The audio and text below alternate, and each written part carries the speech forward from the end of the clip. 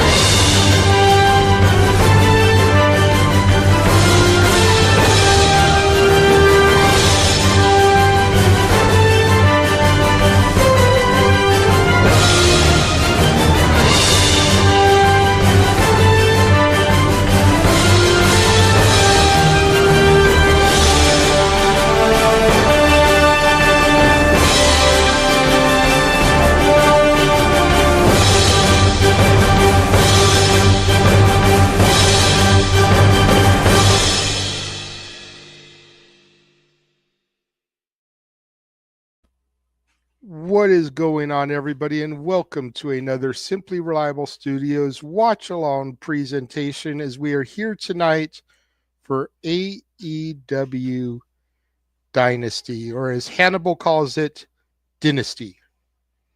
It is I, the Renegade of Wrestling, J.J. Williams, being joined for the 0 hour by the Heeb-Man, James Hebert.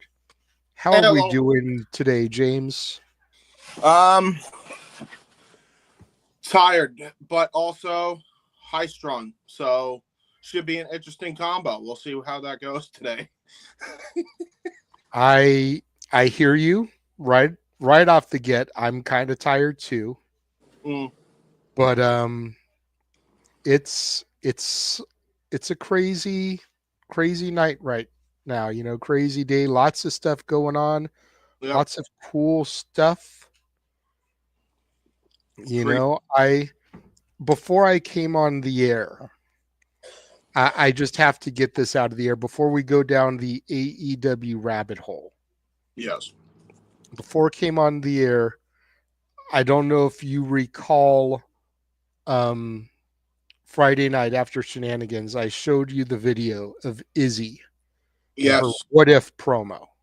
Yes. Tweet from WWE ID an hour ago. No shit. You have a world of potential, Izzy. However, you have to earn your way into the ID Championship tournament. It'll be Izzy Moreno versus ID prospect Zara Zacher at GCW Wrestling presents the ID tournament on April 16th in Vegas. This will be a non-tournament match.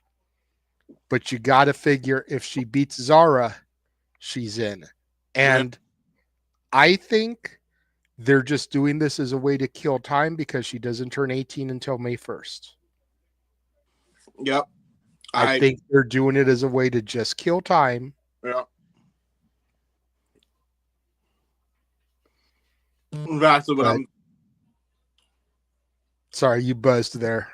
Yeah, my phone buzzed. Hold on, just go. I'll mute while I nod in agreement, I guess. I was just going to say, but this is huge news for those of us that have followed Izzy. I mean, you can go back in the archives from last year, and we called her winning the Mission Pro Championship from La Princesa Tiffany Nieves. Noah and I did that. It was such a monumental historical thing, you know. Even before that, going back before we did that match and going back to the show that ironically Izzy made her debut at for Mission Pro was the same show that Tiffany Nieves won the title. And just watching the shows from that show and watching Izzy from her debut through her growth to winning the title. And now here she is, the little fangirl from ringside from the Black and Gold NXT is wrestling a prospect without it being said very much if she wins, she's in. Because you got to figure this match is happening the middle of April. So they probably aren't going to do too many more matches between that week and the end of April as far as tournament goes. I agree with that. By the time she turns 18, they can say Izzy Moreno versus so-and-so as part of the tournament. Yep. No, I could totally see that because, I've been saying it for a while since she's kind of done this tease. I think she's a favorite to win this whole thing. Now you could do the Russo swerve, bro, and have what's her name? She's fighting at GCW. I forget her name. Sorry, Zara Zacher. You could do a little heel heat and have her, do a whole write-off angle with Zara. Taking out Izzy, and then have Izzy come back at 18 to get her comeback and get back. And then stuff like that. She tried to end my career before it even started, Could run an angle with that. And plus, she's beating up a minor, and that could get some heat. And GCW loves that kind of heat because they are, in fact, a garbage wrestling federation, which they say proudly. That's just their words, not mine. I could see them going that route too. But for me, I think there's money in having Izzy win this championship. I really do. I don't see why you don't put the title on her unless there's somebody extremely stand out in the tournament. I feel like it's tailor-made for her. So I ain't mad at it, to be honest. I ain't mad at it.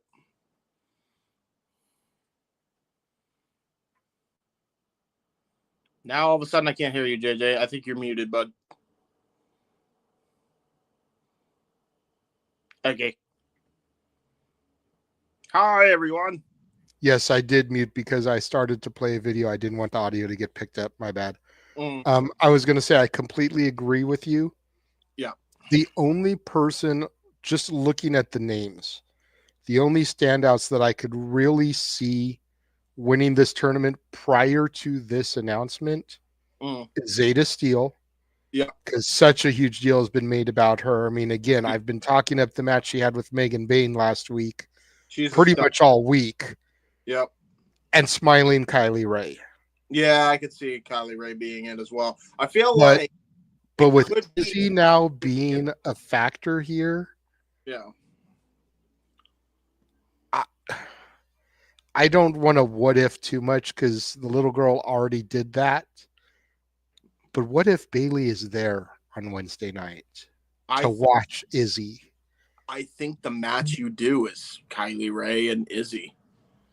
I think that's the match you go for, honestly. I think that's the perfect power of positivity matchup, if you will.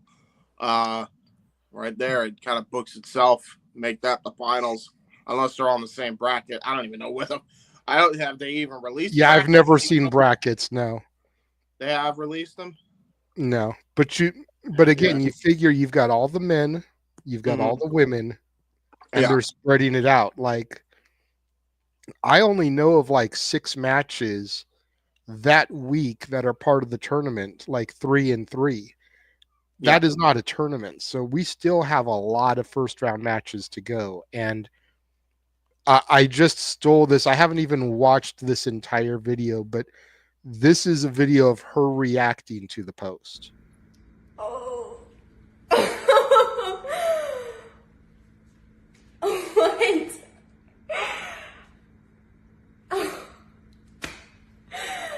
Oh my god. I can't get the words out. You have a world of potential, Izzy. However, you have to earn your way into the WWE ID Championship Tournament. It'll be Izzy Moreno versus WWE ID prospect Zara Zacher. And GCW Wrestling presents the ID Tournament April 16th in Las Vegas. This will be a non-tournament match. Oh my god! Oh my god! PFS, we did it! Oh my god!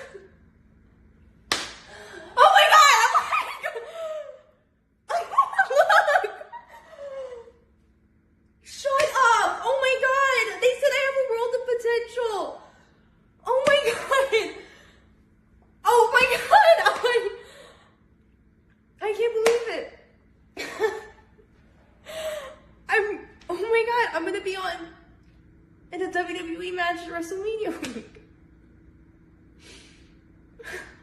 Wow. It's pretty awesome. Okay. Vegas, here I come. Well, I'd rather talk about this than any 0 hour matches, I'm gonna be honest.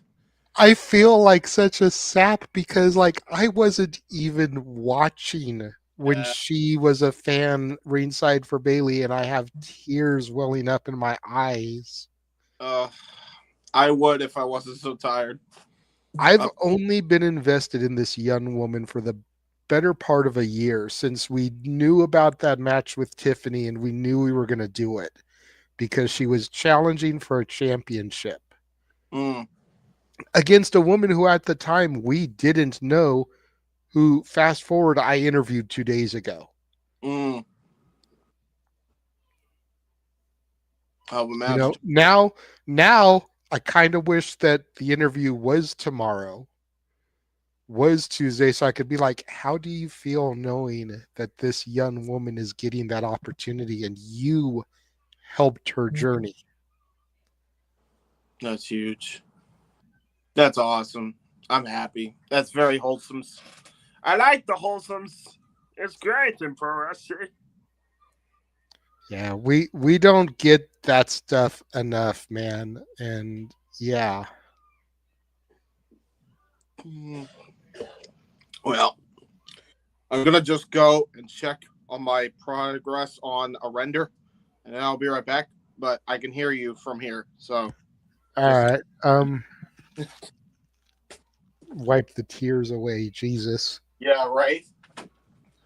Try to get into what we're going to do here. Walter, since I know you're in the chat listening, once the pay-per-view is over, I need you to run that video for Noah again so that he can comment on it. Because you know how he is with social media. He's not on social media. He doesn't scroll. He doesn't click. He's probably not watching our coverage right now. Because we're not even starting to talk yet. The 0 hour hasn't even begun. So even if he was going to watch, there's no point at this point because he knows we're not doing anything. Yeah. But I've run it for James, and you're not going to get an opportunity to run it during the pay-per-view because of how quick-paced AEW's pay-per-views are. But once he does his general wrap-up, before you guys do your things to sign off, you need to run that for him so he can get his reaction too. And that's kind of a cool way we can bookend the stream because we just did it, and then they can do it at the end. Better than booking and better than having Moxley bring the fucking show down, to be honest. So, yeah, I'm all for that. Yeah, it's definitely a way to kind of bring things back up afterwards. Yes. I kind of wish Daniel was in the chat because he's a huge Izzy supporter, always commenting about Izzy. Hell, he was going to super chat during my interview to ask Tiffany about Izzy. That's how obsessed he is with Izzy. So the fact that he's not here right now and wasn't able to see that, hopefully he'll be around come the end of things and we can get him to comment on that later. But let's shift focus. Yeah. Let's get into what we're here for. And that, of course, is AEW Dynasty, as they call it across the pond. Again, Hannibal told us that on Simply Predicting, and me and Noah kind of chuckled and said that's how we're running with it. So it's not AEW Dynasty, it's Dynasty. It's Dynasty. I like Dynasty. So 0 hour, we've got a Max Caster Open Challenge. Oh, that will go swimmingly for him. Like it had last night on Collision, he had Mark Briscoe.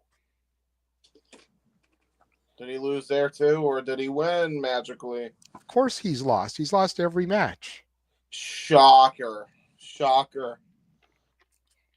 What I'm waiting for here, and I don't know what the proverbial end game is with these, but what I'm waiting for is for Anthony Bowen to accept the challenge.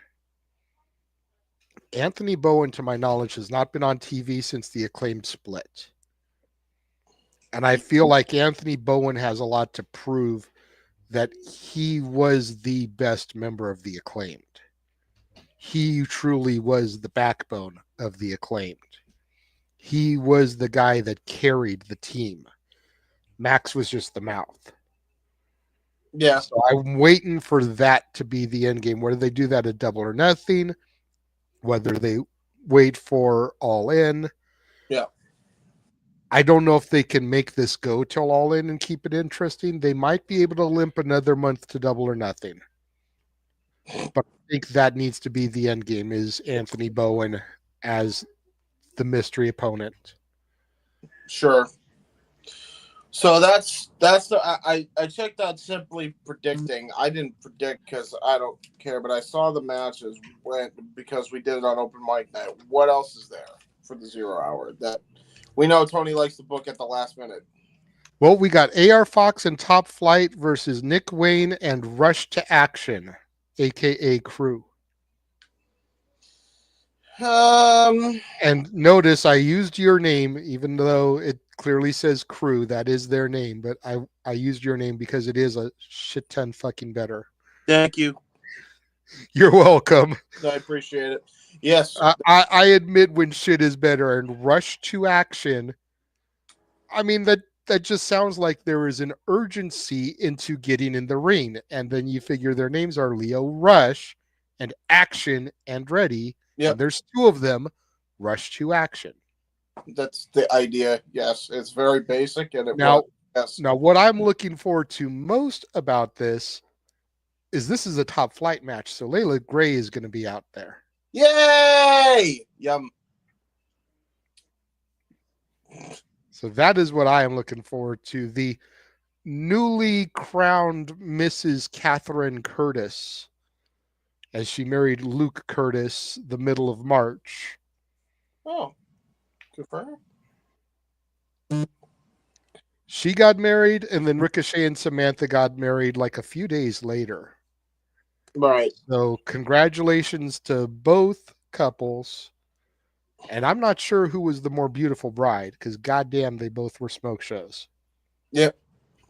So I can imagine it. So we've got those two matches for the 0 hour, and then going to the main card.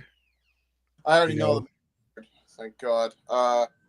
That's the thing. Like, this is probably where if you want to run it down for the audience, go for it. But like, yeah, I mean, we don't have to give too many thoughts about it, but I mean, you've got the tag titles, the Hurt Syndicate versus Big Bill and Brian Keith of the Learning Tree.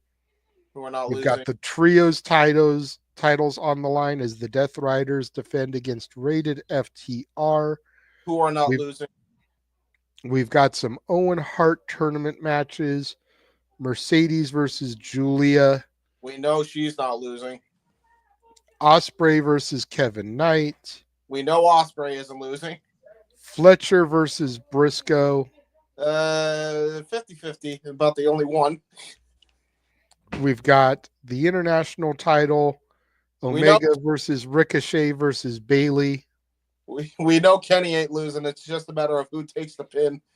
Although I do like Hannibal's theory here in that we've got so much time between now and then that wouldn't it be kind of cool to give it that little hiccup and have Omega lose it, because he's got 3 months where he can get it back. He can get it back on Spring Breakthrough in 10 days, and then we're not led to believe that every match that Omega or Okada have, they're guaranteed to win. Because Omega just lost the title. Is it even going to be Omega and Okada? And if you don't want to do it at Spring Breakthrough, you run it back at Double or Nothing and he gets it back there. But I'm just saying, I don't think it's going to happen, but I like Hannibal's thought process there, and that's a great way to hiccup it. Make people think that anything can happen. I like Hannibal's thought process also, except for one glaring gaping hole with it. Okada has to have the same thing happen to him too. Because otherwise, none of that shit's unpredictable. True. They could have Omega lose it tonight, and it's like, okay, and does that mean Okada's going to lose his? He hasn't so far, so who cares? You know, like if they were to have Okada like lose by surprise, okay, yeah, cool, but yeah, like that's my only issue with that one. But sure, I guess if you want to be optimistic, I guess it's slightly unpredictable. I'm going to get coffee. I said I don't like coffee. That's all I said. And then she didn't. We got Garcia versus Cole for the TNT title. All right, Daniel and Adam, the downfall of both of you makes me sad. And yeah, actually another match I could see going 50-50 at least. So yeah, probably Cole or Danny. I could see. I'll go with Cole. Fuck it. Yeah, I think this is the one match where we're guaranteed to get a title change.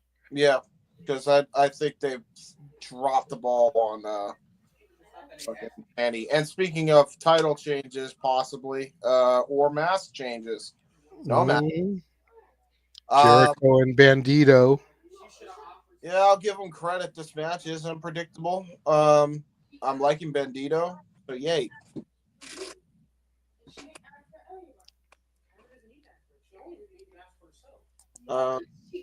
We got Tony Storm versus Megan Bain. Still not sure. That's more. Yeah. That's the one I am still 100% not positive about, and I'm happy either way. Yeah, I am too.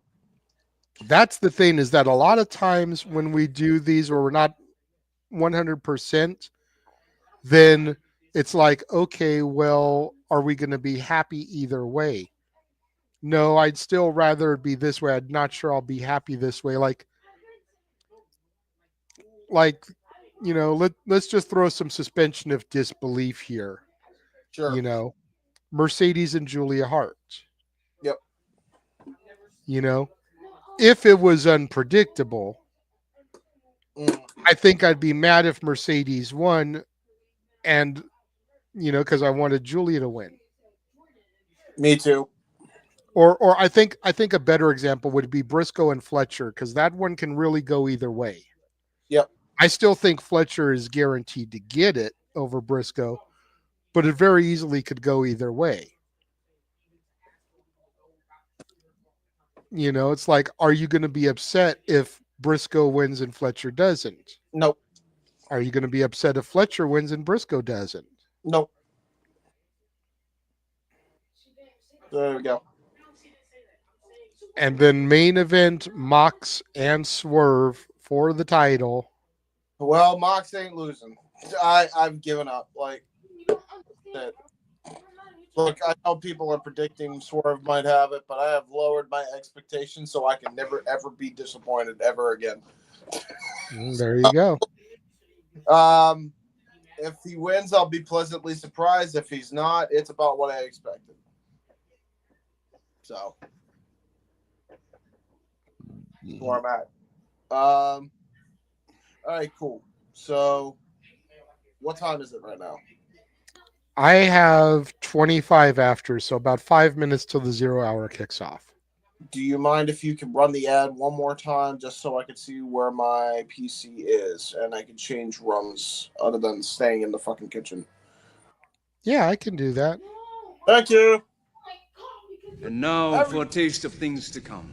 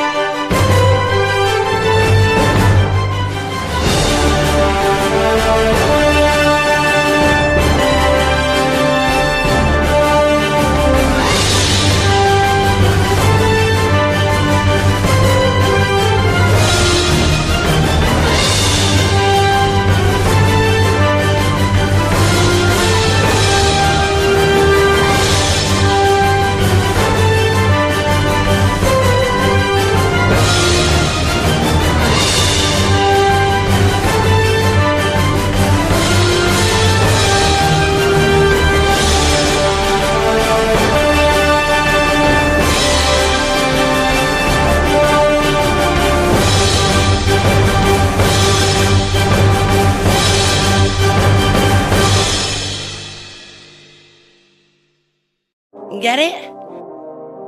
Got it. Bueno. I need to be the best at everything. Yeah, I'm number one. Hustle from the start. Aim to be the best. No excuses, we go hard. Every single day we winning, winning, winning, winning, winning. Every single day we winning, winning, winning, winning, winning, winning. Yeah, I'm number one. Hustle from the start.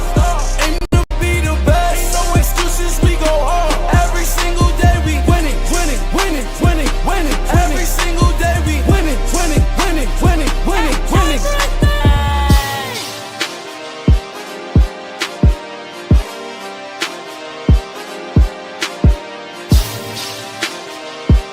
Get it? Got it. Bueno. Yeah, I'm number one.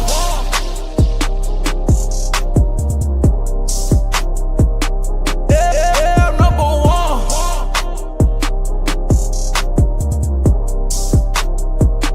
Yeah, I'm number one. Hustle from the start. Aim to be the best. No excuses, we go hard. Every single day we winning, winning, winning, winning, winning. Get it? Every single day we winning, winning, Got it. winning, winning, winning, winning. Bueno. There you go. Make sure you guys go back in the archives and check out the interview with La Princesa Tiffany Nieves Yes. a couple of days ago. Run that up, share it, like it across all of our channels, boost it up in the algorithm so that more people see it, so And that more people become to know about her. Apparently, she has a match on ROW TV tonight for Reality of Wrestling. So I've got that video bookmarked so that when we're done with this, I can watch it, see what her match was. Fair dues. Am I coming in laggy because I just closed out my editor? Nope, you're good. Sweet. All right, cool. That makes things a lot less hectic here. Pops in the chat room. What is going on, Pops? Great promo for La Princesa. Thank you very much. I took pride in putting that together. Now that the interview's over, I can give away my secret because I totally fucking cheated with that. I'm not even going to lie. I basically found a bunch of other people's videos of her, and I just used the best footage. Yep. And cut it together. I got rid of any footage that was in there of her doing moves like you would see in a Titantron, and I just got videos that kind of presented her and her aura. Yeah. Which I think was great, and added in the shots of her like working out from other promos that she posted on her X page and whatnot.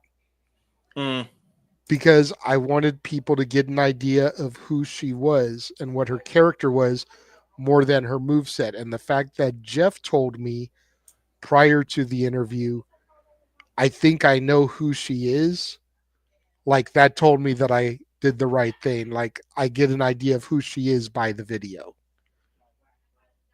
It's always a personality. Thank you, Pop. To your buddy Chris Rotz, that song is called Number One by Joey L's. Joey ELLZ. Joey L's. Yeah. It is on Spotify. If you go in the description of the video, you'll find his socials and you'll find a link to the Spotify for the song. And it looks like we're coming on now on Triller TV. Copyright notice is being shown. All right, I'm gonna be with you in a second, Jay. Just give me a minute while I just have one thing to take care of on my end, and then I'll be good to go here. No problem. Copyright is dark.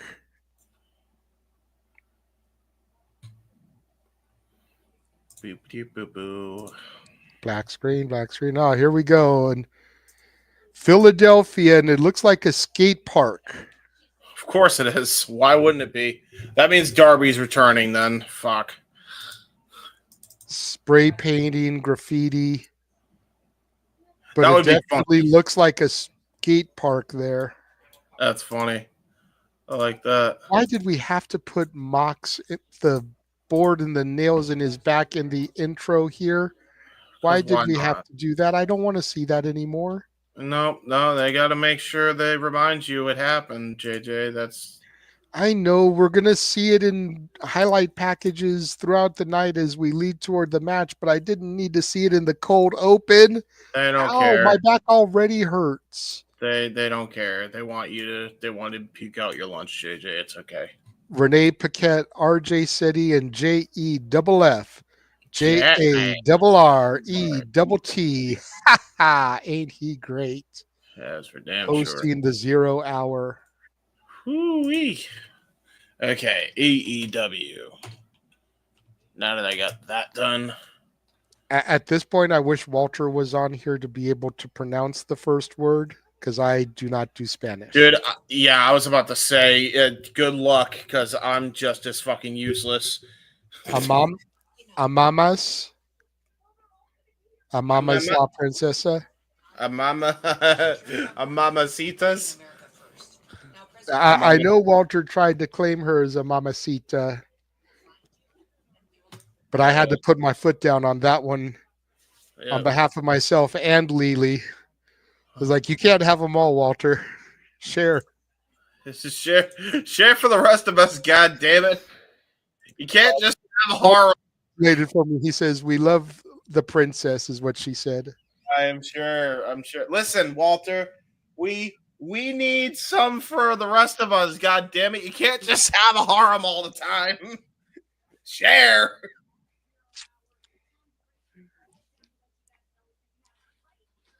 Still think RJ City looks like fucking Jay from Jay and Silent Bob. He always does.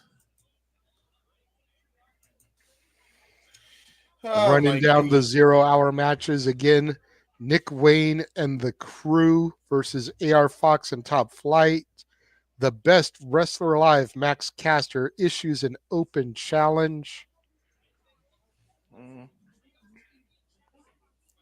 And then once we move to the pay-per-view, again, Ricochet, Omega, and Speedball for the International Championship, currently held by the best bout machine, Kenny Omega.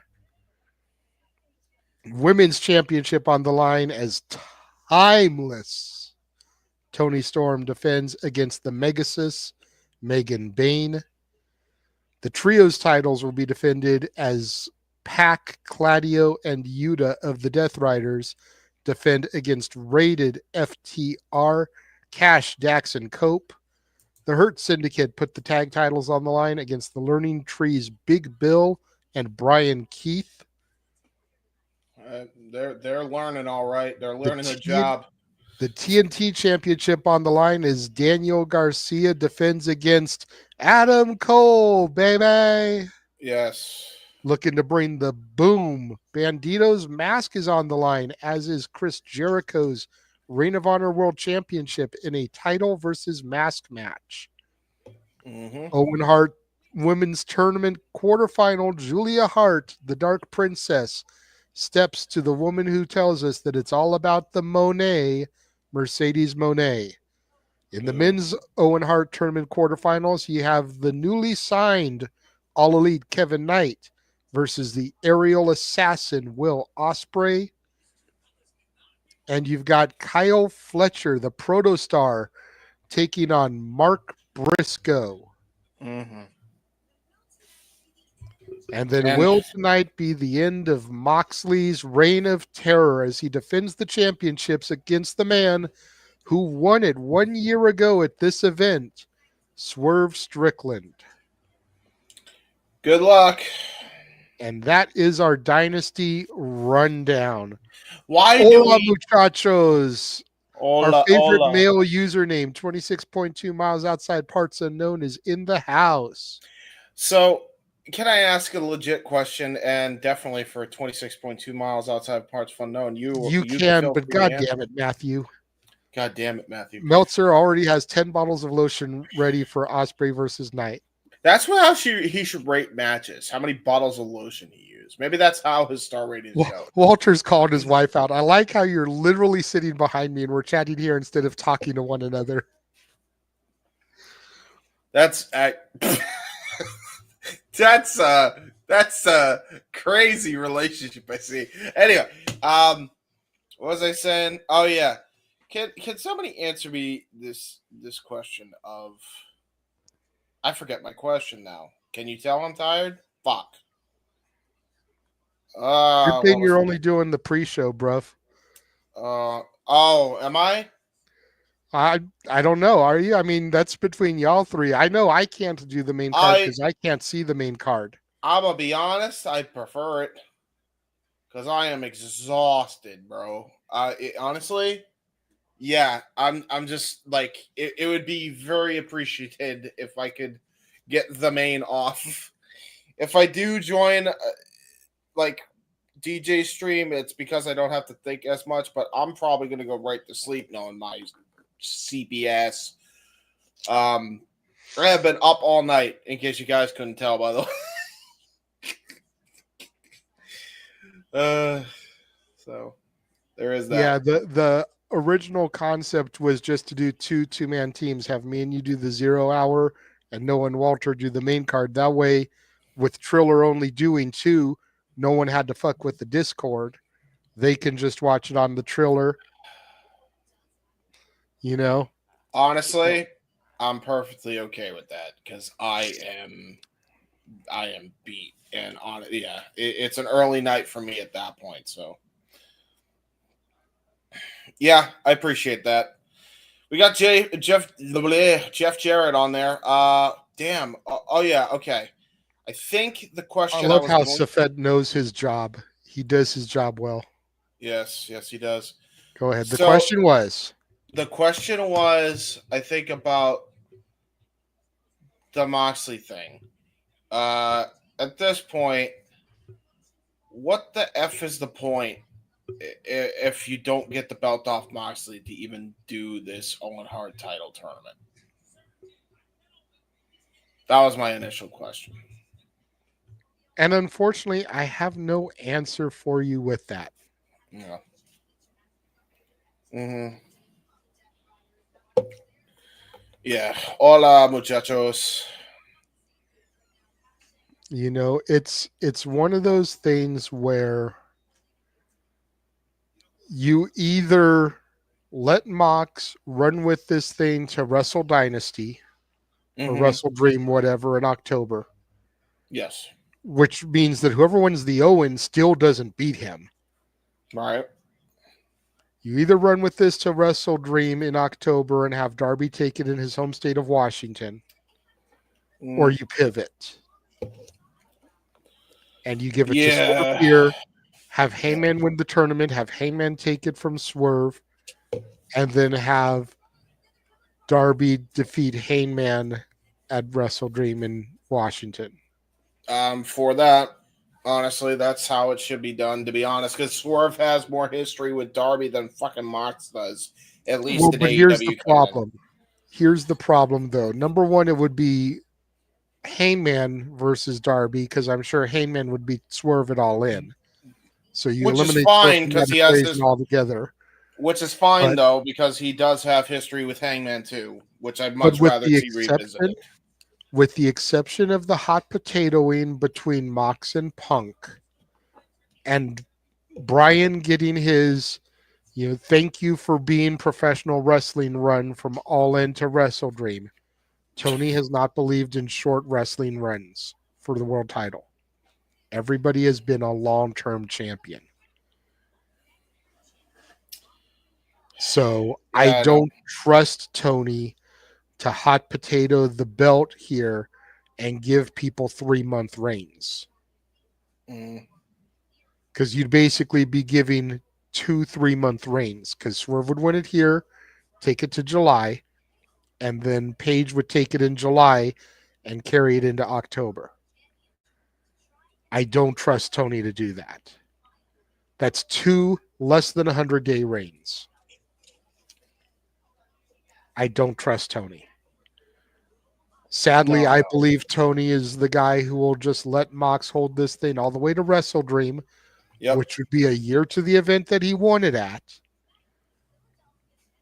and then let Darby take it there, because something Hannibal brought up on Simply Predicting has stuck with me. Yeah. And that is the fact that this championship represents the heart of AEW, the Great. soul of AEW.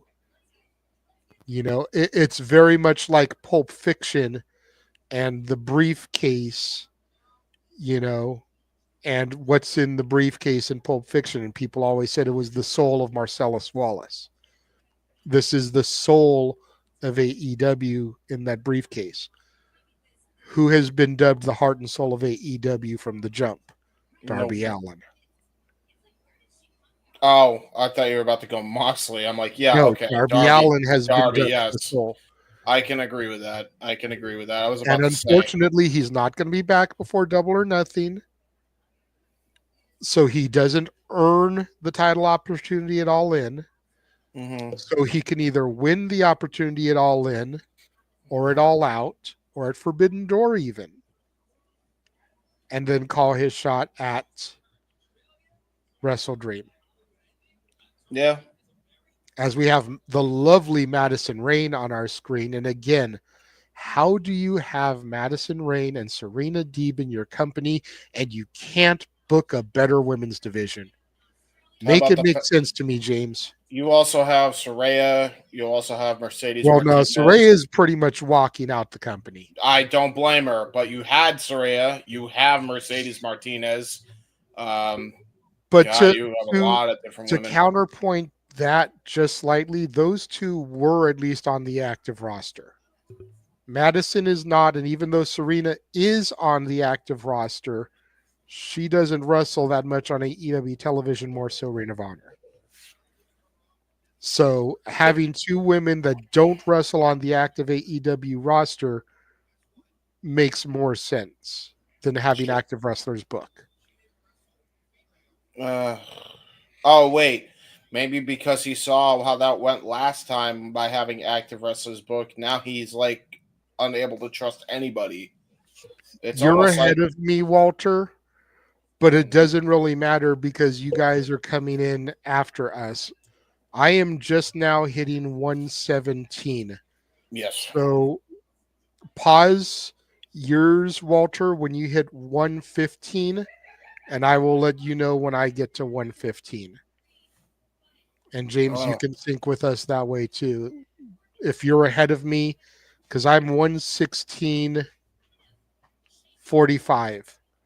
I'm like right in sync with you, actually. Okay, perfect. So Walter, pause when you get to 115 and we'll let you know when we get there.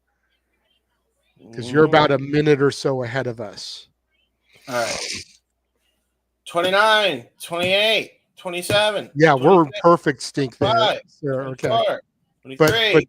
But James, you're counting down to 16. We just said 115. 18. God damn it. They're going to fucking take the thing away. So the thing may not even be up there.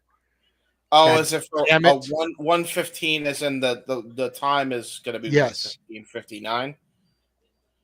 Okay, well, they took the timer away, so it don't really matter. Hopefully it'll come back before then, but. Oh, I see. Ricochet, Kenny Omega, Speedball Mike Bailey. Yep. I now see a Dynasty look graphic. And now I see a Kenny Omega face. Yes. And now I see Kenny by Goddess Omega pointing. And now I see him pointing again with the gun fingers. James, we're in sync. Shut up. I'm talking to Walter. Thank you, 26.2 miles outside parts unknown. I'm helping Walter. That's my job right now.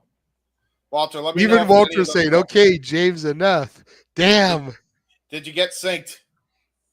Did you get synced Probably up, not. Walter? Oh, I was trying. It's okay. We still have well over an hour, and he's not on the air with us yet. That's why I don't think it makes a shit of fucking difference. But I was doing the funny. But it wasn't so funny after a minute. Kenny He's Omega, waiting for the timer to come back. That's the smart way to go. Listen, I think Kenny Omega pointing and looking as angry as he always does is always fun. He's big angry all the time, big angry. But so is Speedball and Ricochet.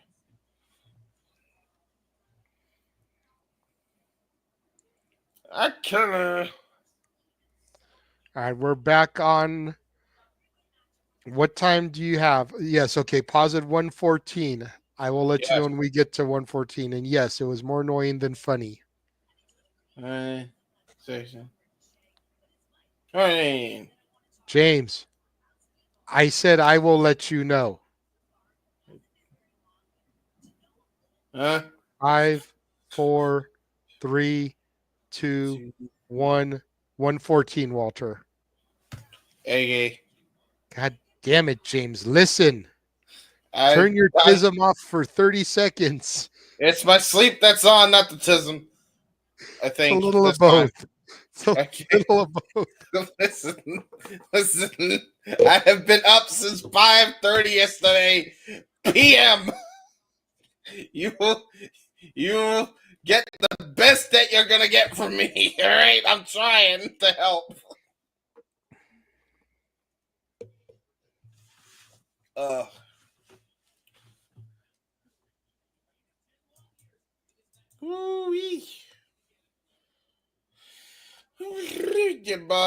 What the hell noise did I just make? See? Oh my God, help me. My brain is so tired, but it also is so like all over the place that it's like, hey, you should talk so that way you don't pass out. So backstage with Ricochet. He's going to give us one of his dorky laughs before he leaves. Trevor. Here he is. Big Trevor.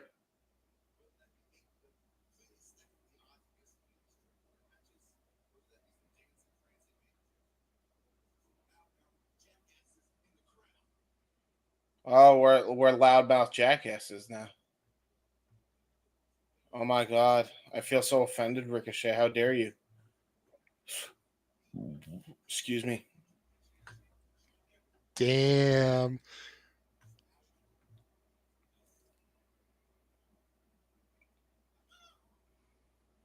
That is the dumbest.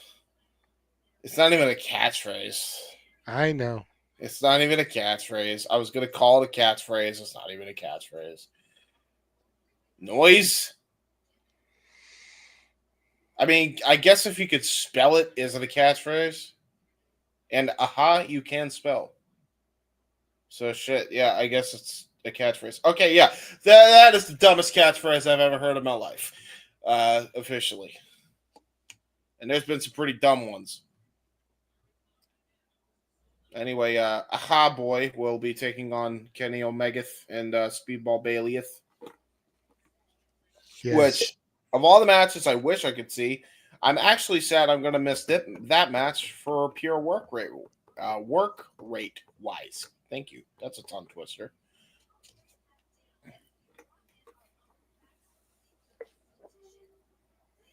Why did RJ City look like he had like an existential crisis, like reading his notes? Like, Hey, it's your baby mama, Harley Cameron. Ah, I am now awake. A little bit. I'm awake now. I'm awake. Here I am.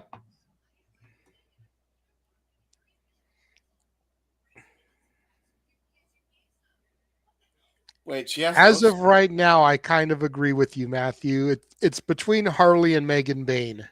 Yeah, Megan honestly. Bayne recently kind of reemerged, so I would call her the last. Mm-hmm. But you're right there. It's those two. You're right. God, she looks good in anything, doesn't she? I mean, what?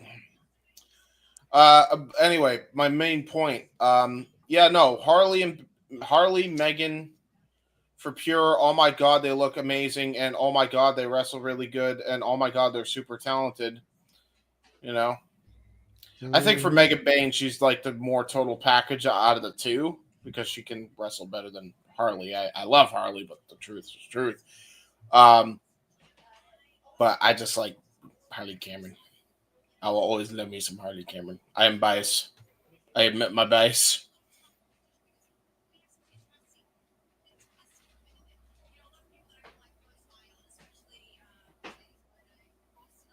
Moné, she mentioned Mercedes. Now, does she bring out the puppet? Please bring out the puppet because it's funny. And I love me some. What's the name of the? Is it just Mini puppet? Moné? Oh, it's Mini Moné. That's right. Julia, I'm sad you have to job to this woman. It makes me sad. Hi, Nicholas. I'm dog tired. This is either going to be the worst pre-show or the best pre-show, or a little bit of column A, a little bit of column B. With me, at least, on the helm. So enjoy or not. Whew. I am at least somewhat energized. Thank you, Diet Pepsi. Cheese. Never a plain burger. Mm-hmm. Amen with that, Nicholas. Yeah. To answer your question, I agree with JJ. Add bacon, we're all set. Bacon is fancy if you got the money for it and you want to be fanciers, but at least it's got to have cheese. It absolutely has to have cheese. Agreed. And honest, I mean, my dream burger is jalapenos at the bottom, burger, then the bacon at the top with the ketchup and the cheese. That's my dream burger right there. Oh my God! Wait a fucking minute. It's Nick. It's Nick. It's Nick from the Spaces, isn't it? It's Nick. It's Nick from the fucking Spaces, isn't it? Probably. That's why he asked the fucking food question, isn't it? I just clocked that. Oh my God. It's Nick from the Spaces. What's up, brother? I mean, hey, welcome to the show regardless.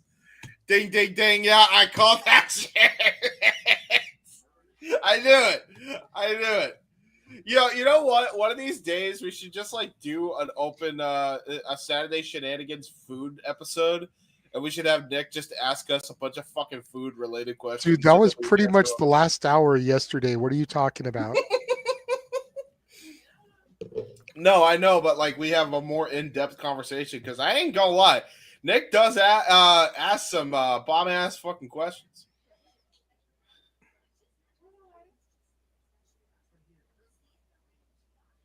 Who the fuck is the dude in the purple hat that's just smiling menacingly over the shoulder of Jared? He's like, I'm going to get you. What are you doing? Sit in your seat. You're clearly a fan. I thought he was about to do some weird run-in for the pre-show or some shit. Right. He's like, eh.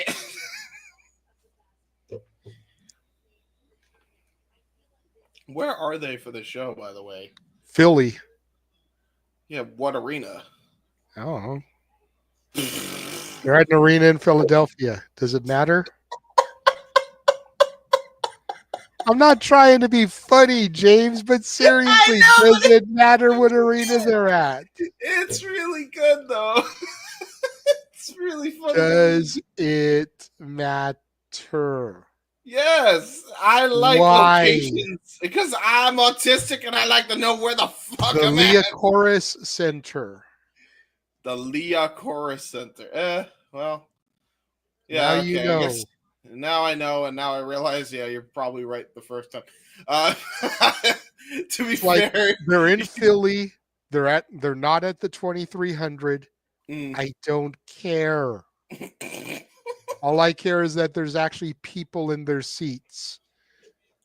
And Yes. It doesn't look like the fucking New York Islanders arena today after Ovechkin scored the goal and everybody fucking bounced. And it looked like a regular AEW Dynamite. No, you're kidding me. Bro. No, are you It serious? was so empty after Ovi They broke fucking the record. did. All right, so that means that it did not They matter scored who the goal, fuck won. did this pomp and circumstance celebration. Gretzky on the ice, speeches, the whole nine.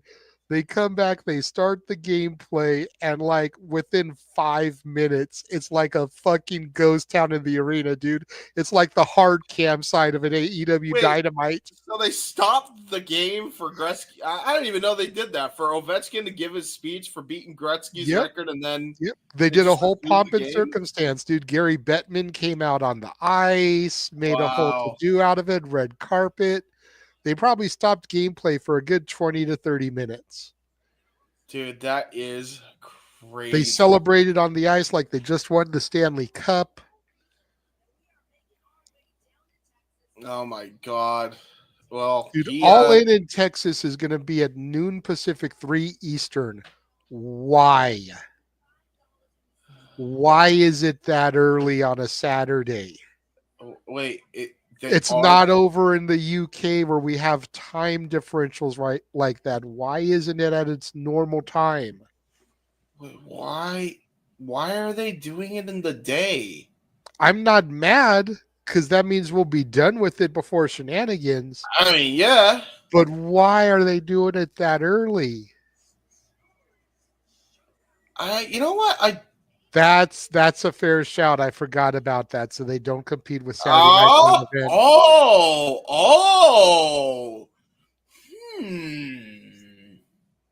You know, it's been a while since we've done a long boy cast. Hey, we're gonna do it. We're gonna do the multicast.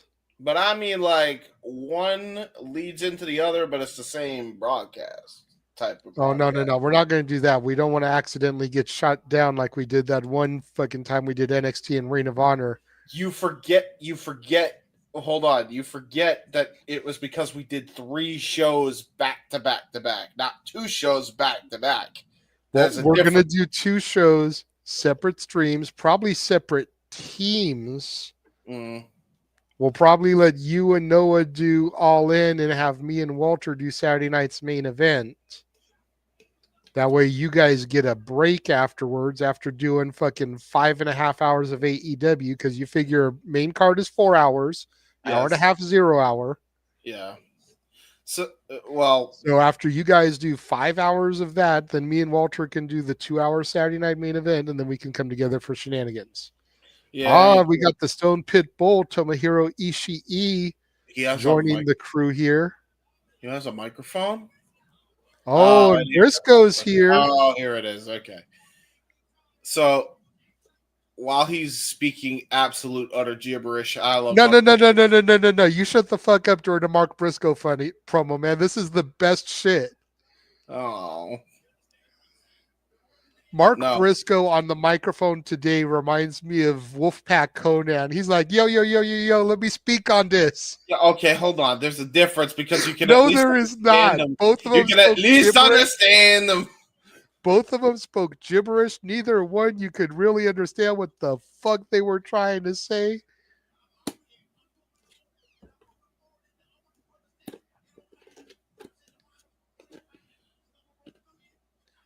Look at Ishii. He's just staring at him like, dude, are you fucking on something? I think he's confused. He's the biggest. He's giving good facials, though. Good head nods, right time there. Even patting Briscoe on the back there, conglomeration brethren. Jarrett handing over his microphone. Why are you giving him your microphone? Why does he have to? Why does? Because it's great television, dude. Watch Ishii clack him upside the back of the head with the microphone, dude. The biggest betrayal in history. Who would have saw this coming? See, now he's talking about the ECW arena. You're not in the ECW arena, though. No, but he talked about how we started at the Spectrum, then we went to a little bingo hall down in South Philly. See, I kind of blanked halfway through. I love me some Mark, but it's like I just kind of listen to him speak and not understand what he says.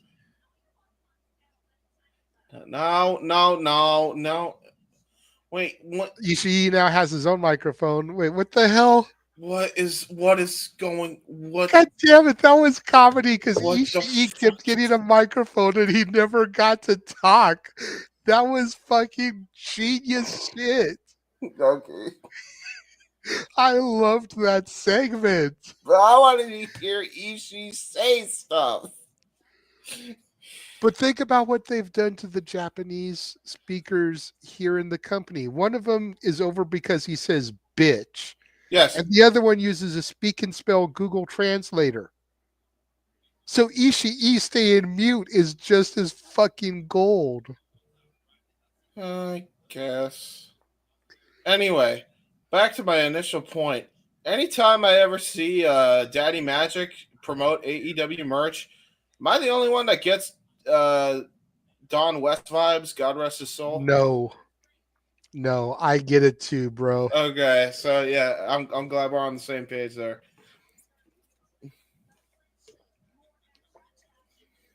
Briscoe broke JJ. Well, the mute did.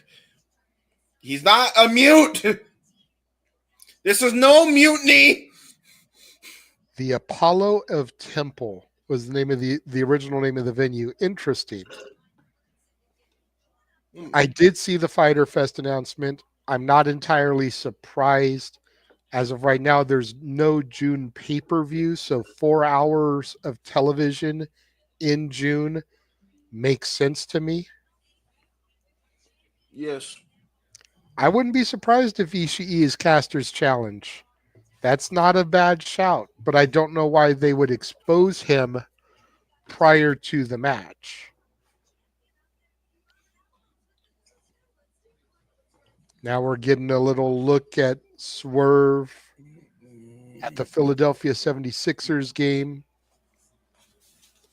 Made a Got the big ring appearance. bell the other day. He got a huge reaction at this game, by the way. Did you see that? I did. Like, that was a massive ovation. I was not expecting that at all for Swerve. My question is did he come to the court to his music and was the entire fucking stadium arena swerving and shit? Yeah, fair enough. I mean, speaking of, there's Nana and Swerve arriving at the venue. I cannot believe that Ovechkin beats his record, by the way, and his team loses, and the fans don't give a single shit, by the way. Like, that's so crazy to me. 4-1, but the one was the important one. Yes, it was. And now here comes the Swerve Master, Swerve Strickland, with his manager, Prince Nana. Actually, damn, you behind me? Because I just said that. No, I'm behind in my brain. I'm probably synced up with you still. I'm at 56:39. Oh no, yeah, you're behind me. I'm at 56:20. Oh no! Somehow we ended up. Now we're going down to ringside. Daddy Magic, Excalibur, and Shivani. 56. Let me know when you're at 56 minutes. I will. I'm about to pause it. No, I'm pausing it on my end. You keep playing. I'm ahead of you. Oh. I'm at 56. I can't tell Tom no more. Jeff can't math. James can't time, apparently.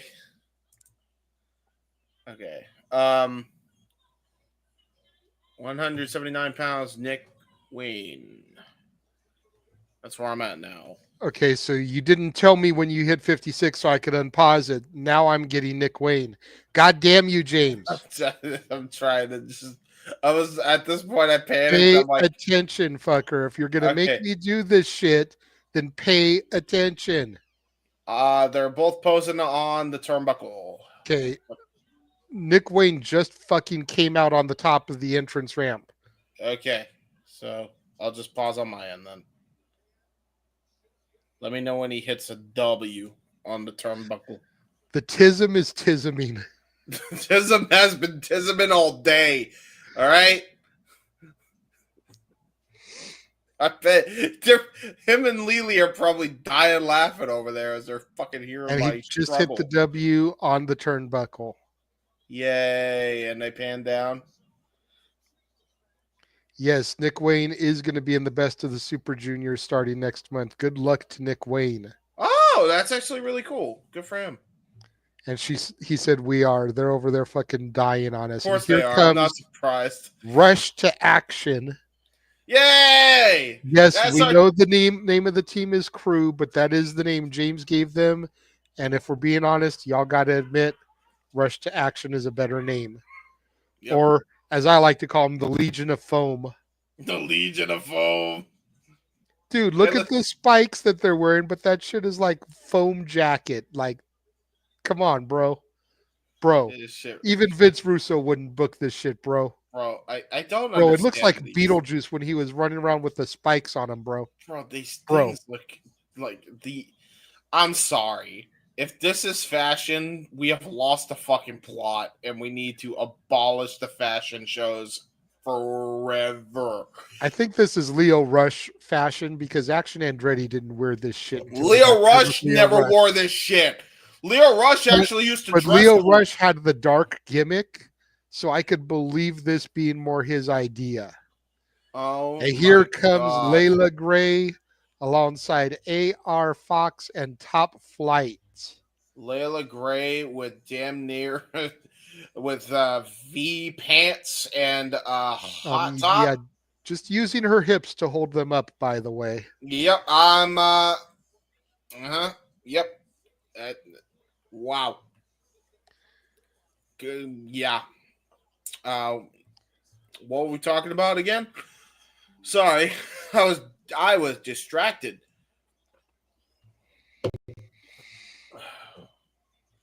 Anyway, hi Top Flight. You're there too. And oh yeah, I like AR, Top Flight, man. AR Fox is technically a part of Top Flight, so there's that. I'm not an AR Fox fan. AR Fox reminds me of the rappers that you see on Hollywood Boulevard that try to sell their CDs to you. Well, I mean, Like, I'm just trying to walk around, see the stars on the Walk of Fame, put my hand friends in the Brahmins Chinese. I don't need you trying to push your CD in my face, bro. well, he's not pushing no CD in no face. I'm just saying that's what he looks like, man. He looks like Bell those rings. type of dudes. Bell rings. We're underway. First official matchup of the AEW Dynasty card. Oh my goodness! He hit a Taker dive. The minute you disparage him, he's like, "Now I got a point to prove because I heard somebody in purple talk shit about And me." there's the dive. All right, so I'm a little bit ahead of you, so I'll just pause. All right, good. See, but you have to let me know what you're pausing at so I can let you know when I get there, James. I My don't clock now says 52:05. know. Okay, so let me know when it says 52. 51, 58. 51:58. 56, 55, 54. Yes, good? we're good. We're Yay. good now. God damn it. Uh-oh. Oh, a nice catch of the leg into a neck breaker by Rush to Action.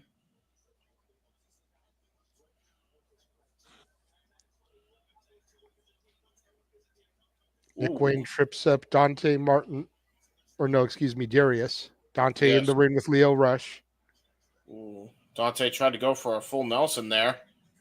Double Countered. clothesline there between Dante and Action Andretti. There you go. I really liked the chemistry between Andretti and Dante when Darius was out of action. Yeah, I agree. I'm honestly still sad that they had to break these two teams up for whatever reason. Seriously, like I almost would have rather it been AR Fox, Nick Wayne, and Leo Rush and had Yeah. Top Flight remain intact. Can we also ask, like, this is a genuine damn question, all right? Like, why isn't Layla Gray managing the heel team? I mean, I'm just saying. Double pump kick there by Darius. The only reason I can think of is that she is too over as a babyface because of her looks. Yeah, okay, that's fair too. I mean, how do you boo her? Seriously. Yeah, that's fair. I didn't boo her when she came out. Are you gonna boo her? I ain't gonna boo her. I mean, I do want to go back in OVW and look at the stuff of her in the Bad Girls Club alongside La Princesa Tiffany Nieves. You should have seen the stuff she was doing on Dark and the outfit she was wearing on Dark when she was a part of the baddies with Jade Cargill. I was going to say, I remember seeing her in the baddies, but I'm talking about the OVW Bad Girls Club. I didn't see any of that stuff, and I really want to go back and see it now. So one has dreads. How many people have weird ass perms? 1, 2, 3, Andretti 4. gets the tag into Nick Wayne. Darius Martin and Nick Wayne, the legal men right now. Nick Wayne has Darius Martin in his own corner. Nice leg drop there by Wayne. Hooks the leg. Gets a 2 count. Yes.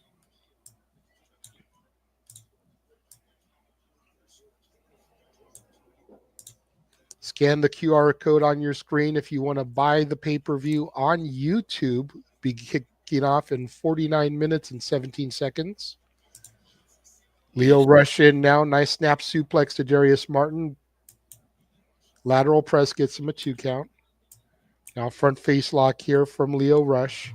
Great transition. We know Leo Rush can absolutely go technically with the best of them.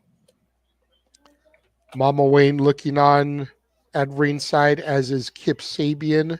Yes. Taylor Gray on the other side, smacking the mat, trying to get Darius Martin into things. There's a lot Nice of roll through by Rush. They're rolling him back over to his own corner. brilliant tag team psychology. And you know what? I mean, all I'll say is there's a lot of good-looking people at ringside right now.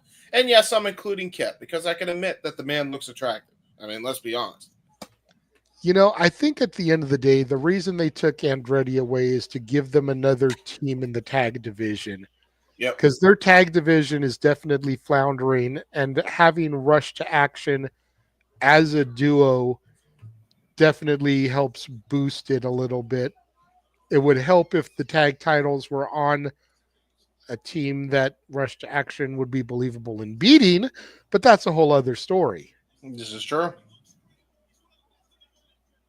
Because right now, there's not a team on the roster that would be believable to beat the Hurt Syndicate, and therein lies the problem. But Rush to Action versus Top Flight versus the Young Bucks versus FTR versus the Acclaimed versus any of those type of teams would be believable in them becoming champions. Very true. Oh, and now look at this. Fish hooking the nose of Darius Martin as Leo Rush. And just wiping, I guess, whatever snot he got from the fish hook onto his chest. Nasty bastard. Nice hook kick, though, to the back of the head on top of that. And now into a back. I don't even know what you call that. It wasn't like a neck breaker. It was more like a neck wrench into a tag to Nick Wayne. Looks like these three are actually getting along quite well here. Nick Wayne actually gelling very well with Rush to Action.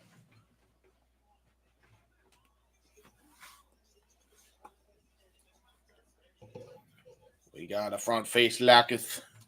Another tag to Leo Rush. Leo Rush seems to be the guy that's getting a lot of the action here. No pun intended. I don't know why they're not tagging in Andretti. Seems to be the shine. Seems we're shining Nick Wayne and Leo Rush a lot in this trio tandem here.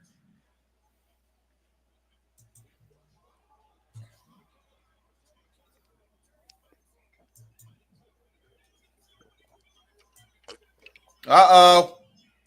Well, here we go. We finally got an opening. Darius gets the tag. Dante Martin coming in like a house of fire. Dropping Leo Rush. Clothesline. Uh-oh. There's Leo Rush, though. The evasive speed of Leo Rush. That's what makes him so dangerous. Great speed and agility here by Dante Martin. Springboard cross body. Hooks the leg. Gets a 2 count. That was a brilliant crossbody. Oh, my Lord.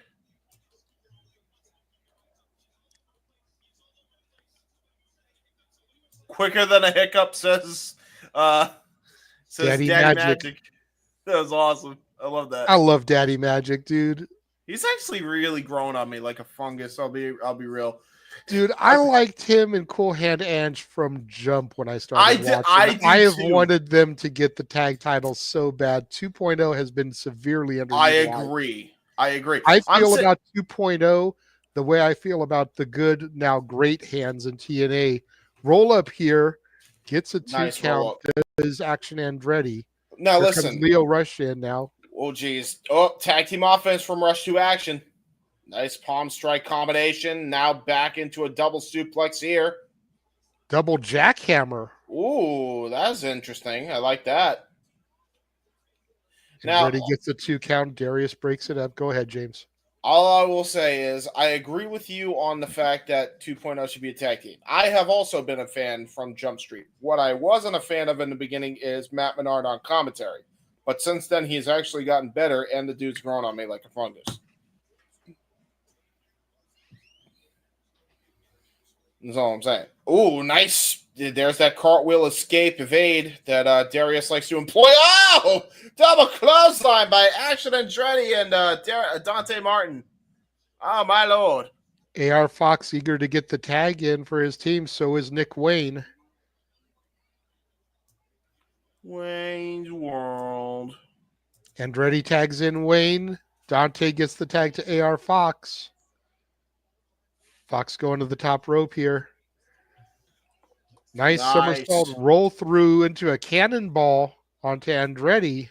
That's what makes AR Fox a very dangerous competitor. There's that twisting brainbuster that he likes to employ. AR Fox is one of the more gifted athletes. He was the original Swerve before Swerve was a thing back in the Independents. True story. And look at that pendulum swing drop kick into an ace crusher. Holy shit. Dodges the Matrix kick and a double cutter by AR Fox. Great series of offense there by AR Fox. The fans in attendance here in Philadelphia on their feet with approval. Yeah, they are. Oh, Fabian is distraught at ringside. And now here we go. Look at the fly again. That time it was a tope con hello. And another one to the other side takes out Nick Wayne.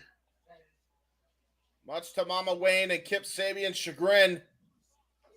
And one more to the other side from AR Fox taking out Rush to Action.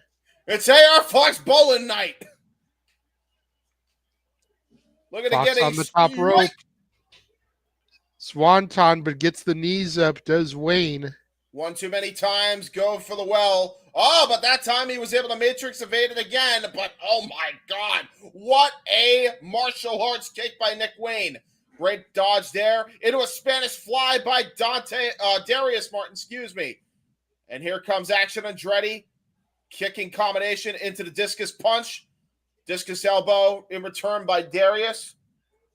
Uh-oh, springboard back elbow. Action's so quick. It's hard to keep up. Nice low rope springboard drop kick by Dante Martin onto Action Andretti. Now we're down to Leo Rush and Dante Martin, who I'm not even sure the legal men at this point. This thing's just broken down. Oh, there's that springboard stunner off the bottom rope. What a big move by AR Fox. I believe Fox and Wayne are still the legal men. I don't think there's been an actual tag since they came in. Arabian Spanish fly by AR Fox. Sabian getting on the ring ropes here, the apron. Here comes Layla Gray to get her some. Yeah! Beat his ass. Mama Wayne now interjecting here. All the hot women are interjecting. I like this. And into the Wayne's World. Hook to the leg. There's two. And Nick Wayne and Rush to Action pick up the win. Fantastic opening contest here for our Dynasty 0 hour, 41 minutes flat to go until the show begins on pay-per-view. Very, very, very good match. Fantastic opening contest. I think Nick Wayne may have found himself a little bit of a trio here. Not gonna lie, I think he kind of fits with the group. I ain't gonna hold you.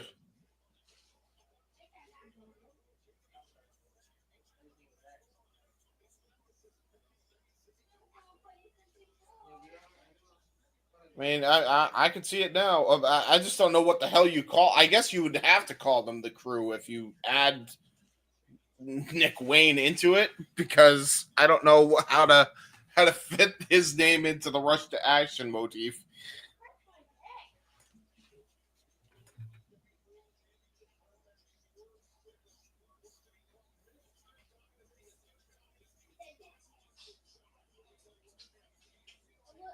I'm not sure what just happened now. Well, I guess so much for that. Actually, no. Okay, no, they were celebrating. I think. They were just hyping each other up for their victory. Oh, Nick Wayne kicking everybody while they're down. That's mean. Hey, Athena! Yes. The fallen goddess Athena there with her Ring of Honor Women's Spinner Championship, taking it back to 05 and the Doctor of Thugonomics. And I ain't mad at it in the slightest. Word life. The problem is I'm already exhausted as it is. So seeing that thing spinning right round, baby, right round, like a record baby, right round, round, round, it's probably not good for my tiredness right now. Very much hypnotizing. Is it just me or does Athena look like she stole some of Mercedes's extensions? Because I swear she's had that same color scheme. I think she's been rocking those color schemes for a while, even before Mercedes has come in, to be honest.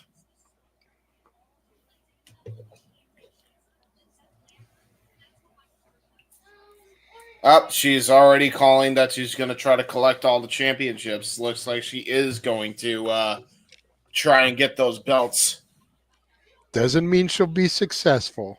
I want her to be successful. Let me hope. Watch it, man. You're lucky you're hurt, or I would. She's talking to Walter. Got it. Yes. I was about to be like, what did I do? I'm single. See, and that's the whole problem with this storyline right there, Cape Rare, because I believe in Ring of Honor, Athena's a heel. She's the top heel. Yes. But you put Adolf Hitler up against Mercedes Moné, all of a sudden Hitler is going to become a babyface. I wouldn't use that as a fucking... I'm just saying. No, let's not use that. I'm just saying, you put just about anybody up against Mercedes and you got an instant face, bro. Listen, JJ, listen, I love you, but listen, I made a comparison to that very horrid individual once, and it did not go well with Jeff MF and Meacham. Okay, let's just not do that. Okay, not do that. To be fair, we're not on the multiverse of media anymore. I think it's bad regardless. And you also could have no-sold it, James, instead of harping on it. I'm nervous we're gonna get canceled. No, that's a cancelable event. And look, Walter is in the chat. I'm sure he heard it. He's probably laughing about it. He's probably laughing even harder the fact that we're bitching about it. Just let it go, bro. Sometimes you need to be like Elsa and just let it go. Let it go. I guess so. Shit. I mean, hey, Elsa versus Mercedes. But point being, you can put virtually anybody up against Mercedes, and the coldest, most heartless, evil individual, Thanos, Voldemort, Darth Vader, automatically becomes a fucking babyface when put next to Mercedes. I will say though, since we mentioned him, shout out. We mentioned both of these individuals. Shout out epic rap battles of history and the Darth Vader Adolf Hitler rap battles, because those are dope. They are. I used to watch a bunch of those. I haven't watched them in a long time though. Yeah, they're still fucking rocking. They still got those bars too. Shit. Definitely. When I bring Don DeMarco, that's definitely a realm of battle rap I kind of want to explore with King, and I want to try to bring in a few other people in there, because now that we actually got some of that crowd, I think we could make it just other than just me and King. We could have other motherfuckers involved. Excuse me. Wow. Fair enough, Sandy, and I do apologize for the comparison. It was literally the first person that popped into my head. There you go. Thank you, Walter. Tessa Blanchard would be a big. There we go. That's better. See, that's better. But at the moment, I couldn't realistically think of anybody else quick enough to come out of my mouth than him, because he's arguably the most diabolical person in history. So that's why it just came out of my mind. So I do apologize, Sandy. I apologize to the people in the chat. It was just the first name that popped into my head. Yes. Yeah, I'm still sticking with my dream that they can rehabilitate her. They can rebuild I think her. they could too, but I just don't think it's going to happen by All In. I could see Mercedes winning it All In, and then them building to like World's End and having Athena get her come up back. Sure. Because in order to do it right, you've got to. That would literally be the first match where there was a decisive victor. That's a good point. Opinion. Yeah, that's a good point. But you got to run it back. Does anybody know why this one graphic is the only one that has a number on it? Right. The Mercedes one, the Ospreay one, neither one of them has the number 4 on it. Why is that one match the only one to have the number 4 on it? Does anybody know? No. I am legitimately curious. And we're going into a little video package here of Jericho and Bandito.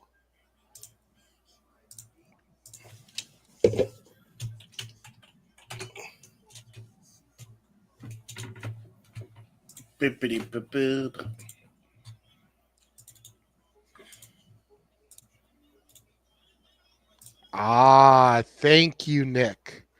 It's the 4th time they're facing off. Oh, okay, that makes sense. And apparently Gravity be his brother.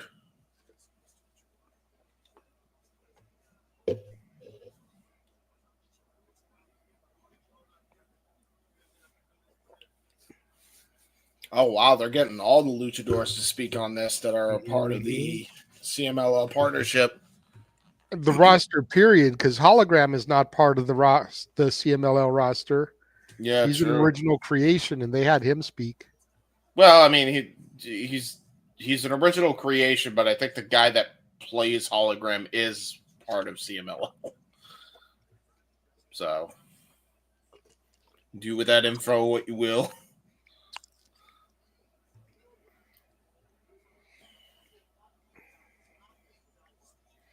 Yep. I agree, Sandy. Yep. Match was thrown out and it never happened. Yo, let the lucha speak on this. Orale.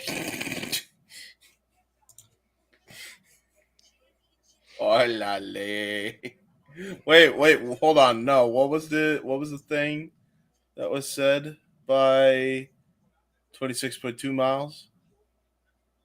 Let me see. 26.2. You said something that was Spanish. Something. God damn it. Not tonight. Yes, tonight. No, not tonight. I don't like it. Where is it? Where's his comment? You said like a funny thing.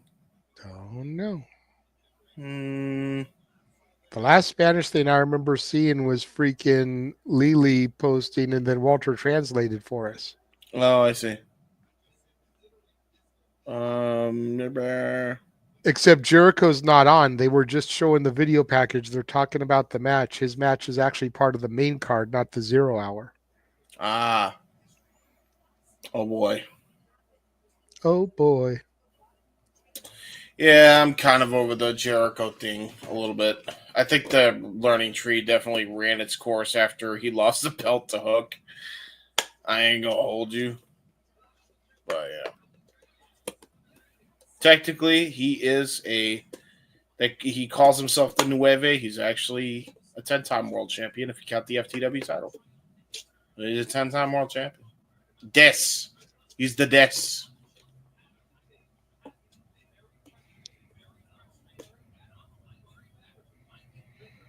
With an asterisk. Des with an asterisk, I guess. Mm-hmm. Yeah, I can't find that comment. It's probably also because I am tired as F. And yeah, El Hijo del Vikingo, somebody mentioned. El Hijo never had a mask. He is just a Viking luchador wrestler thing. I wonder whatever happened to him. Is he still on injury? Don't know. Got just a little bit less than 30 minutes here left in the 0 hour. Thank God. That means I'm 30 minutes closer to being in bed by. Sorry to ruin your happy mood, Sandy. I just was letting you know that match wasn't actually happening now. They were just hyping it. I didn't want you to miss something you actually cared about. I was trying to look out for you. Yes. He's in TNA. Yeah, well, he's not. Is he in TNA? I thought he was in AAA, and then they have the partnership with TNA. Who? El Hijo del Vikingo. I'm not sure, actually. I think that's right. Something like that. Hey, listen, all I know is from the luchadors that I saw last night on MLW, I ain't gonna hold you. Like, AEW kind of lacking. Right? I ain't even gonna hold you because Esfinge cool, Temprario cool, Mystico's cool. Fucking Hechicero looks better in MLW than he has in his entire time on AEW. And he had one match, actually no, two matches. And then Atlantis and Atlantis Jr. were cool. Yeah, just about every freaking luchador on that show was cool. Every Rudo, every babyface. I think the one that got the most over was Ultimo Guerrero, who was raising the roof Rikishi style. And Booker T style.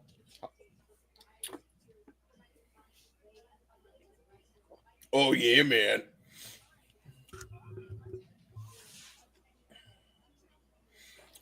As far as I know, El Hijo del Vikingo is primarily assigned to Lucha Libre AAA worldwide. Yes, you are correct. That's why I said he is part of AAA, and I think that's just part of the deal. He comes into TNA because of the partnership. So, there you go. God, they do a lot of talking. Mm-hmm. I'm honestly, next time we do one of these things, we should just like run down the card like during the time they actually start the 0 hour. See, the problem though is that you never know how much time they're going to spend talking because sometimes the 0 hour has like 3 or 4 matches itself. Yeah, but this seems like it has 2 matches. This time it does, yes, but I don't think we knew that in advance, James. Because Tony Khan doesn't announce the 0 hour matches until fucking like Collision the night before. Sometimes he even announces matches the morning of. Yes. So he's like, I have a match. See, thank you, Walter. Thank you. And if they did some of this stuff during the pay-per-view and got rid of a couple of matches, we'd actually have time to breathe in between the spot fests. Yeah, a little bit. Could go to the bathroom, get our drinks refilled, grab some food. Take power naps. I don't know about all that. Well, just saying, like if they did like a little 5-minute segment like this in between some of the matches and got rid of like 2 or 3 matches, gives us a little bit of a break. No. Then you get a 7-match show and you get about 15 minutes of downtime. You know who I am happy for that All In starting at the time for UK? I am happy for Hannibal. Yes. I'm very happy for Hannibal because that means he doesn't have to stay up late for a show for once. I am too. What I'm curious for, and this is real talk. This isn't trolling, even though it's going to sound trolling. Yeah. What I'm interested for is to find out if Jericho retains. I'm interested for the first face with Mike come next week after Jericho retains. Oh, God. I'm good. I'm all set.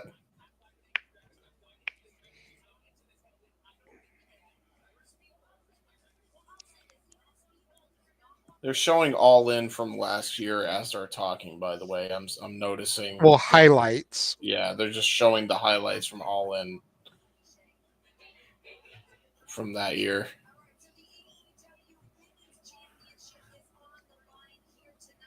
Now they're talking about the women's championship, the timeless one versus the Megasis. Megasis.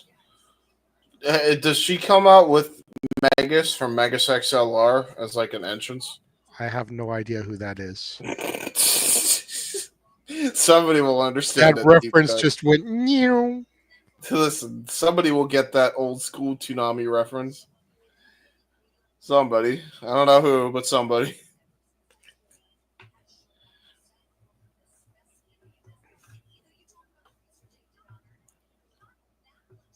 It's basically like if a transformer was not a transformer, but they had like a car as a head. All right. And you use video game controllers to control the robot. And it's a pretty good show. And there's a lot of wrestling inspired like shit in there. And they use a lot of WWE promo theme songs on that show. I'm not even joking. Like, we're talking about the ones that you would hear like in the 99, 2000s where it's like Mm-hmm. those type of ones.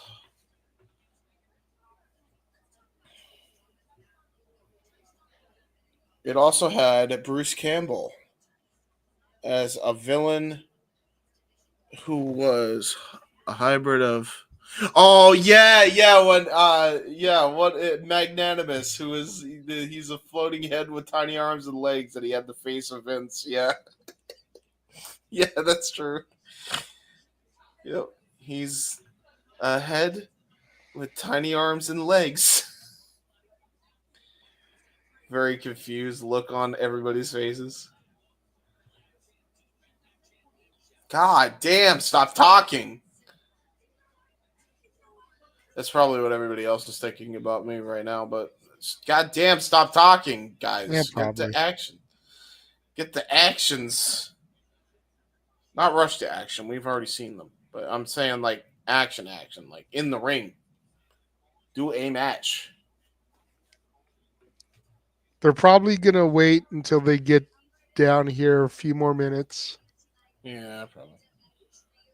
Do Max Caster's open challenge, because you got to figure that's going to be a squash.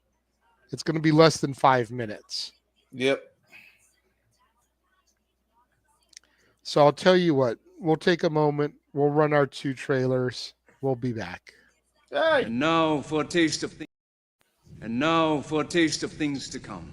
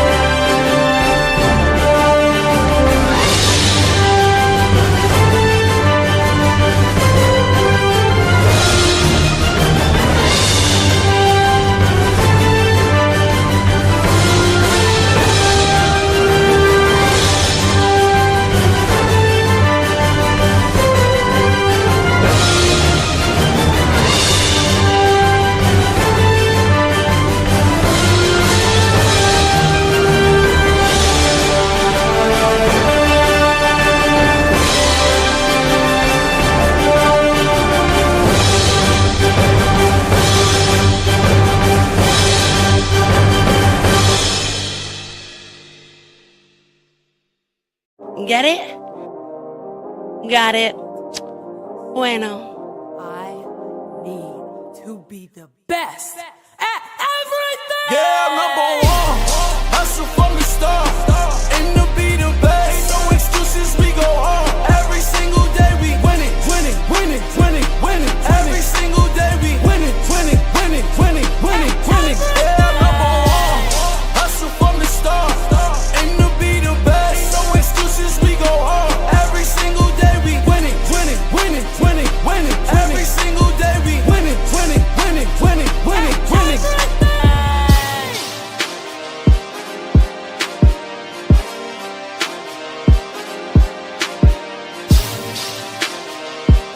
Get it?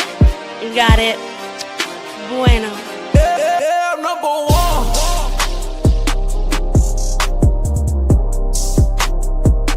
Yeah, number one.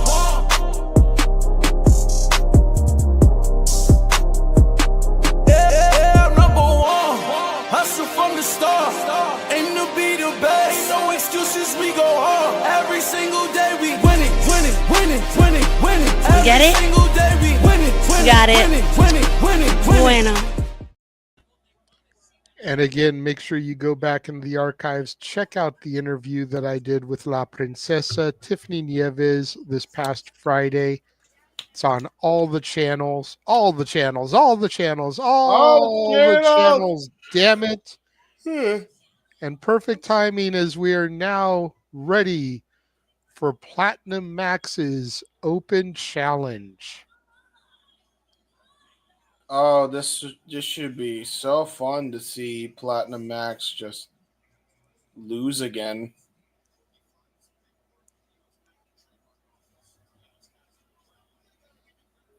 Let's see who beats his ass this week.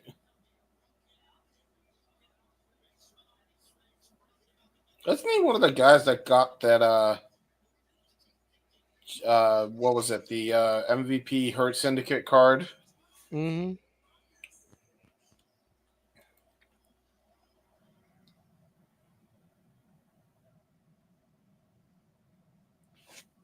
Could it be RVD? I don't think it's gonna happen twice, Cape Rare. I ain't gonna hold you. I mean, they're in Philly. It could be someone from ECW. ECW. Rhino's not under contract anywhere, I don't think. Yeah. Why? Sabu has his retirement match coming up for Joey Janela Spring Break. It could be Sabu.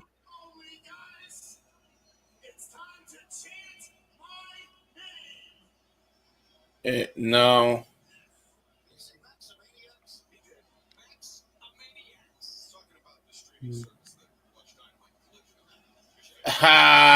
Good. You know what? Excalibur with a good joke. He's like, yeah, chant my name. He's talking about the streaming services that AEW is on. Yep, good pun, Excalibur. You actually had a decent one for once. That was good. I appreciate that dad joke.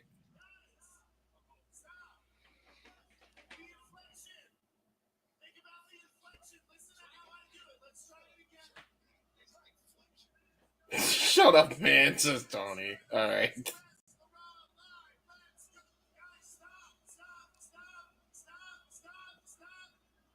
It's like he actually has them doing the chant and he's stopping them.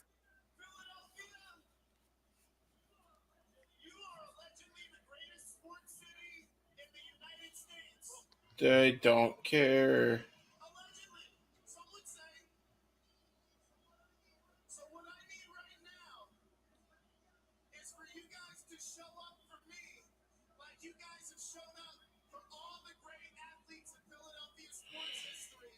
Max saying he needs the fans to show up the way they have for all the great sports athletes in Philadelphia history. I see a lot of this by Max Casters. Has something that's going to make them feel more at home. Somebody rocking a blue Sin Cara mask, by the way. Oh.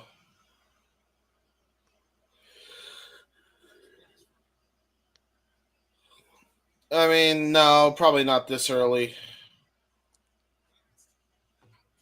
Wearing a 25 Simmons. I guess he got traded somewhere.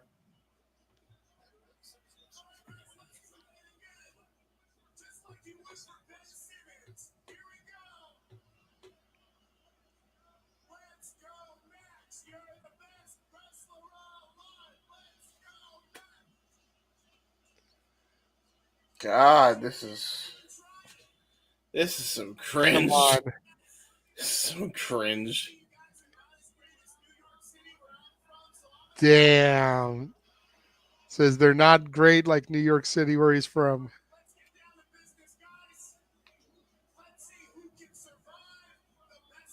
Who can survive the best wrestler alive?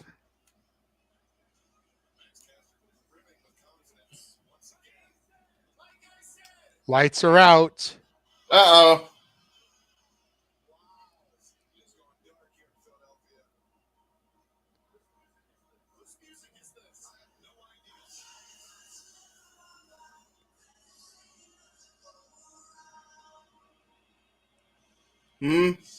Anthony Bowens. Oh my God. I called it. Oh wow. Okay. I called it. Okay. With Daddy Ass? Yep. Is Billy with him? Wow, that actually got a wicked crazy pop. Huge pop for Bowens. What the fuck? I was not expecting that pop for him. Yes, it is Daddy Asses with Anthony Bowens. Wow. The pride of pro wrestling.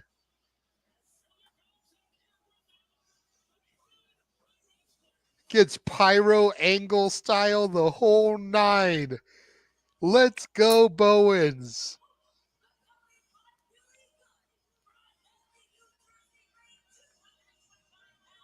He said, I'm going to fuck him up. I mean, This I'm is not his surprised. first match since the Acclaimed broke up in January. I said it at the pre-show, James. The end game has to be Bowens.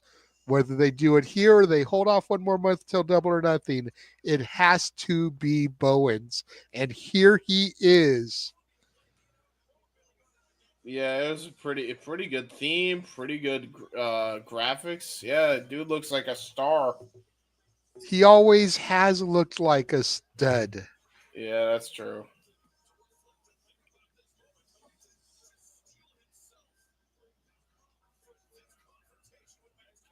You'll notice he's in the red and white, while we got Max Caster still clinging on to the Acclaimed fame with the pink and black.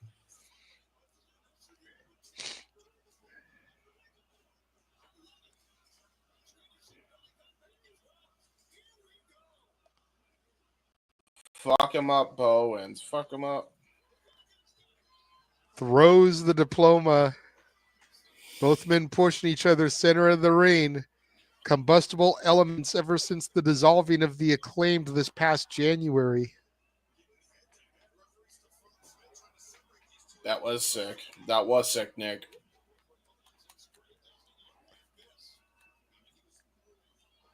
Bell sounds, and here we go. Yes. Vicious right from Bowens drops Platinum Max right in the get-go here. Kick to the midsection. Goes for the Rough Rider, connects.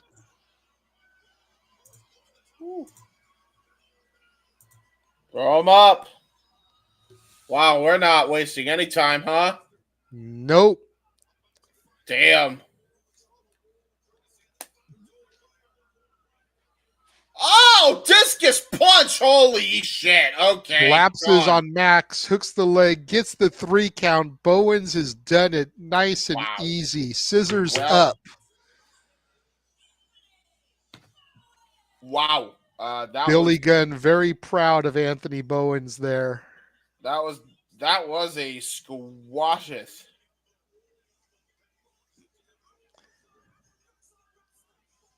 He says, look at me. I am the pride of professional wrestling. It's time to make history. Dude, put him and Fred Rosser together. I'm about to say, these two should be the freaking tag team after seeing what I just saw. Damn. Look at that. Discus punch, bro. Yeah. It's a discus punch. It's a DDP special right there.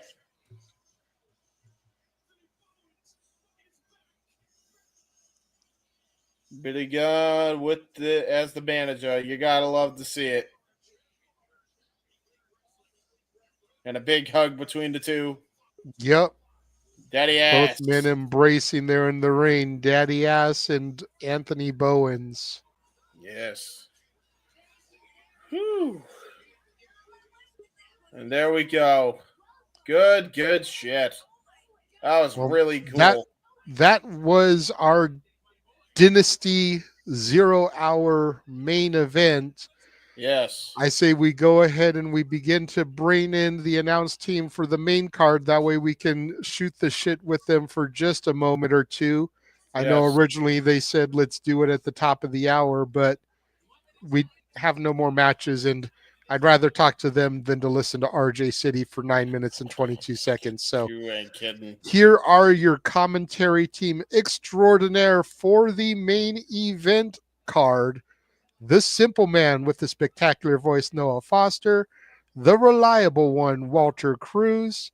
Gentlemen, welcome to the Dynasty 0 hour.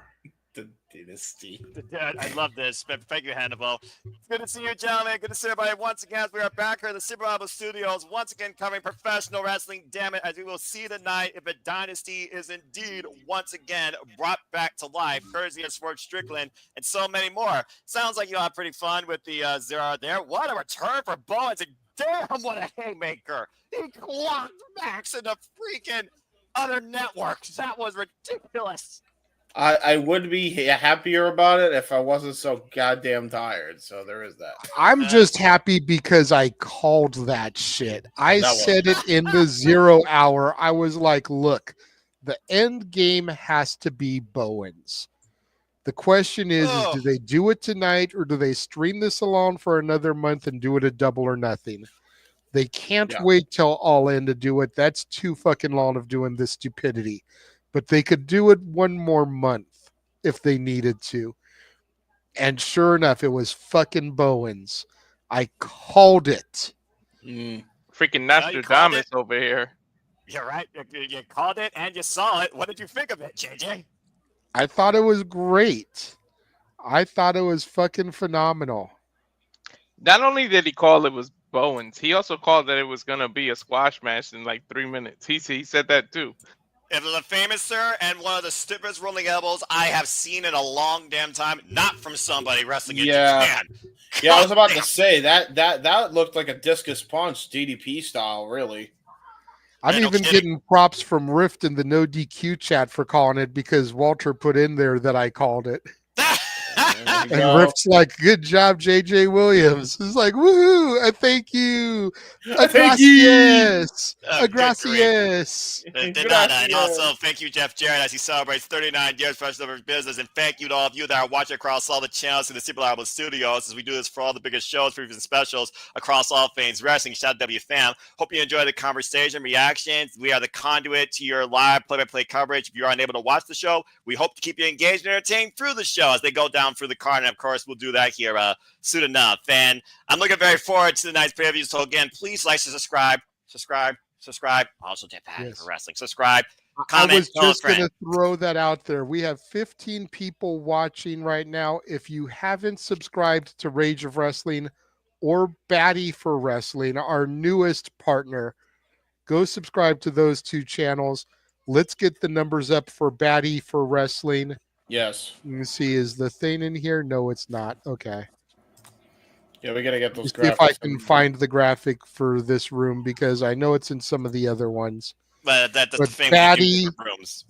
Batty, BATTYFORWRESTLING, all one word. Batty for Wrestling. Yes. Go subscribe to her. Let's get her some numbers. There we go. Yes. And for the record, folks, you guys can find me on my Twitter, YouTube also. He is tired. Because, listen, folks, I've had a long day. I've been up since 5 o'clock p.m. yesterday. Jesus. Due to work. So, Noah, what happened to you last week is I got that schedule.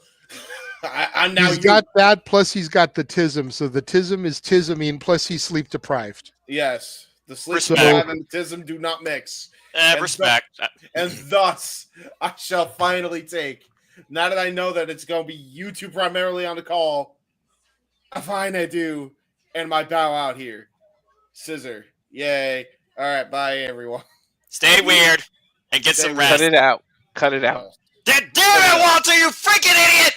I will never cut it out. The tism won't let me. All right, bye, guys. Wrestling with Tizza Monday on the Spaces. Jay Abitside 95 on X. All right, bye guys. Bye, James. Oy vey. That is one learning tree that is screwed up at its roots, but we still love him for it. Hey, JJ. Yes. You still want to bookend that thing, or since we have time, should we? You show know what? Noah? Since we got a couple minutes, let's go ahead and roll this right now, Noah. I'm just gonna roll this for you and get your genuine reaction with no setup. Oh. What?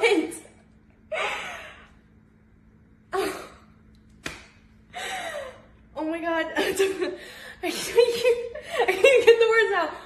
You have a world of potential, Izzy. However, you have to earn your way into the WWE ID Championship Tournament. It'll be Izzy Moreno versus WWE ID prospect Zara Sacker. And GCW Wrestling presents the ID Tournament April 16th in Las Vegas. This will be a non-tournament match. Oh my god! Oh my god! PFS, we did it! Oh my god! Oh my god! Look! Shut up! Oh my god! They said I have a world of potential! Oh my god! Oh my god! I can't believe it! Oh my god! I'm gonna be on in a WWE match at WrestleMania week. Wow. It's pretty awesome. Okay. Vegas, here I come. Bright Light City gonna set her soul. Hell yeah! Ready to go, Izzy! Go and achieve your dream. Get to the WWE. Give me that match with Bailey. This is your first stepping stone on the greatest week that you possibly could have this opportunity. Own it, hit the jackpot. Let's fucking go. Congratulations, Izzy Moreno. That is beautiful. Thank you for that, JJ. Yeah. Then, now. Wow. Just saying, folks. Just saying. Wow, what a beautiful way to bring us forward into what we hope AEW creates tonight in the Dynasty, as I think Izzy Moreno's on her way to literally fulfilling her destiny. And we will find out soon enough which one is fulfilled before the other, as AEW Dynasty is literally merely a couple of minutes away. So I think without anything further to say, who's ready for AEW tonight? Gentlemen, enjoy. Thank you to the Renegade Wrestling, JJ Williams. Walter is once again you and I, super reliable, back in the hot seat. It is another night that is going to be all elite. It's sure to be a wild delight, a brutal, bloody, battered fight. We will see if legacies are defined, destiny is realized, and pedigrees are also capitalized on tonight. It's going to be cerebral, mental, and physical. We have the Owen and so much more. Are you ready to go, bro? Definitely ready to go. I'm ready to start our own dynasty. Let's see who does it. Well, without further ado. Sorry, dynasty. Yeah, about to say, yeah, I gotta say that too. Well, you know what? You say Dynasty, I'll say Dynasty. Chat, you type how you wish, and please be along with us for the ride. Hope you have a great time. This is AEW Dynasty. It's Sunday night. We're gonna feel all right. Let's fucking get ready to do this. I just gotta go now to the freaking feed. And no, Dwayne, they didn't sign her officially. They can't. She's not 18 yet. I'm about to say, But yeah, you can't. They're giving her a chance to earn it.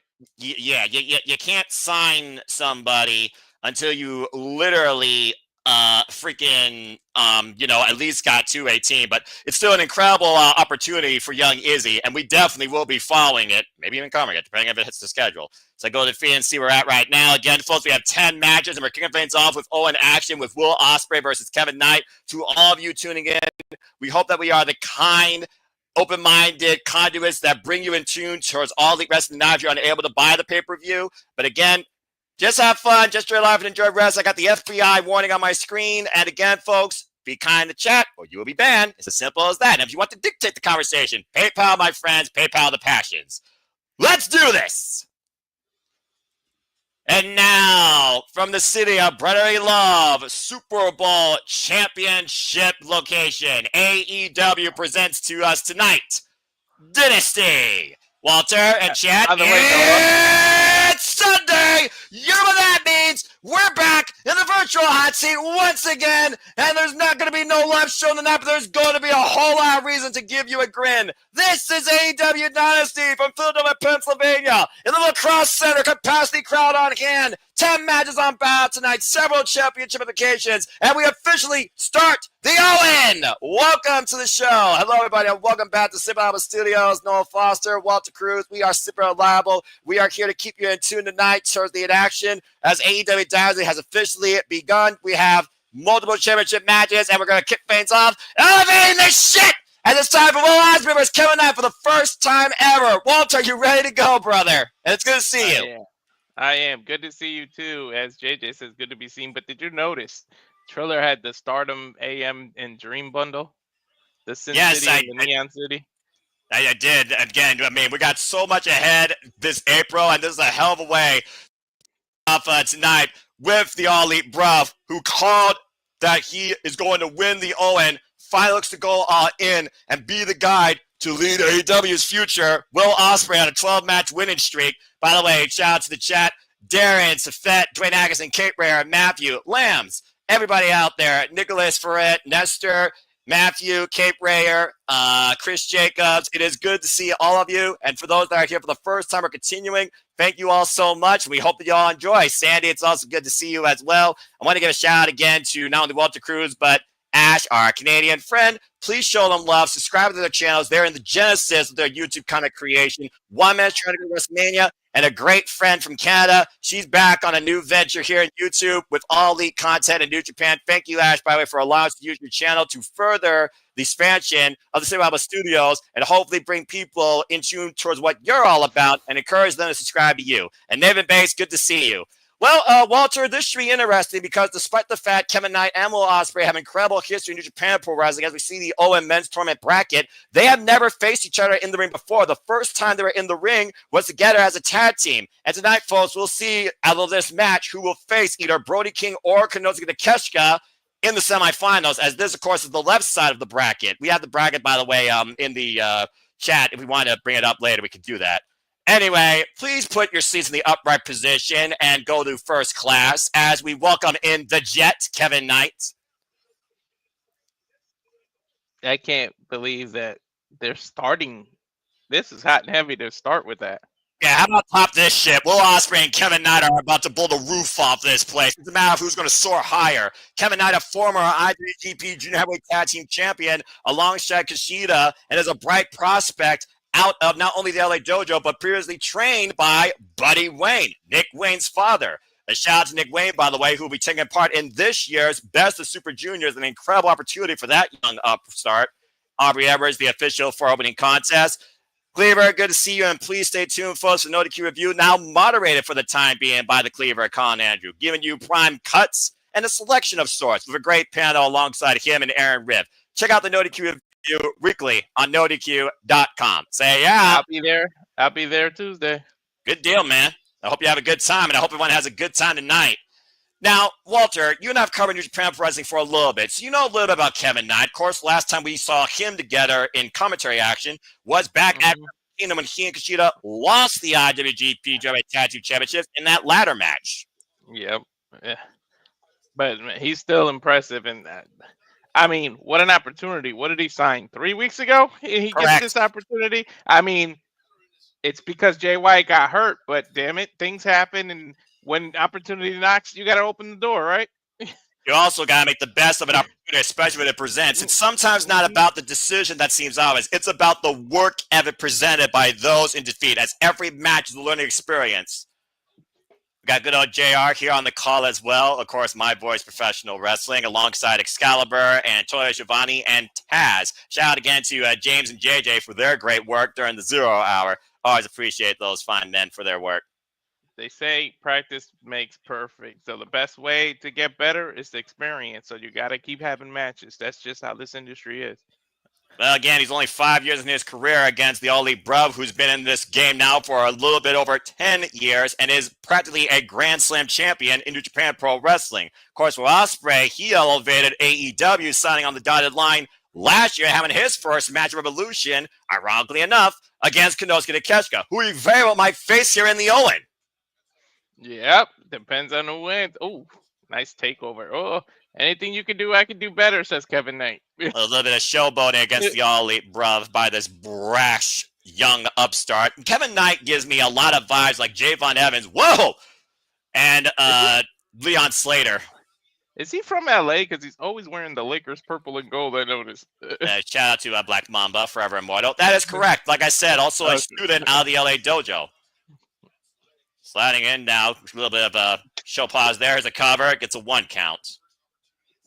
Yeah, you're not taking down Will Ospreay this early.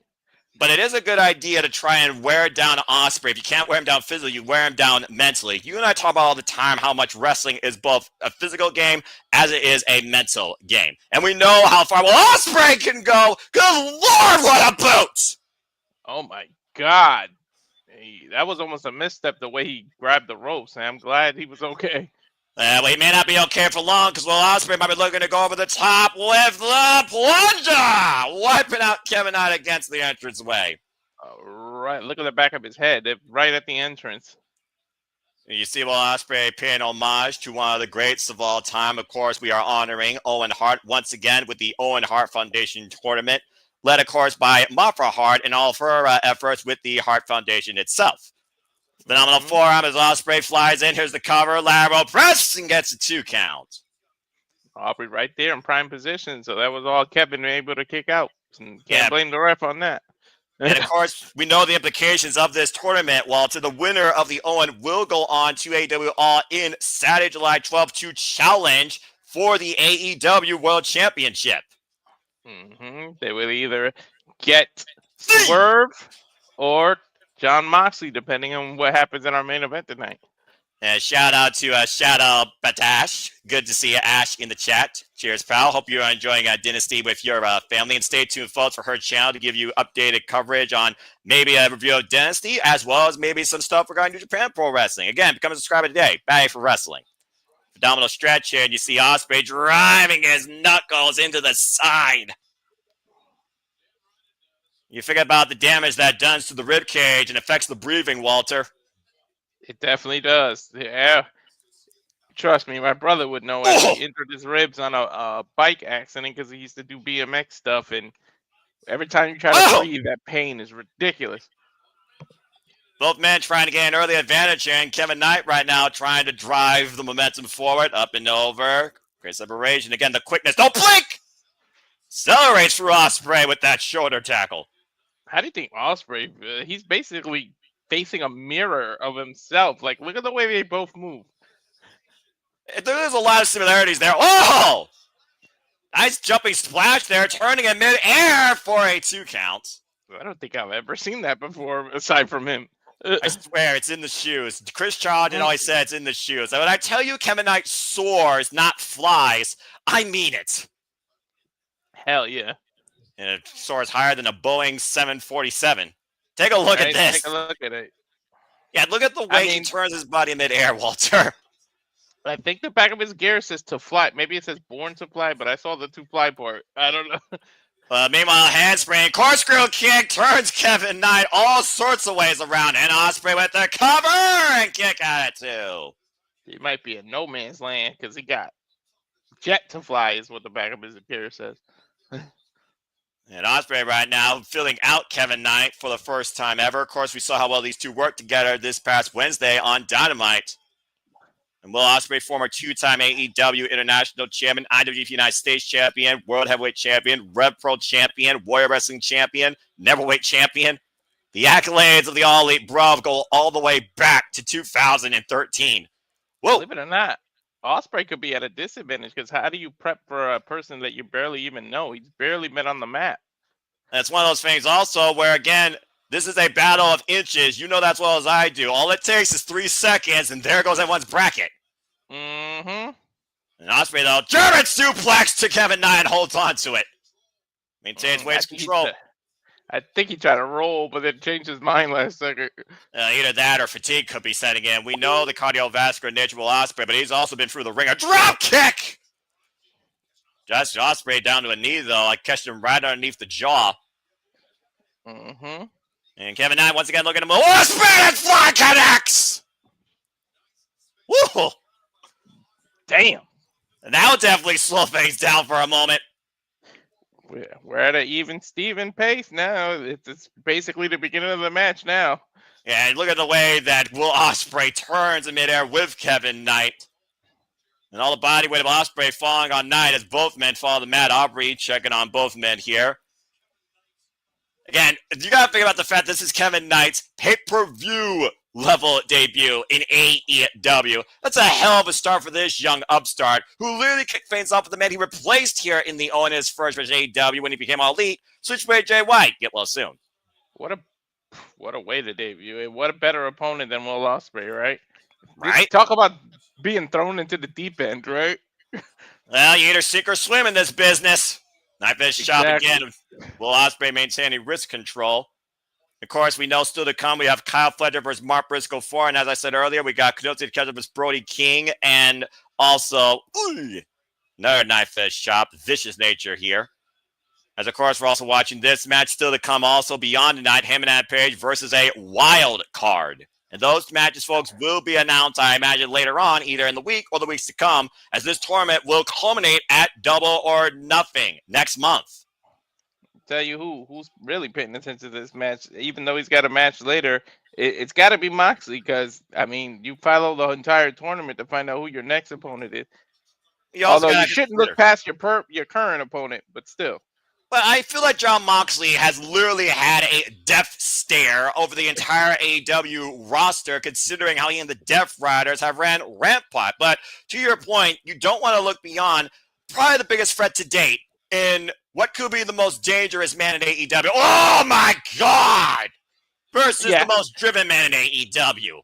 I don't think Moxley has met someone who's on the same level of craziness as himself, because Swerve can match that. We saw what happened when Swerve was powerbomb on that glass, to your point. Drop kick off the wall kick! I was going to say, we've seen how far he went with Adam Hangman Page, so he might even have to take it a step further with Moxley. And look at oh, man! Damn! Leaping into a beautiful Hurricane Rana, taking Ospreay up and over off the top rope, and Ospreay rolling the outside. Uh-oh. That pretty much was one single motion, the way he jumped and turned it into a Hurricane Rana. And Kevin Knight, woo, baseball slide. I thought he was going to soar. Wait, Kevin Knight, adjusting position, up and over the corner with a corner plunger.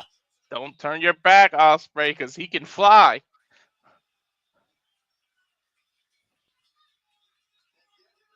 And right now, Kevin Knight needs to not get absorbed by the moment. He's to get him back in the ring, go for a cover here while he's in the driver's seat. Take a look here. And again, twisting his body in midair. The body control of Kevin Knight. You know how difficult that is, man? Whew. Oh! There's a knee strike right there. You almost think that Kevin Knight might be a little bit starstruck with the fact that he's here. Up and over, sunset flip, powerbomb attempt. Kevin Knight trying to hold on, and uh-oh. Wait a second. Uh-oh. And Walter, I think he might have Kevin Knight hooked. Trying to put him in the Styles Clash. Oh, man! Oh, those were the lights. I thought somebody's music was hitting like an entrance or something for a second. Yeah, about to say, and instead the only thing that hit was Ospreay's head with that damning DDT on the entranceway. A hell of a counter by Kevin Knight. That's one way to counter the Styles Clash.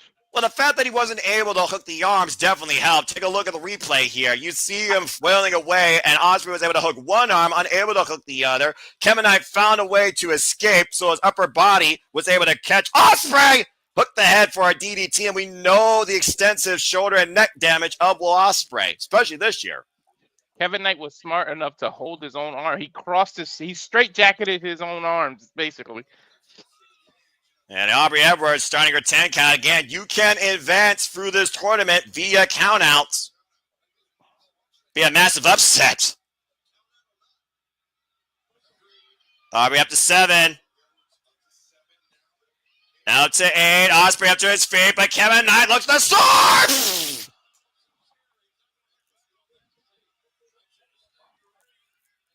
Again, Wow. you're not safe wherever Kevin Knight is. Location, location, location! I don't think you're safe no matter what either one of these men are. Cover! Kick out at 2! Woo! You know what's interesting? Go tell. If he keeps advancing, we might have to see Kyle Fletcher and Will Ospreay again.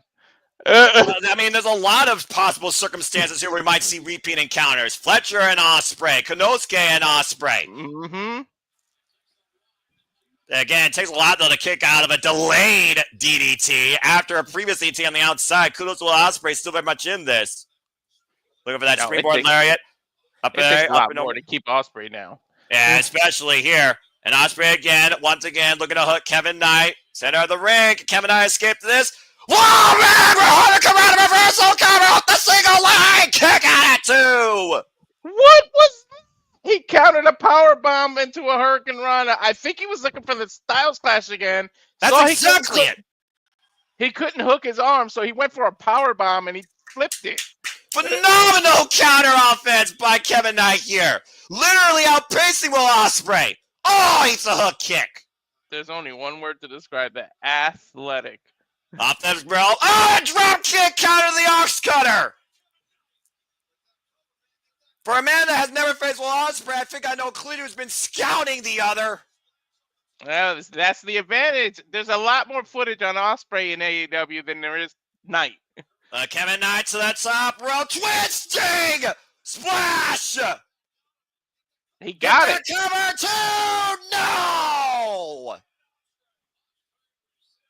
There was veteran instincts able to kick out for Ospreay there. Yeah, 2 and 9 attempts. Aubrey Everett's hands was inches from that mat for the 3 count off that splash. If not centimeters. I don't believe in the metric system, but whatever smaller I'll give you here. Take a look here at the replay. Split leg, turning, splash. RVD'd your heart out. And Dude, Kevin Knight once again. Control. Oh, man, Commodore Cutter! Great anticipated by Ospreay, looking for the Oscar again, but Kevin Knight counter to the backside, shoulders down, 2 counts. Oh, dude, I thought he almost had him. No way, they got me on that one. They got with a power bomb and a Styles Clash connects. Mind you, no one. This is just No! I remind you, this is only the opening contest. Oscar, follow up. Gotta be a cover 2 at the new leg. Kick out again. Damn. Closing in on the 3 count. Still unable to hit it, but he might be looking.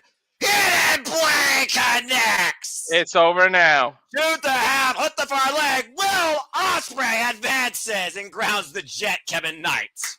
Sorry, you could have counted to 20 right there. Like I said, Walter, it's not about the decision. It's about the work ethic. You cannot deny that Kevin Knight impressed. You got to believe that Ospreay has gotten a lot of respect for this young rookie. And there you see the updated rookie in AEW, not in the industry. Yeah, exactly, but still very young in his career with so much promise. Will Ospreay punching his ticket to the semifinals. We'll take on the winner of Brody King and Konosuke Takeshita at a later date. A phenomenal match to kick off this year's Men's Owen Hart Foundation tournament. Damn, dude. You know they're going to show respect. At least they have to. You just saw Will Ospreay bow his head on the mat, right? I think you answered your own question. Mm-hmm. A phenomenal match given by both athletes here. Incredible counter aerial offense by Kevin Knight demonstrated. Jay White, Will Ospreay. That's a hell of a way to kickstart your AEW career. Kevin has nothing to be ashamed of. Nothing at all. No. And I look very forward to where he goes from here. They might have a bright future star right here.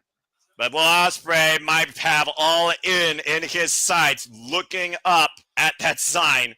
Saturday, July 12th, might feature the All Elite Bruv in the main event. And he very well might be the guy in AEW holding the AEW World Championship. First match down on the road to the big one. 2 more to go. Congratulations, Will Ospreay. He can't just look at All In, though. He's got to look at the rest of the rounds of this. Well, I don't think, like you said, I don't think he's underestimating or looking past anybody. Oof. Well done, Kevin Knight, but congratulations to Will Ospreay. As we look at the comments here real quick. Safet saying, what a match. Matthew not surprised, the winner. Darren G, big Ospreay fan. Happy for him. Charles, it's great to see you. Kate Rare, that was just a minor misstep for Knight, but he got a bright future. You damn right.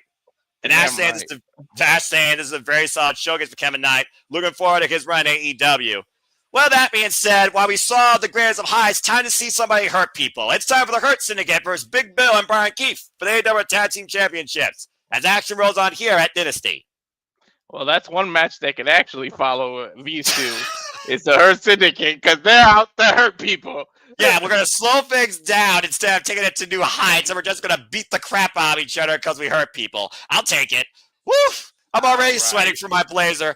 I'm back, and boy, am I glad to be back. That was so damn good. I think I just got my first match of 20 for our top 20 count for April Walker.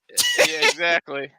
By the way, you and I need to figure out how to do the top 10 some point this week. Stay tuned, folks. We'll do that for March. Anyway. We might, if fans don't mind, we might skip March and then do 20 in April to make up for it. Why don't you put why don't you make it a vote? Create a vote on your posts on your YouTube and see what people choose. And based on what they choose, we'll do what the people say. Because got to give the people what they want. Anyway, let's talk business, shall we? Since the Hurt Syndicate came in and took the titles from Private Party, they are all about taking on all comers. But if you're going to do business, you need to prove your worth. Beat some tag teams. Big Bill and Bryan Keith did beat Top Flight to prove a point here tonight. And now they find themselves taking on Bobby Lashley and Shelton Benjamin for the AEW Tag Team Championships. Bryan Keith, who's not been a champion yet in AEW, and Big Bill using this as his rematch clause because he never got a rematch when he first lost the AEW Tag Team Championships alongside Super Starks against Darby Allin and Sting. And we know Big Bill is very effective in a tag team. We also heard, Walter, that Chris Jericho has been leading by example, and he wants Big Bill and Bryan Keith to prove that you still belong underneath my learning tree. You got to imagine if they lose it tonight. That's the last we're going to see these men underneath Jericho's learning tree. Mm-hmm. Meanwhile, here comes the best-dressed faction of all professional wrestling, covering all the boxes of talking, hurting, wrestling, and leading. Here comes the freaking Hurt Syndicate. Start your chant. We hurt people. Get down in the black and gold with MVP in tow. The almighty Bobby Lashley, a tag champion for the first time ever in his illustrious career with one of the greatest tag team specialists endorsed by Kurt Angle himself, Shelton Benjamin, your current AEW World Tag Team Champions, the Hurt Syndicate. So there is a poll on the channel. Well, my channel at least. This is actually a bop. I like this theme and I like this chant. Right. Referee Bryce Rensburg for this contest. We hurt people. And let me know when you hear the bell, but I want to make sure we're perfectly in sync. I think we were like 1 second off that last match, but that was great. And we haven't seen Shelton Benjamin, of course, since we've heard business with MJF and MVP. Bobby Lashley saying, MJF, you need to prove something to us. These both men are close to 50 and look nowhere near it. Yeah, and it doesn't look like they're looking to let up or retire anytime soon. Mm-hmm. Well, why would you when you're at the top of your game like that? This is also the first time that all four of these men have ever faced each other. There is no past history with any of these men with one another. Referee grabbing both titles now. Yep. Holding them up. There's a giant shot of capacity crowd on hand here at the building. I think we're perfect here already. All right, good deal. I'm glad that it all worked out. Mm-hmm. We hurt people. You do realize they're supposed to be the heels, right? This is wrestling, dude. Sometimes liking a heel is more worthwhile than liking a face. MVP on commentary for this, by the way. Bowings! And here we go. We've seen these face-off, though, tense face-off with Big Bill and Bobby Lashley yet to confront one another and get physical with each other, as Bryan Keith right now is trying to keep himself away from the Almighty's clutches, which is probably the wisest move to do so far this match. Tell the referee to break it up. Well, if you're inside the ropes, again, you are supposed to break it up. And Charles, you hit the nail on the head. This is going to be fun. Uh-oh. And this match, even if the Cleaver Counter is not in the chat, is once again brought to you by the word meat. Mm-hmm. Big Bill and Bobby Lashley? Okay. Fun to see these two interact. Yeah, what happens when Paul Bunyan meets a tree that he can't chop down? Right. All right, well, let's see the axe. Yeah, let's see what happens here with these two tie-up. Look at the tail of the tape with the height advantage of Big Bill, by the way. Just saying. Not many people tower over Lashley like this. No kidding. But not many people can outpower Bobby Lashley either. Tag mate Shelton Benjamin now, like Big Bill tries to back out of the corner. Oh! Yeah, Shelton is able to outquick him, though. Yeah, but Big Bill right now getting the better of both men, sending Bobby Lashley over the outside, and Big Bill takes Shelton Benjamin over the outside, and Big Bill has clean house. I gotta admit, that's impressive. Yeah, good showing. Well, again, Big Bill, former AEW Tag Team Champion, alongside Absolute Record Stocks after beating of all teams, FTR. And damn it, JJ. No lines detected. You gotta love the Renegade Wrestler, JJ Williams. And we also know Big Bill, I mean, he's been involved in this business for quite a while. So he knows how to, and again, there's like a new lease on life for him too, ever since getting over his sobriety type issues and getting married. I mean, ever since Big Bill came into AEW, he's been a new man. So you gotta give credit where credit's due, even if the name is stupid. Yeah, glad he's able to get whatever personal demons he has. Yeah, I'm not sure what he's figured out at that rise and need of the face. Tag made of Bobby Lashley. There's a difference maker. Good grief. Get to the midsection right now.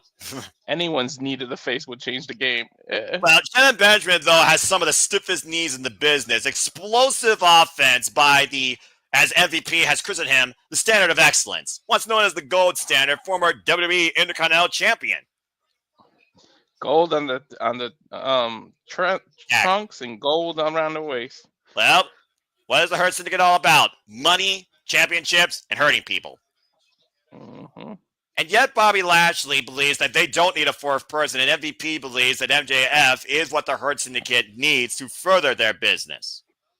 MJF going to have to prove himself and convince Shelton. Well, I mean, he is a former Ring of Honor World Tag Team Champion. He is the longest reigning AEW World Champion in his company's history, so the resume may speak by us. He's a cover by Bryan Keith gets a 1 count. Yeah, but he's going to have to prove himself to Bobby and Shelton. Well, how do you prove yourself against the likes of Bobby Lashley and Shelton Benjamin when it comes to their pedigree in this business? No offense to MJF, but compared to what Bobby Lashley and Shelton Benjamin's done their entire career, I would say MJF is still as his genesis. Oh! You know? Just saying, you know, they're not comparing apples to oranges. I'm just looking at the tail of the tape here when it comes to that history! And by the way, shout out to the 27 of you watching.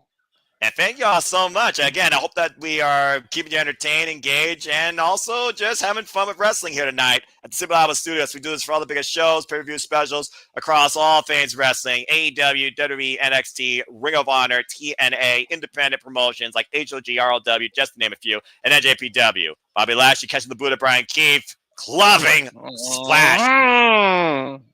About to say, I didn't need to say anything. That pretty much explains it right there. Nice one, Walter. From boot to throat. Right? The Apple's going to be needing a new core after this, probably. And right now, you see Bryce Ransford trying to hold off Big Bill here. And Shelton Benjamin is having his way with the bad apple, with the barricade and the apron. This is bad. Mm-hmm. And Shelton Benjamin right now and Bryan Keith, I believe, are the two legal men. Oh, man. I think MVP's like yelling something. I I mean, MVP is always going to be the man with the game plan. Let's just call it what it is. MVP came in last year and literally talked about how he wanted to work in with Swerve Strickland. After Swerve Strickland said no, here came Shelton Benjamin, and then came the almighty Bobby Lashley. And the Hurt Syndicate has been nothing but profit ever since. There's the We Hurt People graphic again. I meant the chant. Well, again, are they hurting Brian Keefe enough? Answer, ask again later. Right. Again, the Hurt Syndicate also much more experienced as a tag team. And look at the strength of Bobby Lashley holding Brian Keefe vertically with one hand in the middle of the ring. The almighty, quote-unquote. And cover by Bobby gets a 2 count. He's basically pressed down on his chest. Not even a full hour press. Right. Because of the confidence of Bobby Lashley. Gut wrench lift over the shoulder. Oh! Wait a minute. Brian Keefe escaped that. Went for the kick. Lashley with the roll up. Gets a 2 count. And again, Bobby Lashley has never been a tag team champion prior to AEW. He's always been a world champion. Even when he was the Almighty United States champion, it still was world champion caliber. Tag made Shelton Benjamin, though. Yeah, that's one person that I would have loved to have seen have at least a small run with the WWE Championship. Yeah, right? And tag made. Here comes Big Bill. And Big Bill, again, very smart for Brian Keefe, bringing in the big man, bringing in the heater, the heavy. And sidestep, and Big Bill, since Bobby Lashley in the quarter, creates distance, follows up, massive splash. And I mean that quite literally. Yeah, literally, right? Massive. Well, I mean, look at the size of Big Bill as he's literally crushing Shelton and Bobby respective corners and drove that cocaine green boot into Bobby Lashley's face. Yeah, why the boots gotta be green? What the hell? Shelton Benjamin just suplexed Big Bill. Cover two. Ooh. The hell and back. I'll give respect to Big Bill, though, if they're kicking out on that. That's a lot of weight for Shelton to take up and over as well. And you see the eyes of Big Bill. And then Benjamin off the ropes, though. Ducks needs the clothesline. Like you said, speed advantage. But take it down with a boss man slam. Cover. Two. No. Was it smart? Bill. Oh, well, never mind, because he's so tall. I was going to say he should have covered the other way so that Shelton wasn't nowhere near the ropes, but his leg would have been under the ropes because he's so tall. Well, he might be looking to set him down from the heights of the Empire State Building with a massive choke slam. Shelton, though, great arm drag takeover. Oh! Fresh kick right to the jaw.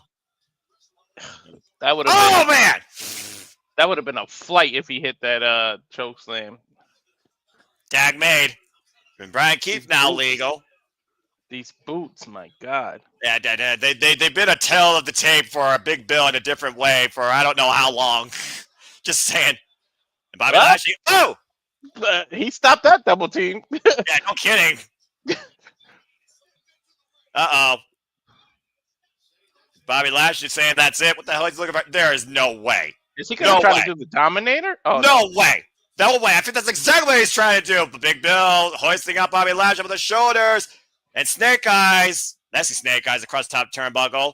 Big clothesline sends Bobby Lashley up and over to the floor. And Bobby is not legal, by the way. Shelton Benjamin is.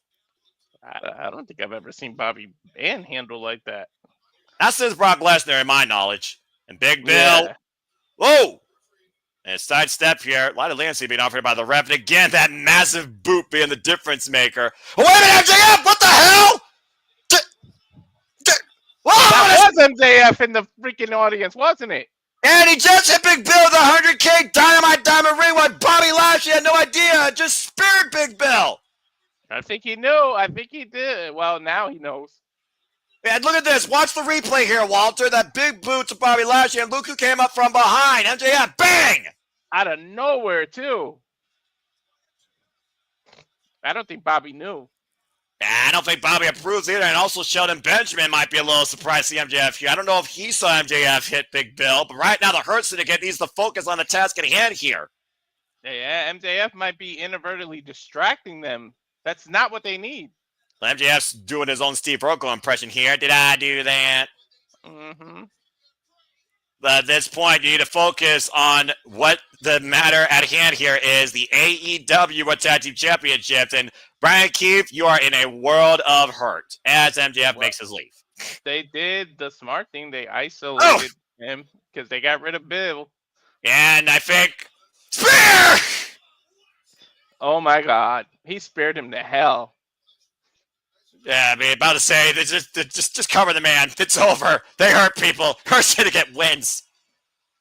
Look at that nonchalant pin. Right? He just kicked him and rolled him over. It was like, yeah, there's no need to even do anything else. That was hilarious. I'm not going to lie, the nonchalant pin there. But, I mean, still, you got to wonder what's going through Bobby Lashley, Shelton Benjamin's mind. Do you think they owe MJF a little bit of a thank you? I mean, possibly. I'm sure that we'll get more of this business summit later on with MJF and MVP, because I'm sure MVP is going to have a lot to say to Shelton Benjamin and Bobby Lashley, not only regarding their performance here tonight, but what MJF might have did for them. Mm-hmm. Again, that 100K Dynamite Diamond Ring has been so instrumental in playing to MJF's advantage, and tonight it played to the advantage of the Hurt Syndicate. Uh-oh. I think Mercedes and Julia Hart are next. Oh, well, this should be interesting as we go to women's Owen action here. Yep, Julia Hart. I got the Julia Hart graphic and Mercedes. There it is. You're right. Coming up next, folks, we go from the men to the women. Julia Hart looks to hurt Mercedes Moné. First time ever one-on-one matchup in the Owen Hart Women's Foundation Tournament. It's a quarterfinal match. Well, let's go ahead and take a look at some comments here real quick. Charles, yeah, that was the finish. That was literally like, okay, I speared the man the next week. Sheldon covered the man. That's it. Goodbye. See ya. Matthew saying, Big Bill needs to drop Bryan Keith and the Hurt Syndicate needs to keep on hurting people. I think I agree on both of those points at this point. Fair enough. Okay. Now, I know, again, what I said earlier. And I know people definitely got the different mindset, though, on that outlet when it comes to one woman on this graphic. But let's just look at it for what it is. It's the first time ever one-on-one matchup with the youngest female champion previously of TBS in AEW and one of the youngest rising, brightest characters and stars in the women's division, Julia Hart, taking on Mercedes Moné for the first time ever in a match that was supposed to happen last year prior to Julia Hart's injury. Let's not forget, Walter, you were there at Big Business when Mercedes Moné came into AEW and debuted. There were two women she confronted as she was looking to finish previous business with Little Nightingale, and that was Sky Blue and Julia Hart. And now we're finally going to see that match with Owen implications. I love Julia Hart's entrance, by the way. The mystique, the aura, the presentation, the attitude, the confidence and poise of Julia Hart ever since joining the House of Black, now coming to life as a Hound of Hell, has been phenomenal. And, of course, we haven't seen her since Dynasty last year, might I add, when she came in as champion and lost to Little Nightingale and was left out for injury till earlier this year. She even mouths the words.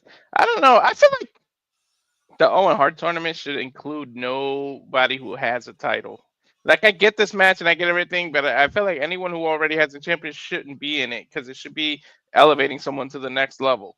That's a fair point, but let's also keep in mind it's the current TBS champion versus the previous TBS champion from last year's Dynasty. So, again, it's almost a full circle moment when you do think about it. And while Julia Hart is literally 22 years old, very young and inexperienced, she's going to prove her mettle against, as much as we don't like the attitude, you can't argue with the ring work. Mercedes Moné is one of the best going today in that ring. But Julia Hart has 43 wins in her past 48 singles matches. I was just going to say 43 out of 48. Holy shit.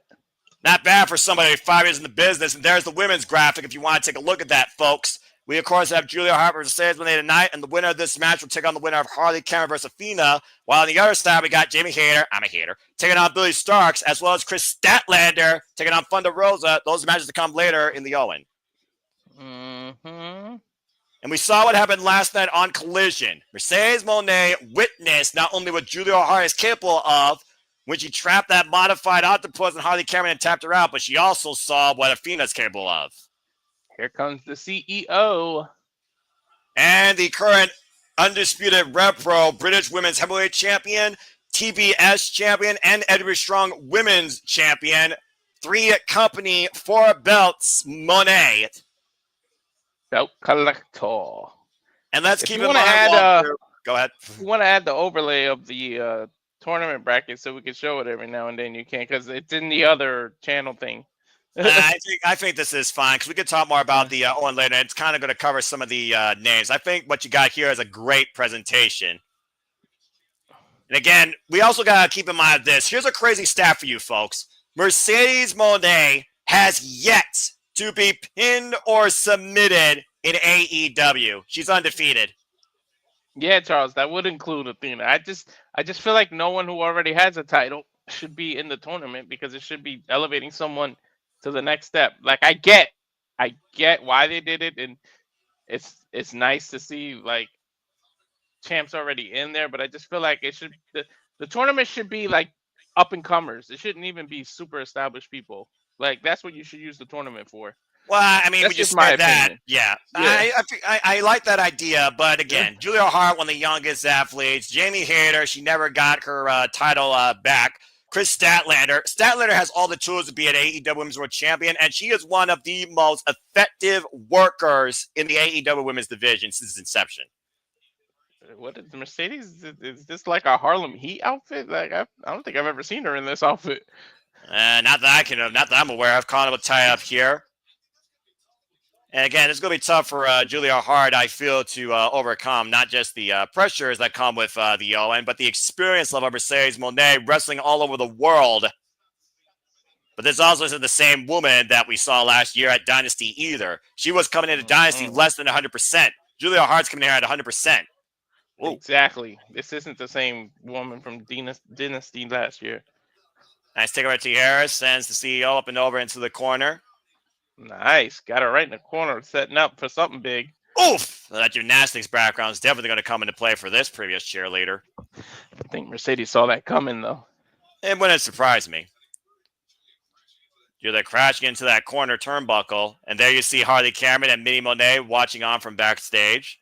Why were they on teams on Collision? It comes down to we got Owen tournament previews because, again, it's going to be Athena versus Harley Cameron, and here we have Julia Hart versus Mercedes Moné. All 4 of those women were involved in that tag match last night, and momentum favors Julia Hart and Athena right now. Whether or not both those women win their matches, that remains to be seen. It might take some miss. There's a nice reversal roll-up, though. Moné counter, bro. They were even involved in that little skit about stretching. It's like, how you two aren't friends. Like, stop it. And sometimes the most unique allies come from the most unique places. Oh, that was a mean open palm strike. I don't even think that was a chop. That was just a slap. Mercedes right now. Running the fingers right now, Julia Hart. Going up, she said, I think. No, she's not. Whoa. Rope slippery. Well, we always talk about those steel cables tied to the max, but when they're worked over, it only takes one step between life and death. There's the Grand Theft Auto stripper dance. No, Will you stop that? You know, with the 2 that started tonight, I mean, I wouldn't put it past them ropes being super slippery. They were all over the high flying and jumping around. I'm about to say, you start off with Will Ospreay and Kevin Nutt. Those ropes got their work in. Just saying. Yeah, exactly. Julia Hart right now with wrist control, looking to go up, take advantage of her version of old school. I don't usually see this out, Julia Hart. Let's see how well she's bouncing. Look at that, to your point. Unless she's going to arm drag her off of it. Nope. Literally old school. Missing arm accent on a clubbing layer to the back of the head. Shoots the half. Here's the cover. Oh, not covering. Dribbling Mercedes Moné like a Philadelphia 76er. Cover now by Julia. Gets a 2 count. Well, that was smart. You get her dizzy before you try to cover her. And again, forcing Moné to kick out all the body weight of Julia Hart on Mercedes Moné's upper body. And kicking her off. Went for the boot. Cartwheel escape by the former cheerleader, but Moné hoisting Julia into the barricade. Right below the hips. And now Moné looking for that massive meteor run off the apron. Zio getting a running start so far here, looking to kickstart her way towards All In Texas. She's pointing at the sign. And we all know how much Mercedes Moné loves to implore that Meteora from any position. It's literally led her to victories over the likes of Chris Statler and Hazuki. Here's a cover by Moné and a 2 count. I literally called her a belt collector. She's looking for 2 more. You get the Owen Hart tournament title, and then you get you the main title at All In. So, well, that's if she wins, and depending on who's the champion. Here's a cover at the Running Meteora again, 2 count. And of course, we know still the kind of night, Timeless Toy Storm takes on her biggest threat in a long time, the Megasis Megan Bain. I think literally it's her biggest threat. That's why I said that, quote unquote. Physically, but thank you for encompassing that. Scoop slam by Mercedes Moné here to Julia Hart. Did she just do the Hogan hearing thing? Oh, she's leaning into everybody calling her Mercedes Hogan. I mean, hey, feed into the crowd. Why not? I guess so. I don't see no panic on Julia Hart's face. Again, Julia Hart, for everything that she's done so far in her very short career here in wrestling, she's really come into her own. Yeah, she has. But inside cradle, inside cradle. Ooh. I'm just happy she's 100% because I was worried about her last year. I can't lie. And Sky Blue, get well soon from your ankle injury. Of course, Sky Blue and Julia Hart ruled AEW prior to Dynasty last year. I hurt my ankle. It's never the same again. Anything ankle, Achilles heel, anything like that, knee, it's just never the same again. Neither are your knees either. And look at Chris Statlander. And of course, we know this tournament culminates at Double or Nothing, which we will cover Sunday, May 25th, folks, coming to us from Phoenix, Arizona. And now look at Mercedes Moné with the nod to her idol. Yep, for her idol, Eddie Guerrero. Orale. Julia Hart, though. Good arming her escape. She said you only get 2. Oh, but she gets 2 knees to the chest for that. Go off the moonsault cover at the far leg, and Moné gets the 2 count. That'll cause you to lose your lunch. I hope you didn't eat before you wrestled. Yeah, I don't know if that's a good idea or a pre-match tradition that anybody should try and do. Right? Hydration, yes. Food, I'm not sure. Just saying. Now she got her in like a tree of woe position. Well, we saw what happened last night from this position when Julia Hart mocked Mercedes Moné and took her over with a suplex. Mercedes may be a little too confident. I mean, I do understand she has stuff to be confident about, but if you underestimate Julia Hart, she will take advantage. Especially with that flexibility spider suplex! Look, I couldn't even finish my sentence and she did it. And how the world Julia Hart does that while she's upside down. Right? The blood should be rushing to her head, but she's still able to... Whoa! Julia pulling herself upright once again while Moné narrowly avoids the ring post. Now Julia on the second rope looking to dive on Moné on the outside with a crossbody. That's a lot of upper strength to do that, to sit up like that. Well, I'm sure the discipline of a cheerleader versus the core of a wrestler, I'm sure both come into play quite well. Oh, she's used to it. Yeah, definitely. Oh! DDT covered by Julia, 2 count only. All right, you got to give Mercedes credit for kicking out of that. That was a very close fall. Oh, yeah, I thought she might have been done. I can't lie. I was about to say. There's a reason. Sorry, no. There's a reason she has so many titles, though.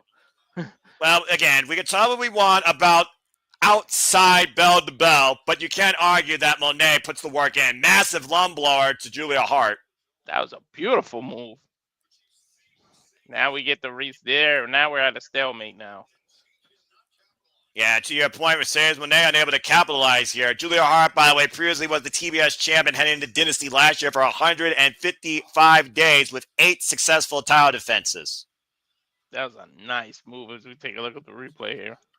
Mercedes Moné, of course, has been the TBS champion now for 316 days with 17 title defenses. I think this might be it. No, Julia Hart fought out of it.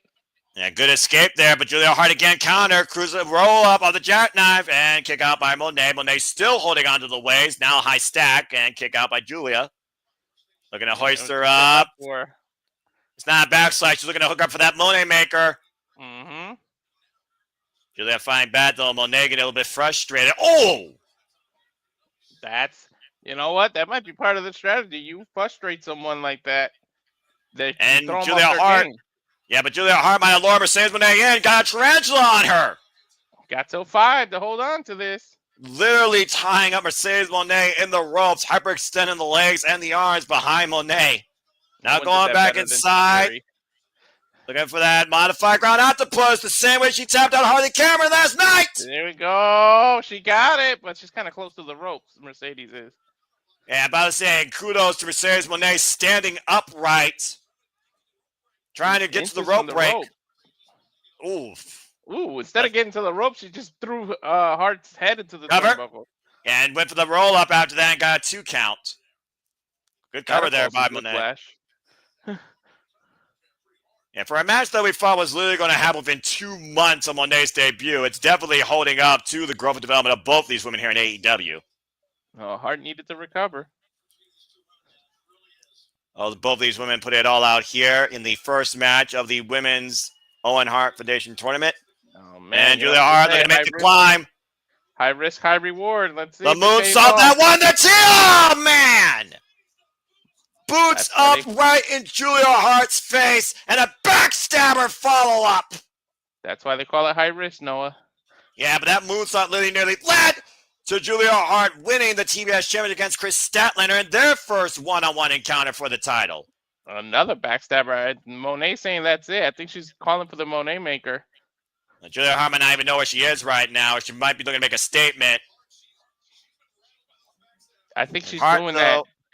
Oh, I think she was going for that backbreaker Moné statement combo. A big statement. She was looking for that submission instead, and Julia Hart able to fight back once again, looking to hook herself on Moné. Crucifix bomb! Cover! 2! No! That's exactly what it was. She was going for that backstabber combination that she turns it into the bank statement. An incredible counter by Julia Hart, though, nearly putting Moné down with a crucifix bomb, and Julia Hart is hanging out down with one of the best in the game. Taking Moné to her limit, but Moné might finally have the bank statement on. Statement maker.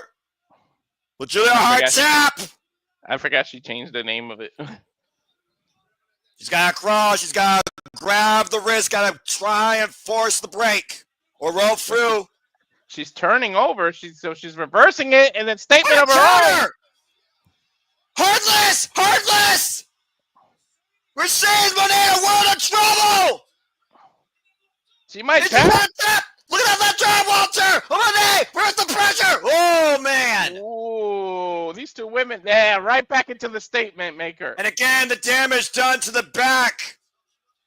And now look where they are, Noah. Look at the positioning, right in the middle. Hart is far from any of the ropes. Yeah, the edge grip across the bridge of the nose, literally compromising the bridge of Julia Hart, but she's still trying to crawl her way to force the break, refusing to tap. She doesn't tap, though her body might give out.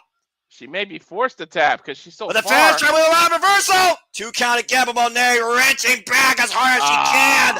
She wrenched it now. I think it's over. Her body might give out, like you said. Hart showing some heart, though. Look at this. You see the way the head of the neck, though, is being really torqued back. The fans, though, trying to will Julia in this. The fat lady may be warming up her vocals, but she didn't start singing yet. Mercedes again driving the knee in the back and once again changing position, though. Julia Hart trying to find the will to continue. And Julia's fading. Julia's fading. Eyes are dimming. And Mercedes again. Counter, roll up, 2. Oh, my God. Holy shit. Hart wait, look at Moné. Mousetrap. Moné advances. Oh, she had to use a counter pin, that mousetrap, as you called it. Yeah, you can look at Moné running for the hills. Moné realizes she survived Julia Hart tonight to advance in the Owen Hart tournament. That was not a definitive win. That was a desperate win almost by Moné. A hell of an effort by Hart, but Moné does advance and very well might be looking at Athena in the semifinals of the Owen Hart Foundation tournament. Yeah, I don't know if that's so much as winning, but as surviving, as you said. Yeah, and kudos to Julia Hart again. Incredible effort. And there we see the updated bracket. Living up to her last name, though, Noah. Yeah, no kidding. And of course, again, like you said, Walter, the winner of these Owens will challenge for the respective world championships at All In Texas. The CEO looking to add even more to her portfolio. Yeah, I think even she knows she was in a war. She's lucky to get out of. Yeah, and again, Julia Hart, tremendous effort. Mm-hmm. Mercedes Moné remains undefeated in AEW. As we turn our attention now towards the AEW Trios Championships, could this be the first Death Note in the Death Riders? It's the Death Riders versus Red FTR going on the line. Well, thank you, AEW. I'm loving the pacing of this. I mean, again, AEW pay-per-views, we say it all the time. 9.5 out of 10 times, they do not miss. Let's go ahead and take a look at some comments here real quick. Lance, sigh. Matthew holds his saying, LOL, Mercedes wins. Sefet, good match. Agree. Mercedes won, not surprised, says Charles. And Sefet, GTA stripper twat waffle wins. Damn it, JJ, you had to make that a thing. All right. Well, again, respect, though, to Julia Hart, because that was a tremendous effort. She wore down the CEO just to find a way to have a back compromise enough to trap her for a pin. Yeah, man. Julia able to. It took forever to get out of that statement maker, but she.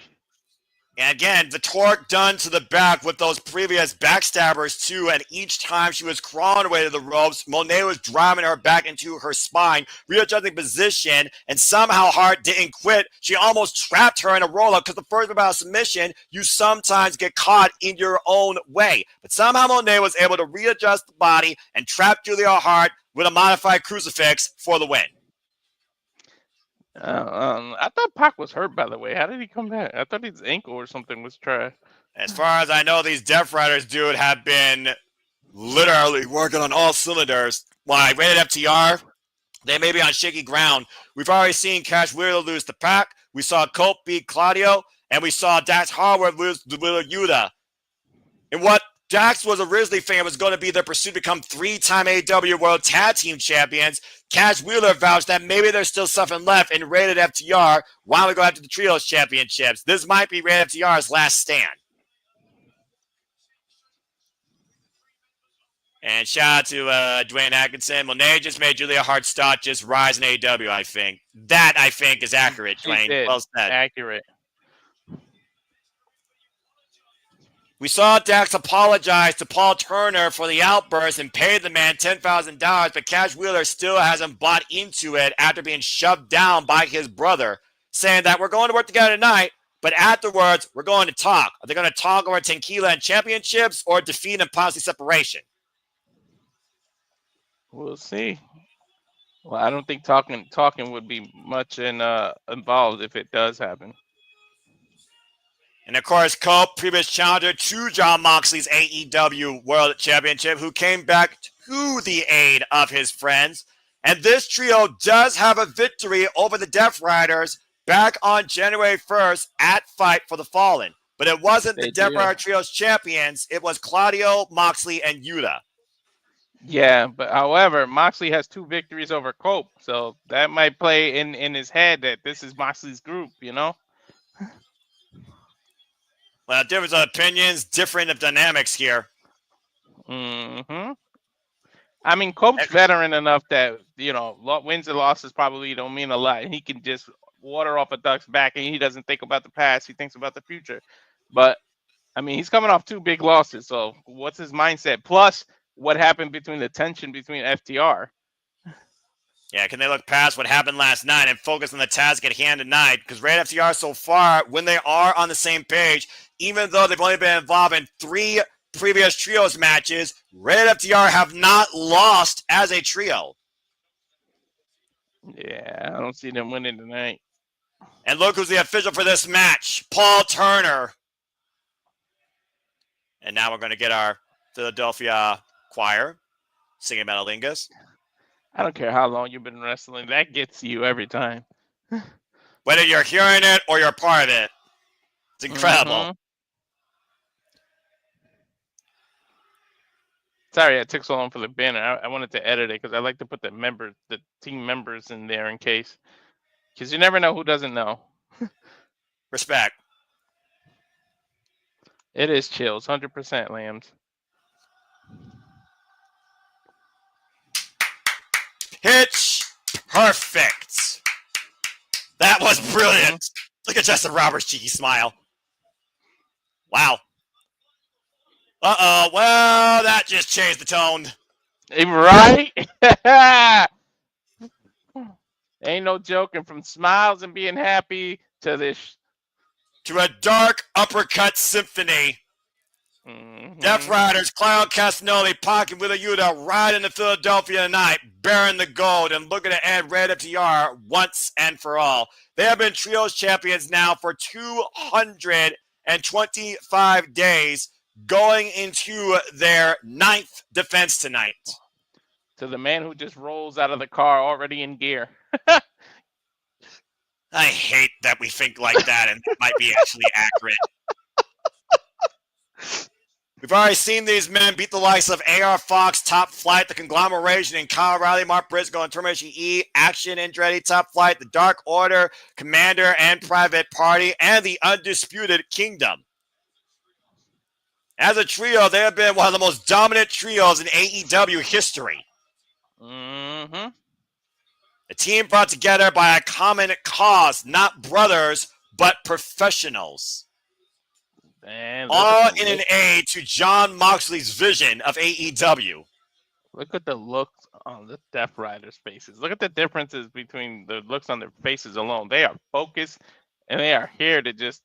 They hurt people, too. They're here to kick ass and leave. And pretty and much, hopefully leave with the 3 titles. and they hope to leave literally still with AEW underneath their control. Again, saying they're not destroyers, they're builders. We heard what each man said during that close-up. It isn't about happiness. It isn't about belonging. It isn't even about what these fans want. It's about what AEW needs. So says Jon Moxley.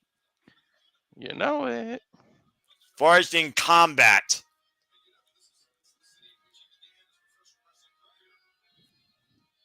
And Wheeler Yuta, by the way, started his professional wrestling career here in Philadelphia, same as Mark Briscoe, who, of course, we will see later tonight take on Kyle Fletcher, as Paul Turner hoists the AEW World Trios Championships.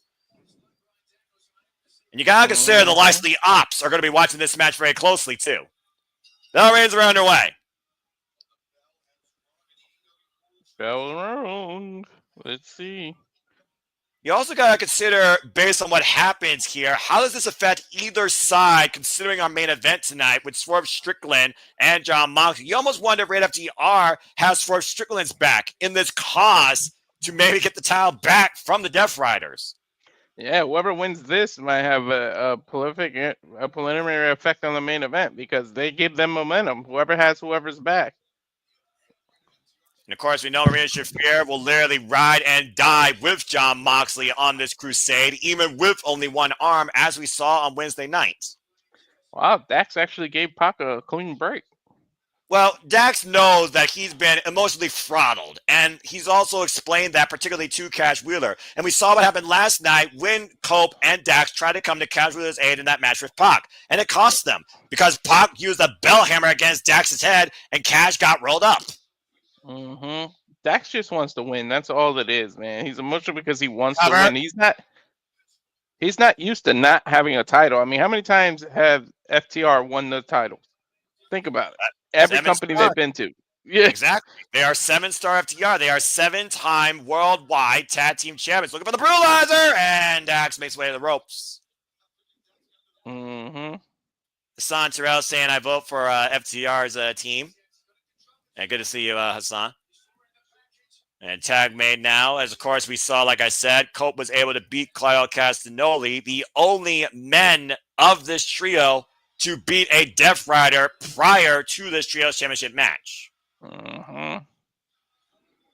Able to come back after all that surgery, after everything, in the best shape of his life. Yeah, the seasoned veteran with grit. Mm-hmm. And Triple F's neck surgery, to your point. Pac taking it to him, though. No sympathy from Pac.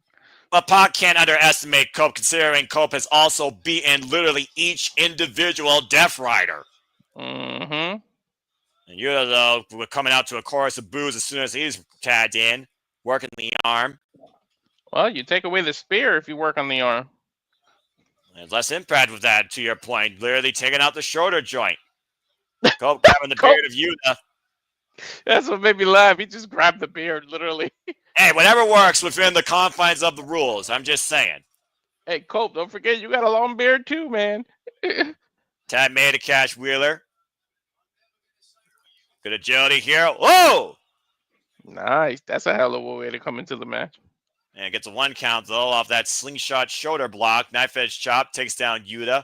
You almost wonder if it favors the rated FTR to keep Yuta in their corner versus Pac and Claudio. Mm-hmm. The young man, many people call him the punching bag of the Death Riders, and probably rightfully so. Now tag made here. And Cope legal now, and Cope and Cash Wheeler. Big double flapjack to Yuta. Mm. Here comes Pac, though. Another one. Here comes Claudio. See if he breaks the banner. Caught with a big right and another massive right. Triple team right now, but Red FTR is the Swiss Superman. Oh, ping pong action. And so far, Red FTR working on all cylinders here. Now Dax looking at the head of Claudio.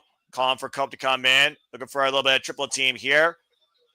Oh, putting Claudio on the shoulders. But remember, Claudio's not the legal man, so all this might be for nothing. No! The massive power slam, though, you still neutralize 1/3 of the champions. That plays in your favor. Yeah, Yuta's the legal man, though, isn't he?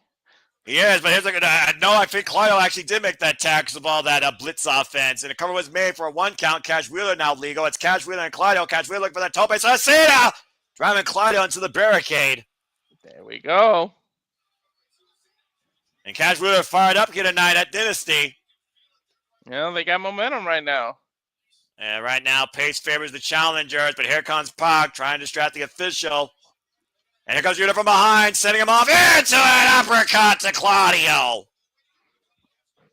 And Castagnoli dragging Cash in their corner. Tab made now to Pac. Sandy, it's good to see you.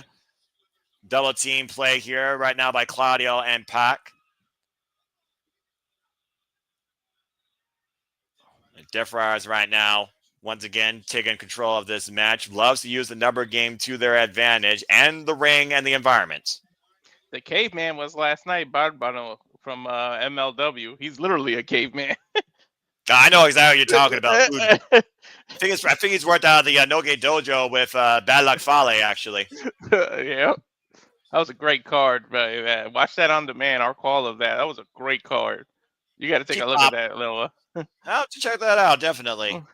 But I still have to catch up on Stardom now that Mina Shirakawa just had her last match and is coming to AEW.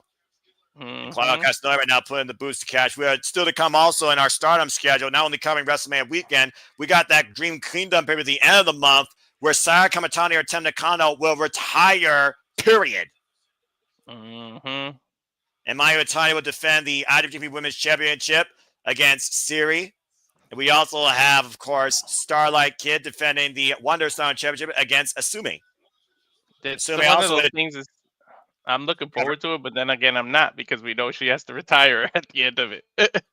Well, I mean, again, that just goes to the drive and the hate and the love that Saya Kamatani and Tem Nakano have in that unique relationship with one another when it comes to the fact they came into business as idols prior to becoming as wrestlers in Stardom. Why Sama has fallen to darkness and Tem Nakano never has. But Tam has not had a chance to be happy since Saya beat her for that World of Stardom Championship last year at Dream Kingdom.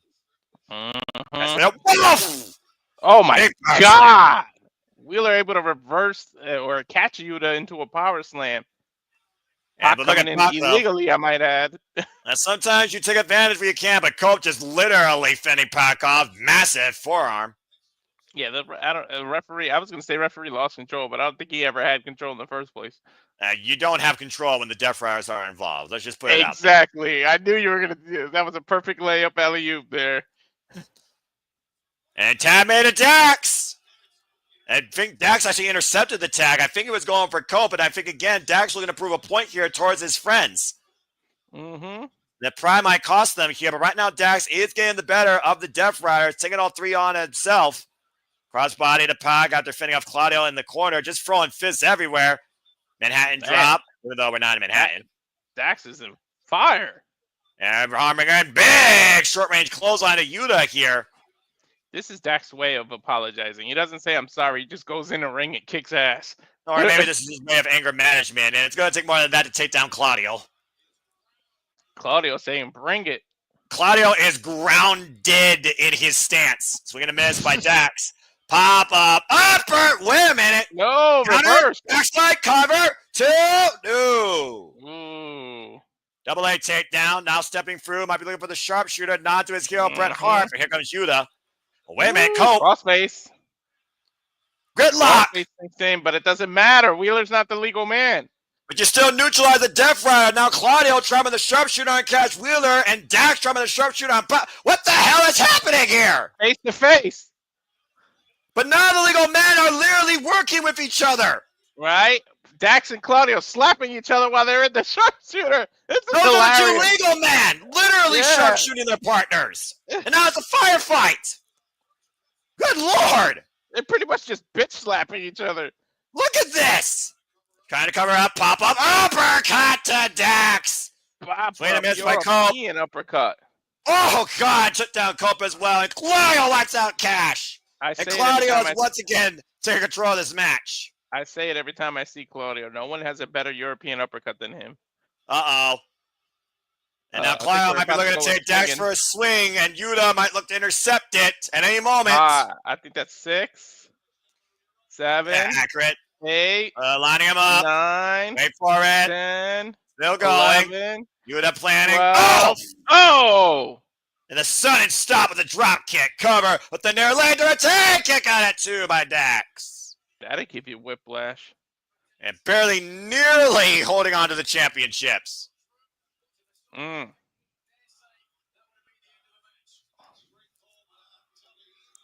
You almost wonder the only saving grace for Dax was the fact that you only hooked the near leg, didn't hook both legs. Mm-hmm. Surprised they haven't focused on Wheeler's leg. I mean, Dax, I should say. Sorry, knee. There's a big knee brace there. We know the history of his knee injuries. Tag made now, quick tag made in succession by the Death Riders. Pot now legal. Now looking for a triple team special. Run up in the corner. That's Hardwood. Hit the train now. And look at this teamwork here. Look at this cohesion. And flurry of offense here. And now Pac hooking up Dax. Possibly for a pile driver. And now Claudio sending Yuta with the fastball special. Mm-hmm. Now he's sending Pac there. Is he going to launch Pac? Oh, no splash. Big splash. Pac legal coming on Dax. And just the split second. Cash saves it. Cash saved it like literally last second, Noah. Yeah, that kick to the side of the head of Pac literally followed up almost instantly by Claudio pushing away Cash. After the fact. The day he does that, Charles, I mean, I'll be dizzy. I can't watch somebody do it. I think he swung Bryan Danielson like 100 times, one time in an independent promotion, but still. And shoulder first goes Claudio. There's the tag made to Cope, and Cope now legal now. Takes down both Yuta and Pac. Cope takes down Pac, and Yuta set up and over with the back body drop. Mm-hmm. Oh! Lariat by Cope. And final flapjack, and Cope now working on Pac. Impaler! Mm-hmm. Is this going to be it? Do we have new trios champions? No! Damn, he was within a third of a second of doing it. Good grief.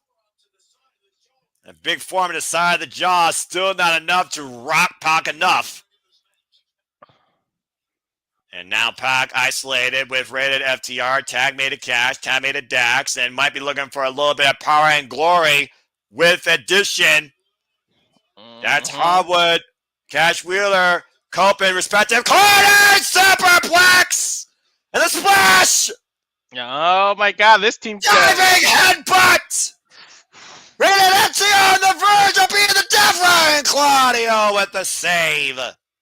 Rated FTR showing that the Death Riders aren't the only ones that can work in sync. I mean, one move after another there.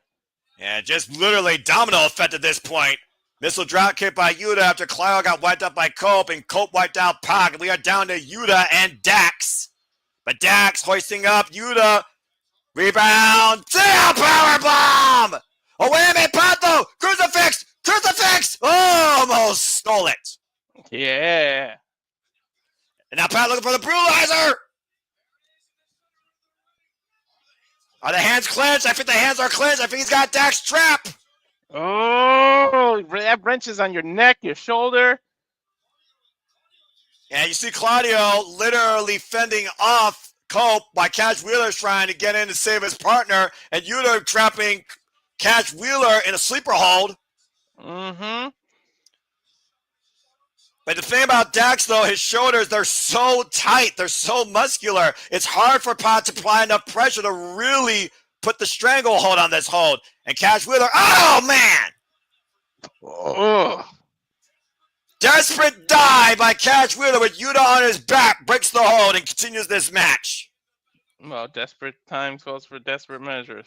Well, the future of AEW hangs in the balance. Again, if the Death Riders fall tonight, then we officially could call AEW saved. In the barricade goes Claudio. This match is step one of saving AEW, and then Swerve would have to do step two. But well, we gotta again, get to this match first. Well, it could be a domino effect. It really comes down if Red FTR can get the job done here. And Yuta right now scouting Dax. Meanwhile, Shatter Machine! And come with the spear! Dax is still legal! Cover on Yuta! New champions! No! Dude, Claudio just keeps saving with this headbutt at last second. Again, Claudio! Again! And look how he lays on Yuta protecting him. It's a half a heartbeat away from this match ending. That's twice. Oh my God! What the hell was that? That was an attempted suplex, and both men went up and over the top to the floor. Hard Eyes ripped the Cope against the barricade. Cope rebounds with a spear of Claudio on the floor. Well, after that spear, Claudio's not available to save Yuta if Dax can take advantage here. And we have the two legal men in the ring, to your point. Yuta and Dax Hardwood. I think here comes Yuta. I'm telling you right now, Noah. Yeah, Walter, you can call it if it happens, bro. I'm just going to say the two words, because here comes Coleman. Whoa, whoa, whoa, whoa, whoa. Oh, and a meeting of the minds. See? And Yuta, Psycho knee! Psycho knee to Dax, cover to retain! Death Riders retain! I knew that miscue was about to happen. I just saw the setup for it. Yeah, the spear didn't connect, but still that paused moment gave Yuta the advantage he needed to hit the Psycho knee and pin Dax. And still AEW World Trios Champions, the Death Riders. Did you see that Never Six match yesterday? Yeah, I did. Because absolutely ridiculous nonsense. Far better match here tonight, where it didn't come down to a traitor for the lowest tier of professional wrestling possible. It came down to resourcefulness on Wheeler Yuta's part for the Death Riders to retain, as Yuta got the pin and the win. People starting to say that definitely Mox is keeping the title if Death Riders kept the Trios title. Again, who can stop the Death Riders? Every time you think you have the numbers or the plan, they find a way to win. This will be the definition of cause and effect. Well, let's see what the cause and effect is after this, where literally might have been Red FTR's last stand. We know what's coming now. We know that they're do we really know, or are we speculating, Walter? Are we in the Madman Tony Khan's office? No, but here's Cope rolling in, and now the turn. As Claudio, it's speculation at this point. Well, I'm telling you right now, this was Red FTR's last stand. It was a hell of a way to go out on their shield. Well, you know they're going to blame Copeland, and then they're going to turn on him. Or his dad's going to blame himself. Who knows? You saw how much Dax was very rattled prior to this, and how much pride Dax had in this match to get the win. It was a hell of an effort, though. I mean, Red FTR is not to be disappointed about. It was a hell of an effort. It could have gone either team's way at multiple times. Look at the look Wheeler gave Cope, though. Nice Might embrace, turn this right into the Shatter Machine. Or is Cope going to freaking turn here? Who knows? There's a stand for those three men. It's a proud three men right there. All right, then. I'm sure. But what the fuck? God! That's why we just pile drove Cope! They're gonna pick him up and do a shatter machine? Nope. We heard what happened last time that Cope lost. Dax was disappointed. Now I think Dax is fed up. But look how many Dax chairs. has lost it. Look how many chairs he picked up. Concerto, maybe. Oh, he's looking to put this with a final death note. He's giving his partner the chair. He's telling him make a choice, me or him. That's basically what's happening, Noah. Well, what's more important here, friendship or the team? And Cass Wheeler can't believe Dax Harwood did that. Wheeler pushing Dax. I think, it's gonna, a shatter machine is coming. I'm telling you right now, Noah. I think you're absolutely right. Shatter machine, a Cope! Mm-hmm. Rated FTR is dead. Top guys stand on their own once again. Oh my God! Oh, not the neck, not the neck, not like this. Stuffed pile driver on a chair. I mean, this is how important the tag titles are to the FTR. This isn't about the tag titles. This is about the team itself. They're saying, "Let me do it." Dun dun dun dun! Oh, concerto! We all saw this coming, and then eventually it reunites Christian and Cope. Well, that's long-term story time. That's the case, but the short-term right now, Rated FTR is dead, and Cope just got concertoed by FTR. Top guys have finally met their wits' end. Well, there goes that those gear, that merch, I should say. Oh, not again! Oh, jeez! Frustration boiling over out of Cash Wheeler, who vouched for this for them. Let's take a look at some comments here. Yeah, might as well, because there it is. Yeah, they're gonna wait. What the? And look at Cash Wheeler wearing the neck braids, adding proverbial, literal insult to injury. They're gonna have to get Cope stretched out of here. Mm-hmm. They're literally mocking Cope, who was resuscitated back in this business.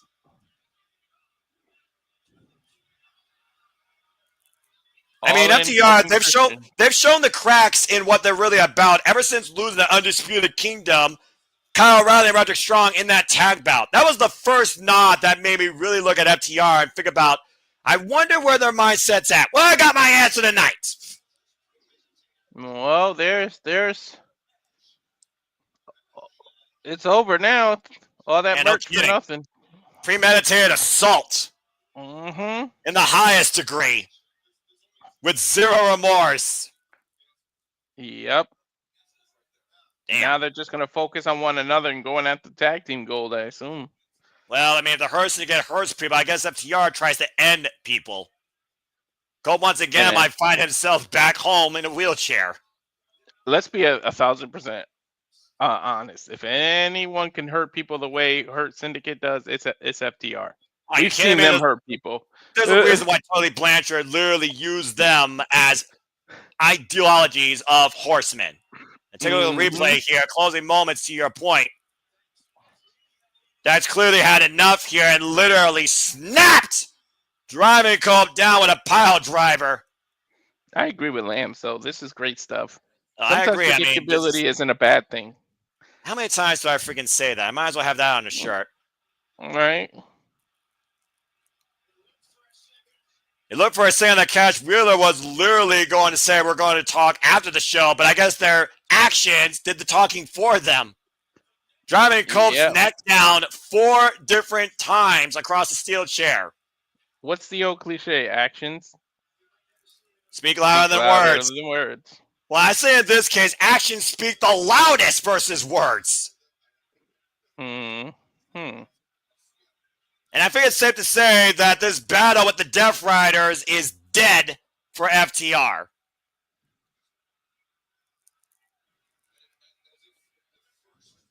Good grief. Good grief indeed.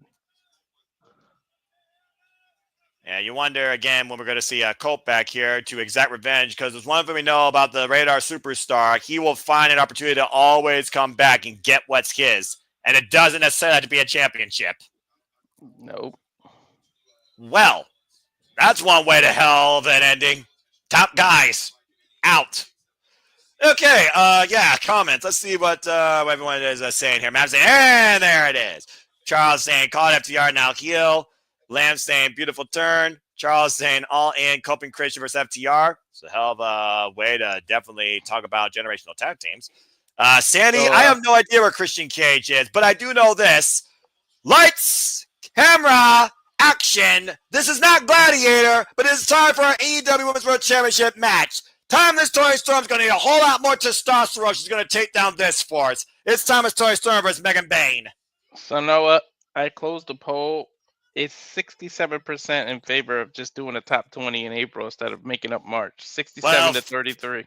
Well, fuck us. All right, fine. The people have spoken. We're not Cody Diener, but we follow the people. That's what we'll do. So make it official. Figure out a day at the end of the month. Let's go ahead and talk about this, though, because this is one of those matches here that truly could redefine the AEW women's landscape. I'll say it once. I'll say it again. This women's division has so much promise, so much damn potential. And this year, they are really doing their best, I think, to exploit it and show it to the highest degree. And you can't tell me there's been a stronger presentation of that this year since Megan Bayne returned from Stardom and forced Toni Storm to bow down before her. Face descent might be the fate of Toni Storm's reign as AEW Women's World Champion. This person who has not spoken a single word, looking like someone coming down from the freaking Mount Olympus, looks to ground Timeless Toni Storm beneath her feet and ascend on her throne. We literally just said how actions speak louder than words. Who embodies that more than Megan Bayne right now? And don't forget, she has somebody in her corner, and we still don't know the full extent of this, but we know there is a unique connection here with Megan Bayne and Penelope Ford. And Megan Bayne is undefeated on a 7-match winning streak with a previous pinfall on the champion. Ford is an X factor here, but you know, how many times has JJ said it? This is how Camille should have been booked. Well, that's accurate, but also that's Camille. This is Megan Bayne. Let's not compare apples to oranges, and I wish Camille all the best, whatever she's doing. Referee Aubrey Everett for this contest. And of course, Megan Bayne came back during that Casino Gauntlet match after coming back from Stardom alongside Micah, former Goddess of Stardom Tag Team Champions, previously faced Micah for the World of Stardom Championship. I don't know who to compare this to. This is an Amazonian. This is freaking Wonder Woman coming to the ring. That is a gladiator. That is a goddess on a different level. That is a powerful, strong, tall, statuesque, immovable object. And the irresistible force, Timeless Toni Storm is going to find a way, or have to find a way, to not only move her, but pin her. Mm-hmm. Penelope Ford certainly not afraid to get involved in this match as well, as we've seen her get involved on behalf of Megan Bayne with the likes of Thunder Rosa and Chris Statlander, both women who already have felt Megan Bayne's power. Well, Penelope Ford is smart. Who better to align yourself than this woman? What the hell's happening? Timeless.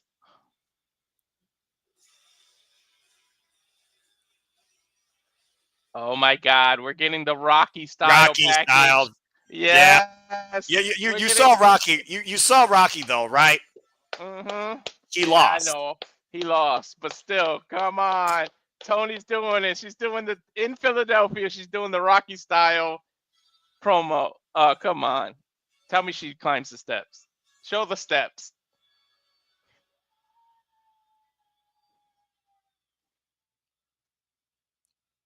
Well, that was interesting. Ladies and gentlemen, here comes our timeless attraction. I've definitely seen American Gladiators. With her coach Luther in her corner. Mm-hmm. In this corner, standing at insert weight here, hailing from Hollywood, California, representing Turner Media, our AEW Women's World Champion, Timeless Toni Storm. Definitely, her inner Rocky is coming out. But like you said, Rocky lost after all that.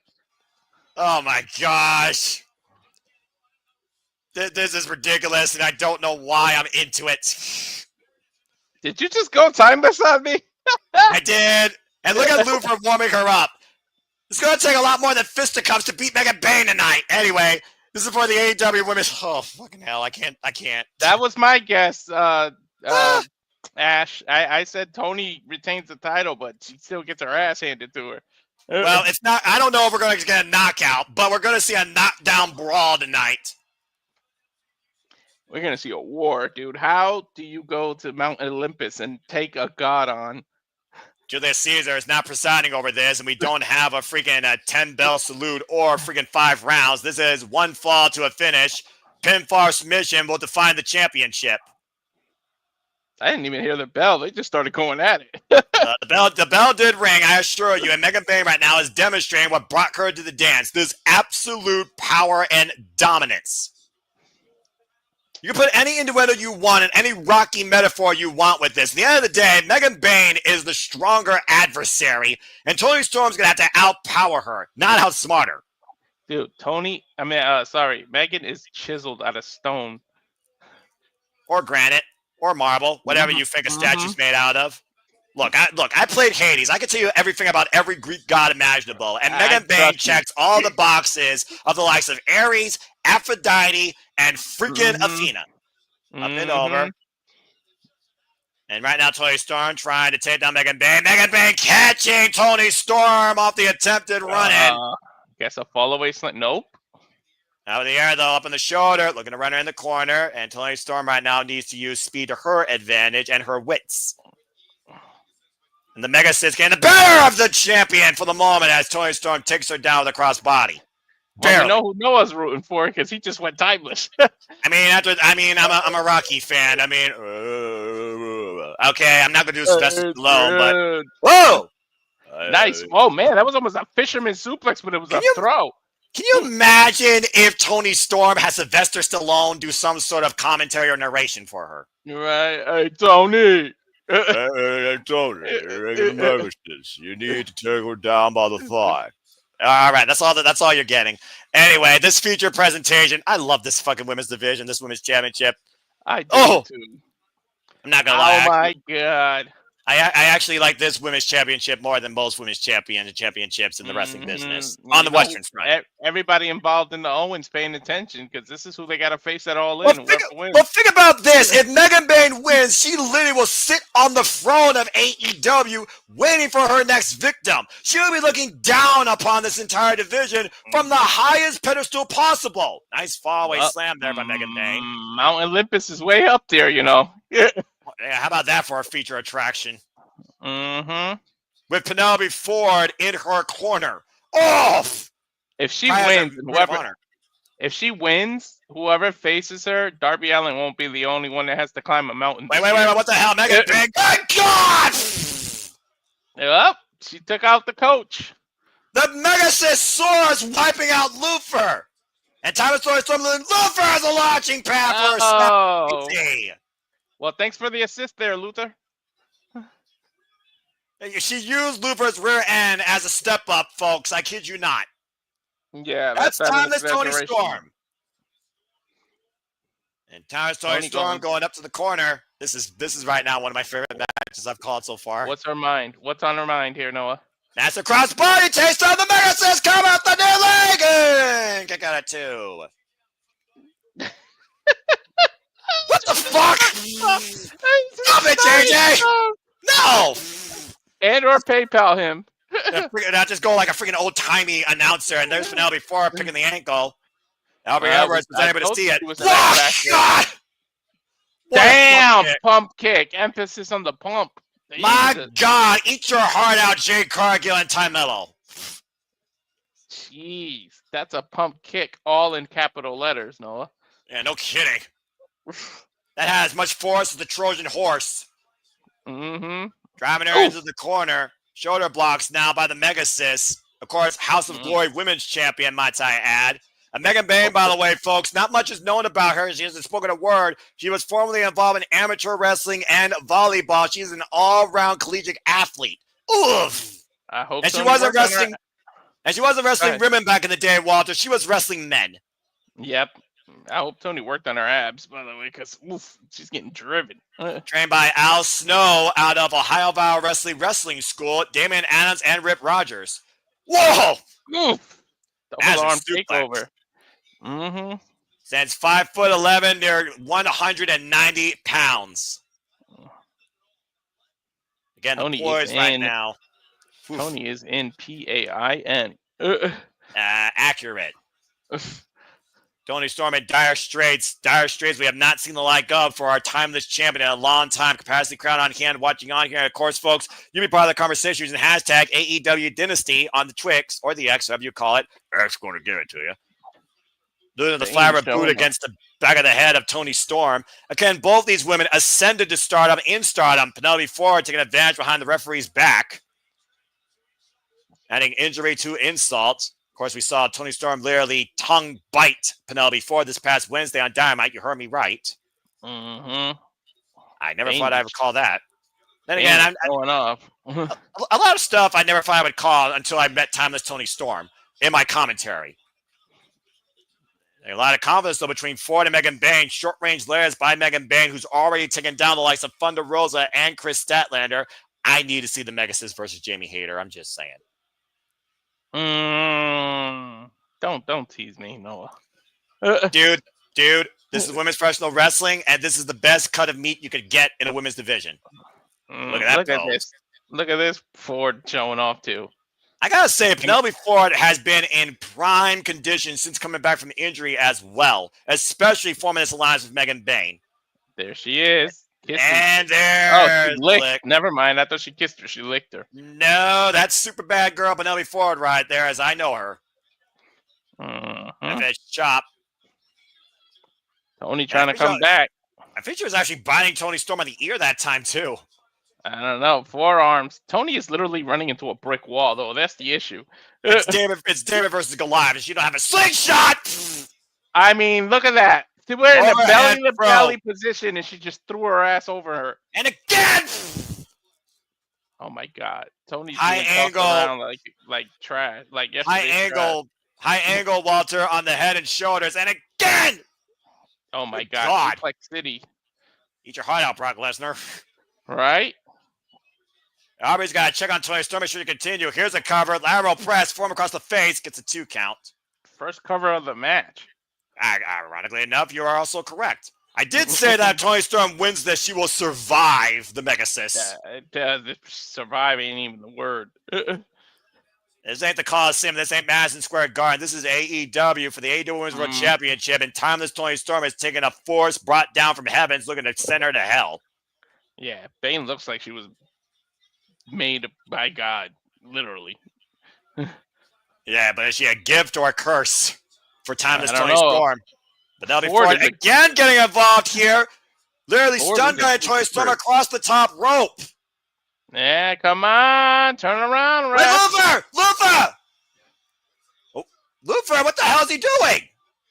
Where's the Penelope up on the shoulders? And Luther... I think he's carrying her out of here so she can stop interfering. Yeah, and then I guess, we're going to make sure it's a one-on-one. And Luther screaming Luther Lees. I haven't heard that in years. And can Megan Bayne get it done on her own now, I guess is the question. Oh, here we go. Momentum's on Tony Storm's side now with these damn elbows. Swing and a miss, and Tony Storm falls. A big elbow strike rocks the Megasis. Bayne swinging around. Luther's press. There's a wrestling move. And a ground and pound by Tony Storm. Furious right hands raining down by the champion. But look at that. Megan literally just swatted her off like a fly. That was smart of Luther, Charles. Yeah, they're about to say. Luther does have a brain, folks, believe it or not. I think the crowd is doing DDT. Is the crowd doing the Tony Storm? That's exactly what they're doing. Now trapping the legs. Twist in for the crossface. Indian Deathlock, STF of sorts. Excuse me. Might as well call this a director's cut. Come on, Tony, lean into your movie style. Again, though, the body weight distribution is not there. You see Megan Bayne has her body above the canvas. The weight of the champion is not enough to hold down the Megasis. She finds a way to force the break. Using the height to her advantage, she didn't need to crawl that far to get to that rope. Height and power, Walter. Height and power. Mm-hmm. Tony looks disheveled, man. Well, again, Tony Stars hasn't faced an obstacle like this in her career. No, At least this not is time to storm. By far, this is her toughest challenge. And Megan Bayne, what the hell is this? Oh, this can't be good. Good God! Belly to back. That's one way to get back into the ring, huh, Noah? Yeah, deadlift German, belly to back. Mm. And all the offense continues to wear down timeless Tony Storm. She hasn't been able to get out of the blocks. From Olympus to Germany. Tony Storm right now. What is Megan Bayne looking for here? Literally just stepped on her. Oh, man, Tony Storm is not going to take that. She won't be stepped on by Megan Bayne. Big elbow strike. A moonsault? Big elbow strike to the cheekbone. I sense disaster. Waka! Damn! I don't like the way she landed. Ah! That was an awkward landing off the attempted superplex. I think Megan Bayne almost landed on her head. Dude, she could have landed on her neck, her face. Look at this. Take a Watch look at the the replay. Oh, that was an awkward landing, dude. I think she got her arms just underneath her, thankfully. Yeah, yeah, but face first. That's whiplash for you.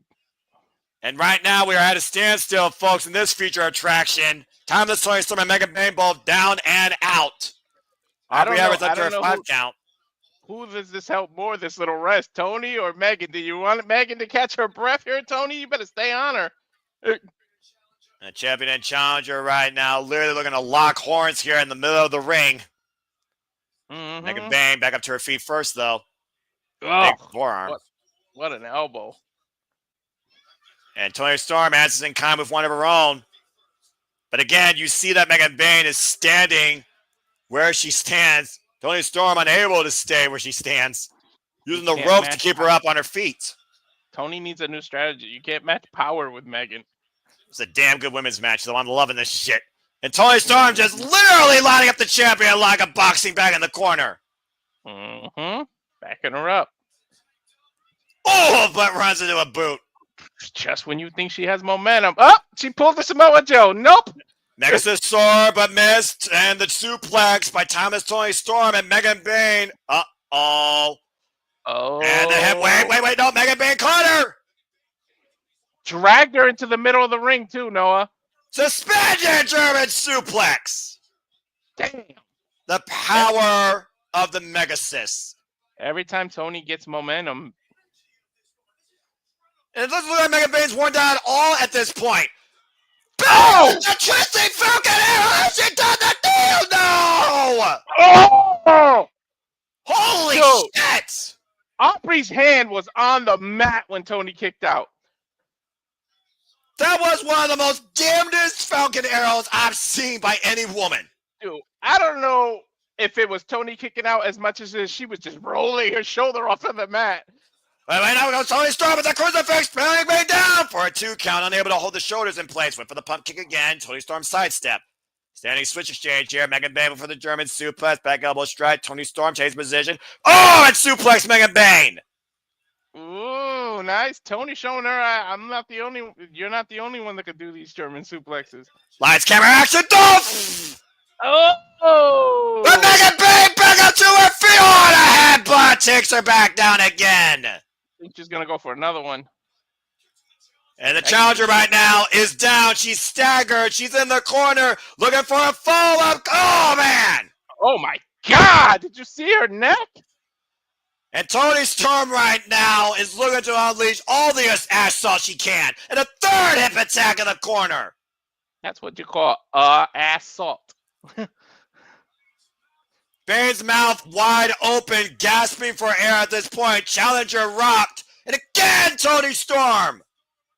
Damn, what was that, 4 of them? And looking for the Storm 0! the cover! What the fuck? She kicked out at 1. I thought for sure that was it. Dude, she kicked out at 1. What did she hit her with the 3 of them? And then the storm. 4 hip attacks and a Storm Zero, and the Mega Assist still lives. Hoisting out Toni Storm, back body drop. Dude. And take her down with a clothesline. Toni might have met her match, man. Megan Bayne will not be denied. Soars through with the flying clothesline. And now Megan Bayne looks to send the champion to hell. High sit out powerbomb. Cover her. What are you waiting for? Cover her. Oh, we are just 1 3 count away with Face Descent to crown a new AEW Women's World Champion. It's over. Cover her. That might be a mistake, Noah.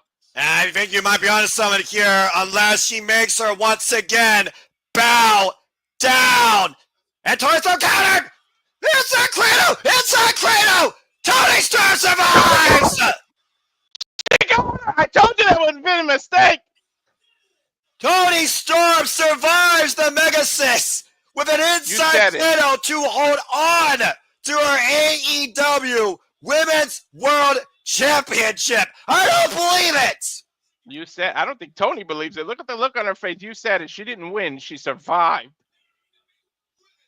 Well, regardless, call whatever you will. Call it Rocky actually won when the last bell rung by judge decision.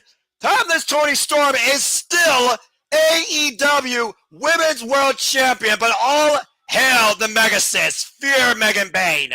That was insane. Insanity, bro.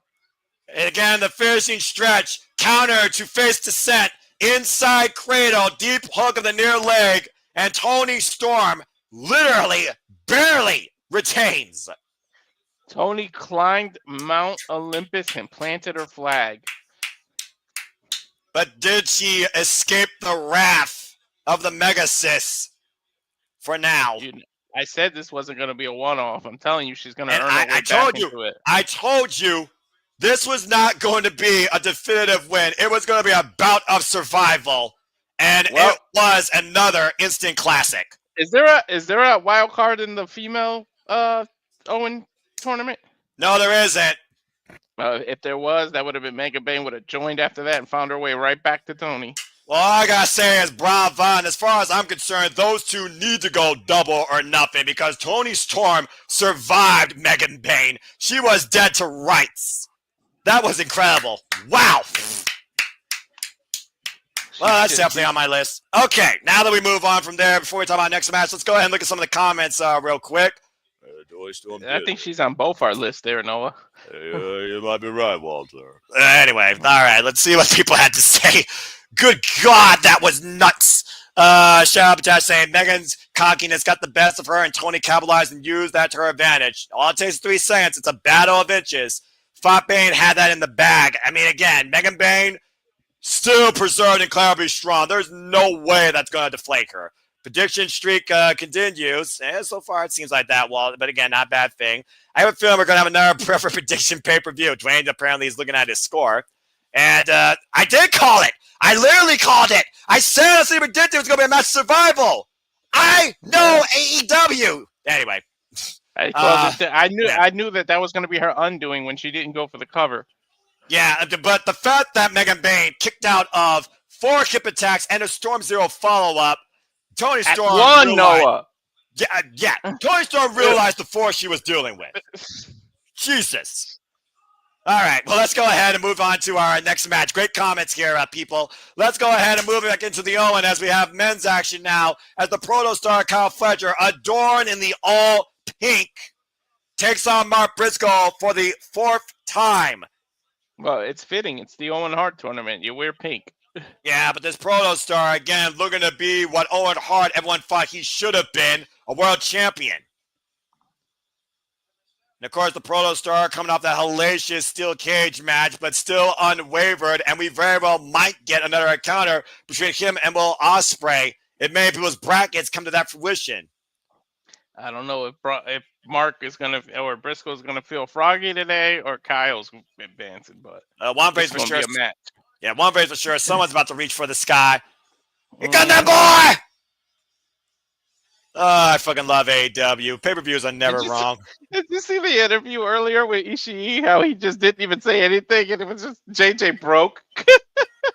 That's my boy. Ishii don't need to speak. He lets his actions speak for him. That's my boy. I love it. And see, right there, JJ Williams again approves. He probably gave Rotten Tomatoes 100% score on that Megan Bane. Good God! Well, okay, well, we're not going to waste any time. Referee acknowledges this contest. Bell rings were underway. Kyle Fletcher by Briscoe flying in with the leg lariat. Owens Hart men's tournament quarterfinals match here. Walter, this is their fourth encounter. First time they met in AEW was actually over the Ring of Honor World Championship. Inside crowd by Briscoe gets a 2 count. But we know Briscoe's history. Besides the G1, he doesn't do too well in tournaments in AEW. Well, Mark Briscoe did stop the undefeated streak of Kyle Fletcher in the Continental Classic. In fact, Mark Briscoe has 2 wins over Kyle Fletcher. It was their last encounter when both men spilled blood on Collision back in February that the Protostar got the better of them boy for the first time in his career. Jeez, no, April's gonna kill us, and your voice is already going. Story of my life. I've lived a good life in comic. Oh! And running Blockbuster off the apron. I'll be fine. Everything will be fine. What you talking about? I'm fine. I mean, I just got done friggin' doing a Rocky impersonation on another Timeless Classic. I just said that. Yes, Timeless Classic. And Megan Bane, she's the bitch to be reckoned with. She's a star in the future. She's definitely going to be champion eventually. Yeah, no doubt. And I need her versus Jamie Hayter. Anyway, Mark Briscoe, of course, who had his first match in his career in Philadelphia, by the way. Hey, you never know. She could pull an edge and beat the hell out of somebody before they get in their tournament match and take over. Ryan drop kick between the ropes as Rick Knox prevents Mark Briscoe using the chair for a step-up topic on Hilo. Again, folks, be part of the conversation using hashtag AEW Dynasty. It has been another phenomenal preview as only AEW does. And right now, Mark Briscoe on the barricade. Uh-oh. We are in the land of extreme. Bang, bang! Oh, God! Shout out to Cactus Jack. And pinpoint perfect Cactus Jack running elbow drop off the barricade to the heart of Kyle Fletcher. Oh, good grief. And now I got a moment to breathe now that Mark Briscoe has actually slowed down the insanity. Jesus. That crazy redneck karate man from Sandy Fork, Delaware. Now bringing another chair in the ring, and Rick Knox is saying that you can't use those, but Mark Briscoe don't give a damn. And now he's just throwing more chairs in the ring for Rick Knox to take out. Dude, you can't help but laugh when Briscoe's involved in some kind of match. Briscoe makes me happy. Briscoe makes wrestling happy. I said what I said, all right? Briscoe and Ishii on my screen. I'm a happy, simple man. And Kyle Fletcher, though, hooking up Mark Briscoe. Uh-oh. Oh, and a half suplex in the chair. Briscoe's one person I would love to have a beer with. Cover 2. No. Ooh, man, that was nasty. And there you see the Alpha, Kenosia Takeshita, looking on from backstage. Of course, the other member of the Don Callis family in this tournament as well on the opposite side of the bracket, where if he beats Brody King, he'll be going one-on-one with Osperay again. And you know that's happening. Sorry. I mean, all I'm going to say is this. Kenosia Takeshita is coming off a win in Ryogoku Sumo Hall. A spoiler alert for those that didn't watch New Japan Pro Wrestling. Sorry. At Sakura Genesis against Rihei Oiwa, where Rihei Oiwa almost took off the man's arm. Yes. Kyle Fletcher teeing off against Mark Briscoe here in the corner with these forearms and elbows. Good grief. Good grief indeed. Former Ring of Honor World Television Champion, of course, taking on the former Ring of Honor World Champion. This is their fourth singles encounter, as I said. They fought in the Continental Classic, they fought in the Ring of Honor World Championship, and they fought in a bout on Collision. Mm-hmm. Nice scoop slam there. Sudden impact by Kyle Fletcher to Mark Briscoe. And keyword there is indeed, ouch.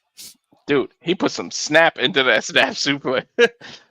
There's one thing you can say about the protostar Kyle Fletcher under the hatred influence of Don Callis. He has gotten far more aggressive, and he has only gotten even better in that ring. Mm-hmm. I mean, he's got that monkey off his back with Will Ospreay, so now it's time to establish himself. Well, it's one of those things I do think, in a way, you might be right, but I still believe in a way, he still is going to live in Will Ospreay's shadow until he overcomes him. And I think the only way you overcome him is if you become a world champion before him here in AEW. And both men right now are in that same pursuit because they're both in the Owen. It's true. And, of course, the winner of this match will face the winner of Heyman and Page versus Wild Card. Wild Card yet to be announced. Oh, Shote. Chop to the throat, knife edge chop. Redneck Karate, of course, by Mark Briscoe, who's such an unorthodox wrestler, but an effective wrestler who always keeps fighting. All right, Speaking of that, what's your best guess as to who that wild card is going to be? I want to say that it's going to be somebody that we haven't seen yet in AEW, but honestly, I'm not sure at this point. I'm not one for guessing. I'm just one for seeing is believing. And I know that rumor has it, keyword rumor, that Josh Alexander's son of AEW. That would be a hell of a way to make your debut, but it also would almost lead me to believe that he would have to be Heyman and Page to have him lose his debut. That's the problem. Oh, God, apron bomb! Ouch. Yeah, you can, Sami Zayn. You can tell Sami Zayn about that. And once again, Kyle Fletcher, relentless assault with another apron bomb. Trying to break Mark Briscoe here. A little bit of blood being shown on the lip of Kyle Fletcher. Take a look, by the way, at this. You could say Fletcher's pretty much dominating this match right now. And I'm sure Don Kyles loves to see it, but you see Rick Knox right now trying to bite off Kyle Fletcher from assaulting Mark Briscoe any further with the barricade, bring the man in the ring, pin him or submit him, move on the Owen. Oh, no. Oh, God, against the barricade! Oh, that's even harder. Mm-hmm. Ow, damn. Ow. Talk about rearranging your spine. Tell me about it. Take a look at the replay here, Walter, if you don't want to. Yeah, that's what you love about Briscoe, because he makes you look good as an opponent. Like, you know, the behind-the-scenes type of person. 12-time Ring of Honor Tag Team Champ with them boy, Jay Briscoe, R.I.P. Reach for the Sky boy, who's been through the most damning matches of his wrestling career, alongside his brother and against him. Ladder wars, dog collar matches, you name it. Mark Briscoe knows how to take punishment and keep fighting back from it. Oh, he may not be able to make it back in the ring, though. To 9, he rolls in. Stops the 10 count.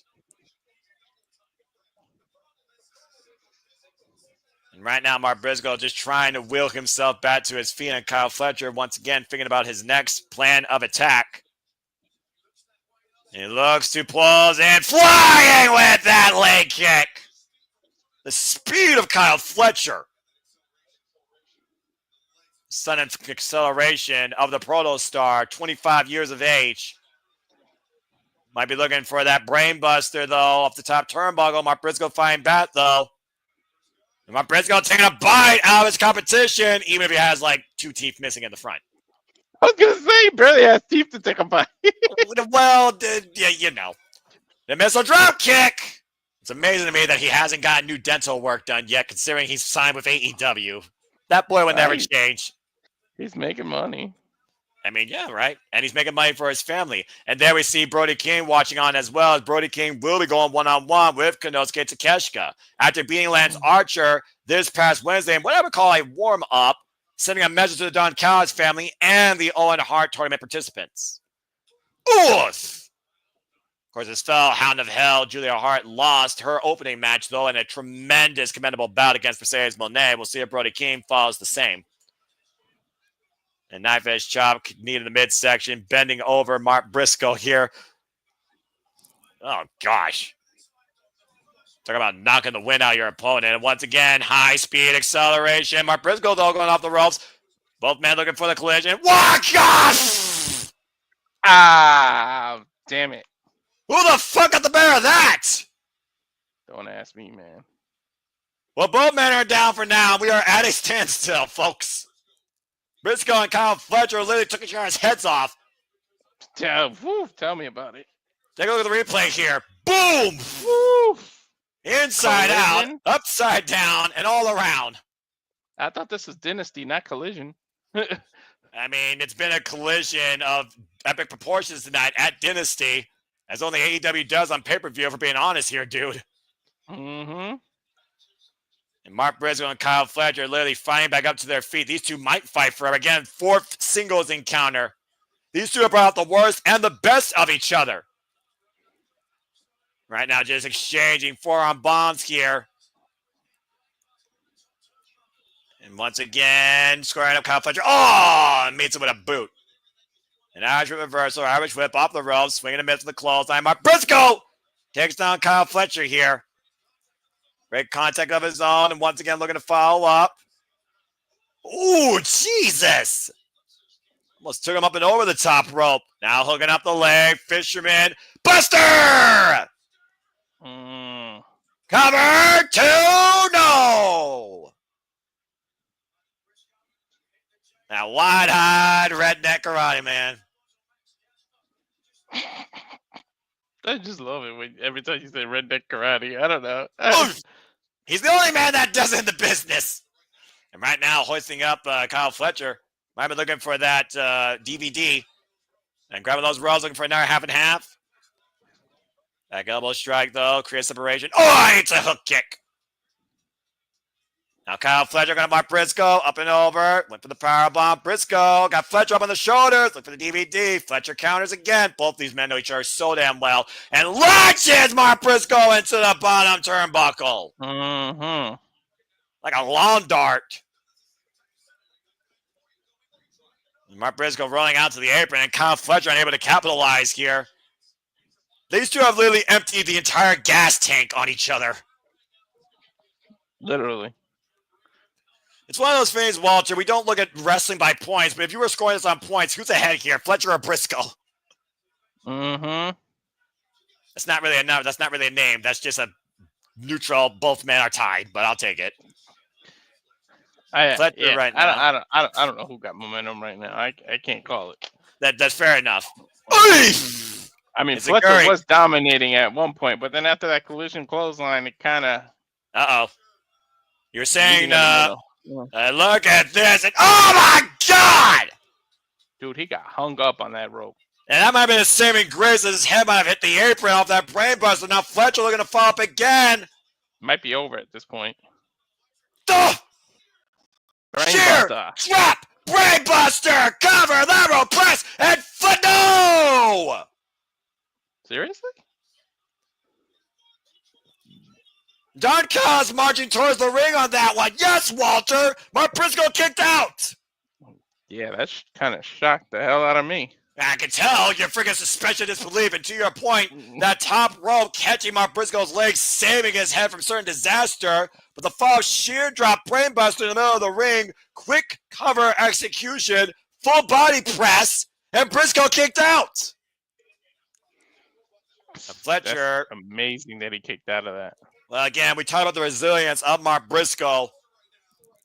Fights for his family, fights for his life, fights for this business, never stops fighting. Escape out of the corner.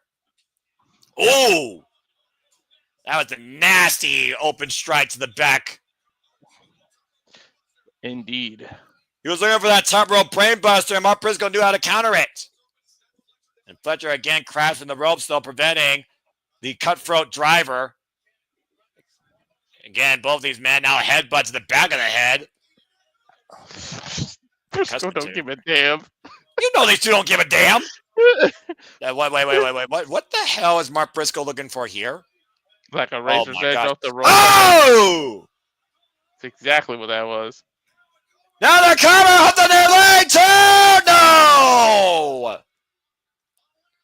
Last gasp for Fletcher. Running, sliding lariat.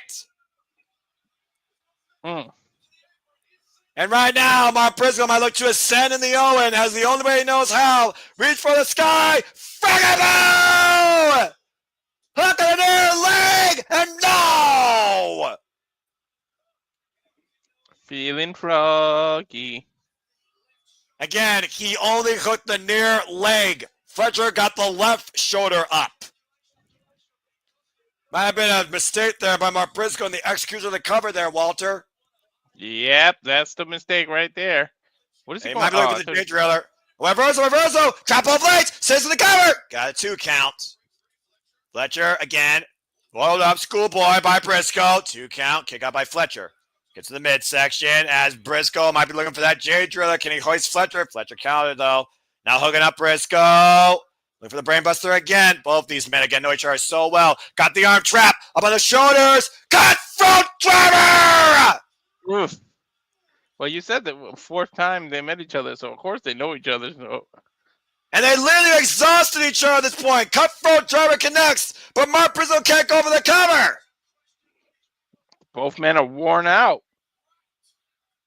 And look at Kyle Fletcher. Great awareness. Rose to the outside to prevent Mark Briscoe to capitalize. I was going to say it might come up to who gets to their feet first, but then he rolled out of the ring. Well, now Mark Briscoe once again looking to go to the top rope. What the hell is this man looking for here? Froggy ball the outside on a standing Kyle Fletcher. This is unfreaking believable. It is. I fucking love this freaking place.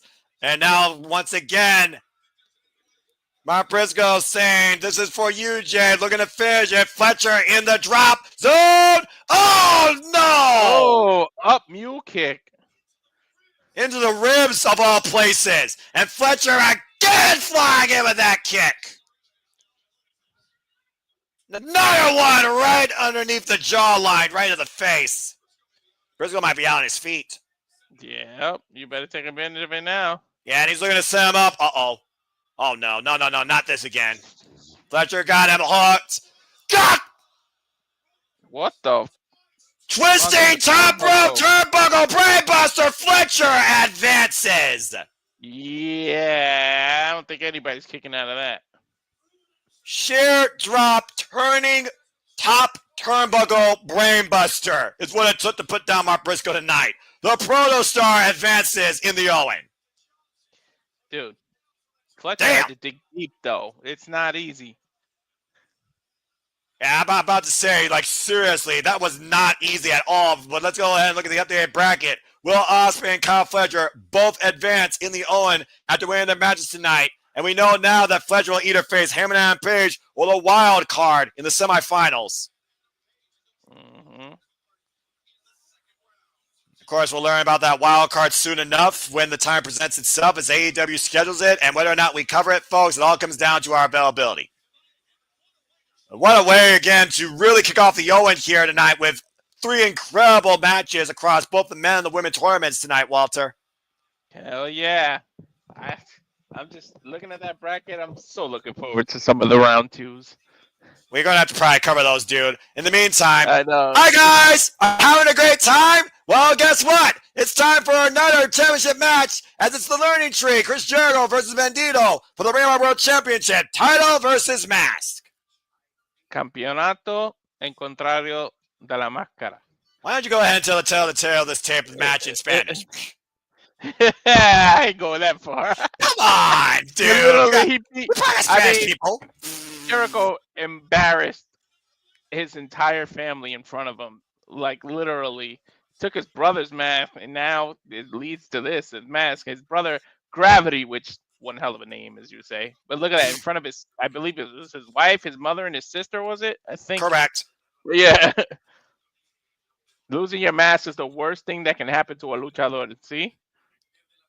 You think about the luchadors in AEW, Hologram, Delistico, Beast Mortos, Commander. They all felt disrespected on the characters of Lucha Libre due to the actions of Chris Jericho. And whether heel or face, every luchador in that company right now is betting and hoping for the win for Bandito.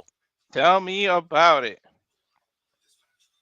Literally punching Jericho's face and retrieving his brother's mask. He has embarrassed the Ocho de Nueve, after already Chris Jericho beat Bandito one-on-one twice. Why both times he was Ring of Honor World Champion. Chris Jericho's been embarrassed so much he's willing to give the title one more chance to Bandito tonight at the expense of Bandito's identity, his mask. This has to be the last encounter for these two. And hopefully it's the last time you see Chris Jericho wearing the Ring of Honor World Championship too. And then remember what they're coming off of, right? Learning tree already lost earlier, so Exactly. The Dapper Yapper Justin Roberts, of course, with the announcements here. We got referee, I believe that was Rick Knox. I couldn't see the bald head from here for this contest, but let's go ahead and take a look at some of the comments real quick about that last match. Safet saying conflict, no Kevin Owens. Accurate. Safet, Sandy saying Mark Briscoe and Hurricanes' own Brett Burns would make a great team, wouldn't they? It just popped in my head. Good stuff, Sandy. And go check out our fantasy booking last night, courtesy of Walter, JJ, and James when it came to Heaven Mania, with some incredible stuff from the Saturday Shenanigans that you can find here all the time. Weekly Saturday night, hosted by Mega Wrestling, JJ Williams. The weekly moderated conversation of Wrestling Madness, courtesy of JJ Williams. Saturday Shenanigans. Check it out each time if you can. And there you see Bandito's family at ringside, Walter. mm-hmm. This is But guys this time, as it will it be a gets. positive experience for her family or his family? Right. Sorry. Right, you're good. And Sandy, I appreciate you as always, and God bless you, as I, of course, encourage that as well. And I'm getting on PS4 to games. Charles, have fun. Of course, Bandito, former Ring of Honor World Champion in his own right. And here comes the man of 1,000 identities and 1,000 holds if you watch WCW. Not Lionheart, but Chris Jericho, the Learning Tree.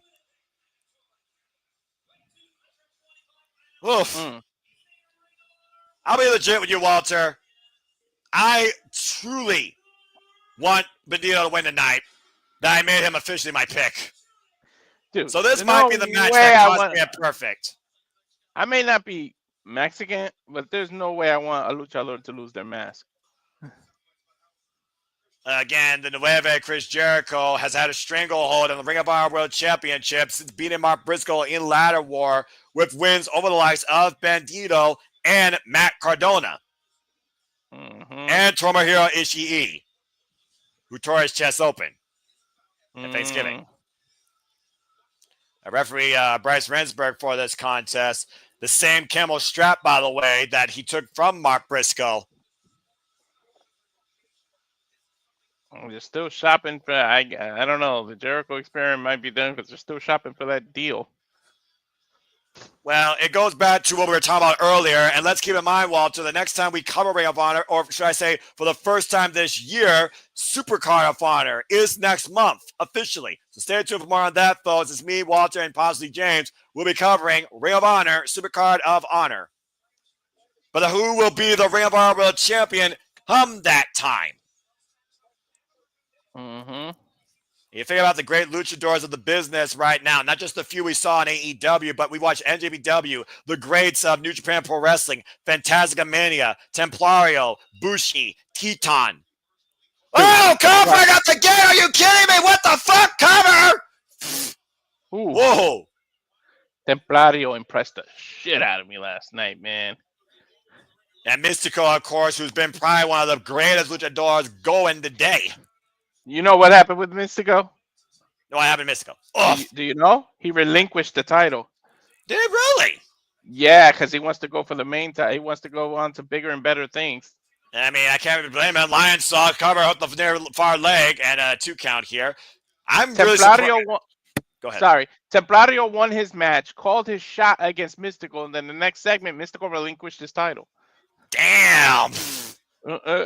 It sounds like what Samoa Joe basically did with the Ring of Honor World Television Championship. Again, you see Chris Jericho immediately going after the mask in front of his mom and sister. Damn it, Matthew. The great luchador El Grande Americano. Wait, that Chad Gable? Yeah. Oh, yeah, that's right, Chad Gable. I forgot about that. Irish Whip Reversal and Penta, and of course, Red Phoenix. Oh, and Bandito taken down with a single boot. Showing that trademark agility as only Bandito can. It's a fact. I kind of understand that. I was thinking that too. Yeah, and I get that as well. But again, whoa! Through the air, taking out Chris Jericho with the tope at Suicida. But at this point, if it's tower versus mask, you gotta have this as the end game. Oh man! Over the top of the tope, con hilo. Again, Bandito was never beaten for the belt, of course. And I think it was just 4 years ago during Ring of Honor's pandemic era. No, please don't remind me of the pandemic era. Well, I mean, to be fair, we did get Bandito versus Jonathan Gresham, which was a very good match. Yeah, it was. And of course, the president of the family at ringside could be a great influence here. It could be a detriment to Bandito. Hey, you all right, Avatar Man? You taking a breather? I was chewing on something. I didn't want to be seen chewing on something. Something! Anyway, sorry. Whoa! Cover 2! I'm losing my fucking mind. You know, this is the mindset I needed last week, and thank you, AEW, and thank you, Walter, and thank you, friends of the Super Studios and chat for once again bringing me back to life. I missed y'all. Anyway, and right now, Bandito in control of Chris Jericho. I just want to remind you folks, still to come tonight, we have Kenny Omega, Ricochet, and Speedball Mike Bailey for the AEW International Championship and the AEW World Championship match with John Moxley and Swerve Strickland. That's all that's left. Okay, yeah, no, we're not supposed to say that about Chad either. They're two people for now. What? Chad and Grande Americano, two different people. We're not just because you're an American that wears a mask doesn't mean you're a different person. I could wear a different set of glasses and call myself Heian. I'm still no at the end of the day. You can't fool me. You're not Mr. America, and you're not a luchador. Anyway, what the fuck has been? But you can take off those glasses and become Superman. I mean, all it took was glasses to fool everybody in Metropolis. All right, fuck it. I'll call this blind. Why not? Bandito literally holding Chris Jericho for 30 seconds. See, now you're Superman. Nobody knows the U.S. Noah anymore. Okay, go ahead, change my name. What the hell, Walter? Look how long Bandito's holding Jericho for. God! For about this whole entire conversation we just had. That impact, all the blood rush to the head, over 40 seconds suspended. Here's the cover to win the title, and 2.5. This match started God hot too, right off a cold breaker. Dude, Bandito looks like he should play Aaron Black in Mortal Kombat or Assassin's Creed or something with that mask. remember where you are. I mean, Aaron Black, that's a good shout out. I'm not gonna lie.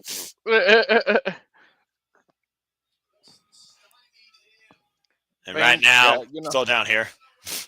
You know, you talk about pressure as a champ. You know, Jericho has the pressure. Well, let's talk about how much pressure Bandito has. He has the entire culture of the luchadors on pressuring him, and he's got his family right in the front row. I think Bandito has more pressure than Jericho in this match. We almost wonder if Bandito loses here. He probably can never look at himself in the mirror again, let alone in the ring again. Exactly. Oh, dear God. Oh, my God. Oh, man! He might not even be able to walk the streets of Mexico anymore. Well, he may not be able to walk to that falling power bomb from the apron to the floor. Mm-hmm. Good Lord. But just thinking about that, the pride of your family, the pride of the whole luchador as a whole, you got all that weighing in on your back. Yeah, about to say the current culture and the history led by the all-time greats. Mm-hmm. Let's not kid ourselves. Yeah, I was going to say, let's not kid ourselves. Jericho knows about this culture. He came from, it may be Japan, but he was Japanese, but he was a luchador for a little bit. I know that. I know he used to mix up with Black Tiger. You kidding me? Mm-hmm. And there's Jericho with the $30,000 camera. Whatever you want to call him, the Black Heart, the Lion Heart, Y2J, Jericho, he knows. There are more names than Jericho than there are arm bars on that list he read in WCW. I'm just saying. Between him and Johnny, insert last name here, sheesh. Insert last name here. Again, he's not wrong. Can't argue. He's not wrong.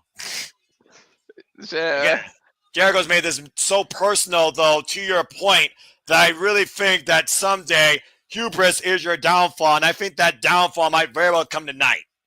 Maybe they could become a team and just call themselves the team of nicknames. I mean, right now, what's he doing with MSN Collection? Is he posing? Is he parkouring? Is he eating carbs? I don't know what he's doing.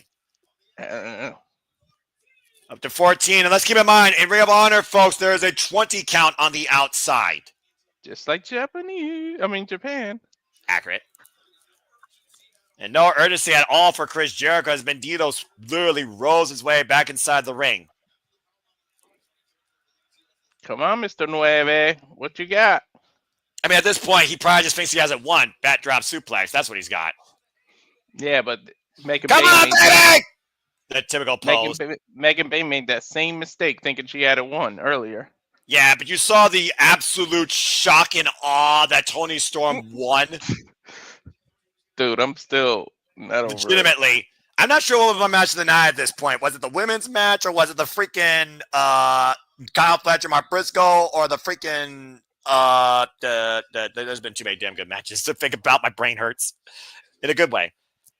Even that trios match and that aftermath, and now both these men just literally slapping each other. This has been a great pay-per-view, legitimately. Oh, God! So I'm far. extending that boot. There's a cover. Two. We got 2 matches left, if it helps you, Walter. And you know what they are. No, I said many choices for the list are going to be that's right. pay-per-view alone. I'm pretty sure I got at least 3 or 4 already. Not only that, we got this. We still got WrestleMania. We got Stardom. Oh, like April's gonna be some shit. Yeah, I'm thinking Dragon Gate, Prestige, every company underneath the wrestling proverbial sun, right? And not just that only 1 week either. And right now, again, Bandito trying to cover it while Jericho, through my blurred vision, is literally trying to tee off against Bandito. Now throwing up the Put your rope. glasses back on. The joke's over. Thank you. Please, I can't see a damn thing. Oh, taking her down with a DDT. Dadgum. Driving Jericho down. Oh, my gosh. And right now, gets the midsection. Rising knee strike. Ooh. And spinning solo. Caught Jericho on the jaw. Oh, man.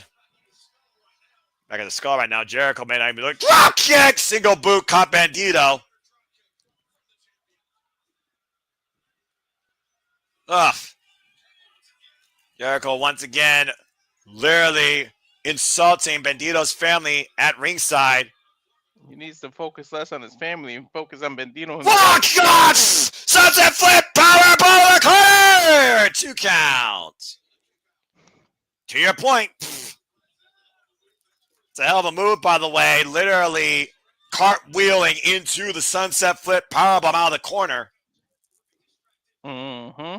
Now Bandito up to the top rope. And Bandito almost lost his footing, but regains his balance. Jericho with a knife-edge chop.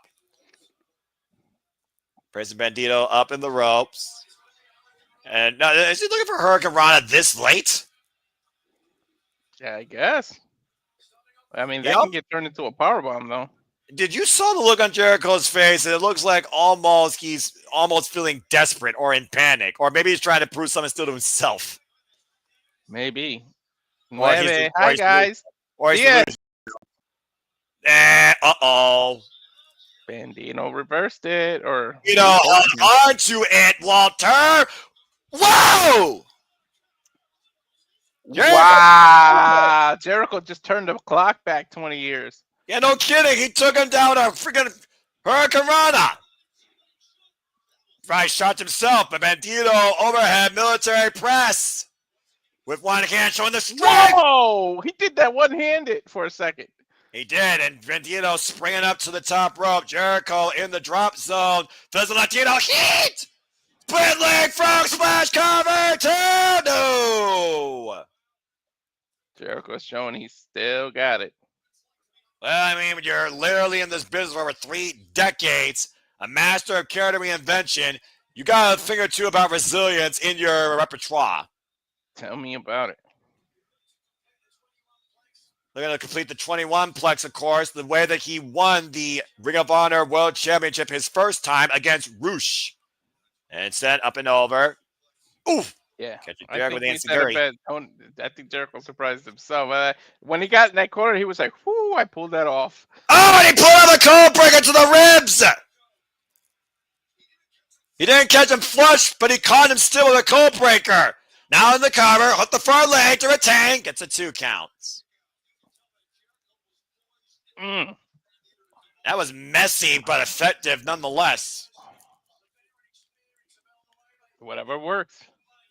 You see the heavy chest cavity rising and falling on Chris Jericho, though, and also on Bandito at this point. Both men have to be heavily worn out. At this point, it might be whoever gets to their feet first. Yeah, both men right now just might be looking to see where each other is as they're literally braced up back to back. Are they going to use each other to get up? I mean, it might be high noon here, partner. Mm-hmm. Oh, here we go. 10 paces. Who's going to pull the shot first? Jericho! Oh, good grief, schoolboy. He's got to feel the ropes! Oh! And Bandito's still able to kick out, but the refs see the ropes are shaking now. What the hell? Yeah, but Jericho, the strength. Now the Bandito caught now, hooked the leg. 2 count, able to kick out again. I'm not sure what was going to happen there. Gut wrench, the strength of Bandito. Good grief. Dude, Bandito is built. Oh! Hello. Got Jericho rattled with the knee in position. Can he hit the 21 plex? Bandito off the rope. Can he rebound? He can't get the footing right. And Jericho with the rope for the reversal. Shoulders down, shoulders down. Oh! I don't know what he calls that move with that knee, but I'm going to call that a bullseye. Almost a freaking ripcord knee strike. Mm-hmm. And Jericho might be looking to put Bandito in the walls. And he got it. He sat down, Noah. I am not making a political reference at this moment, considering we're dealing with a Canadian, not an American.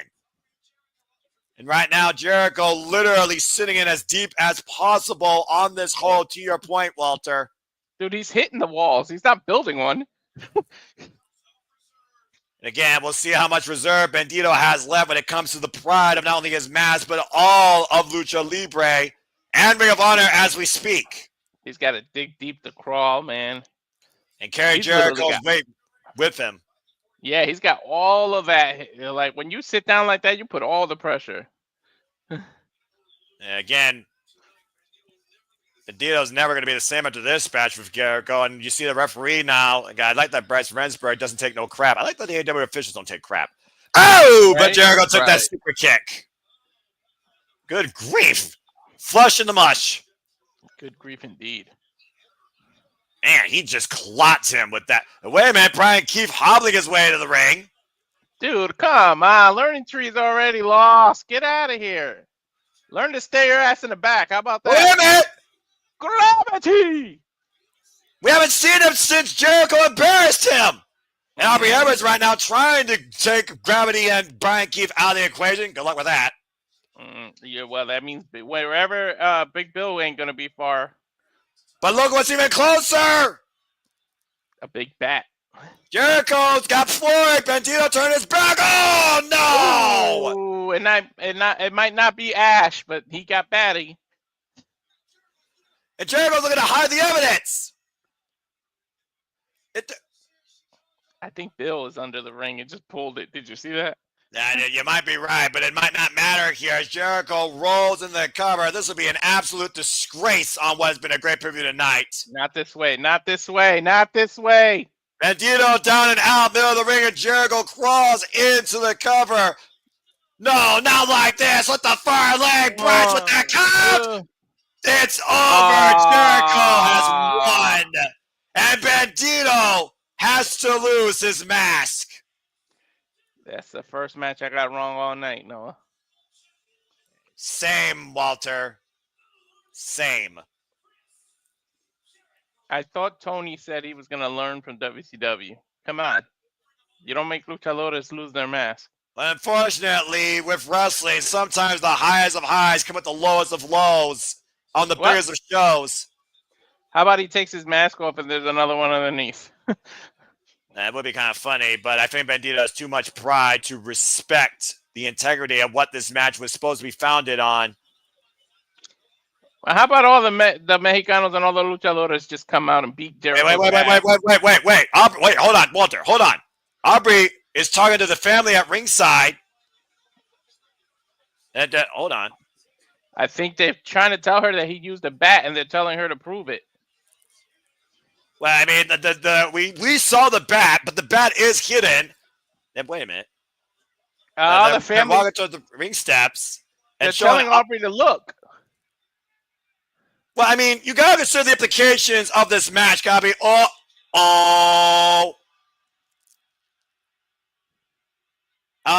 what's the word I'm looking for? Oh yeah, busted. We might reverse the decision and continue here. I mean, I'm for it. Give me my point. I'm for it. Yeah, right? We don't lose the point if they reverse it. There should not be an injustice with a match of this stakes. Let's see what Justin says. Restart the match! This match has restarted! This match has restarted! That's justice! Damn right, that's justice! The match, Sorry, Noah. Whoa. Sorry, Noah, but read that comment. Did that mom just slap Jericho? Pump kick what? RBI's Yes. going to do her job for first. Scratched him. Matthew, you're wrong for that. Talk to me when a WWE referee does their job correctly. Oh, wait, they don't. Here we go. Oh, good knee! And now hit the jackpot, Bandito. 21 plaques. Uno, dos, tres. New champion!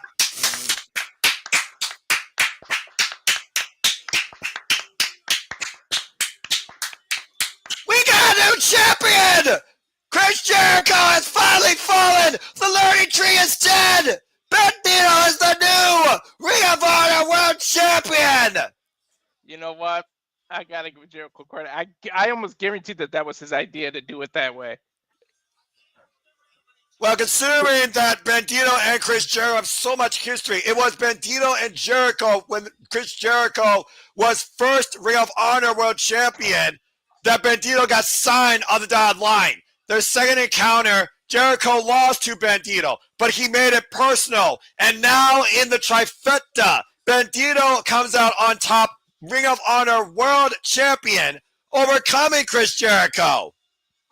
Matthew, this is probably Jericho's idea. He was like, I'm going to fool everybody and piss everybody off for 2 minutes and then lose it.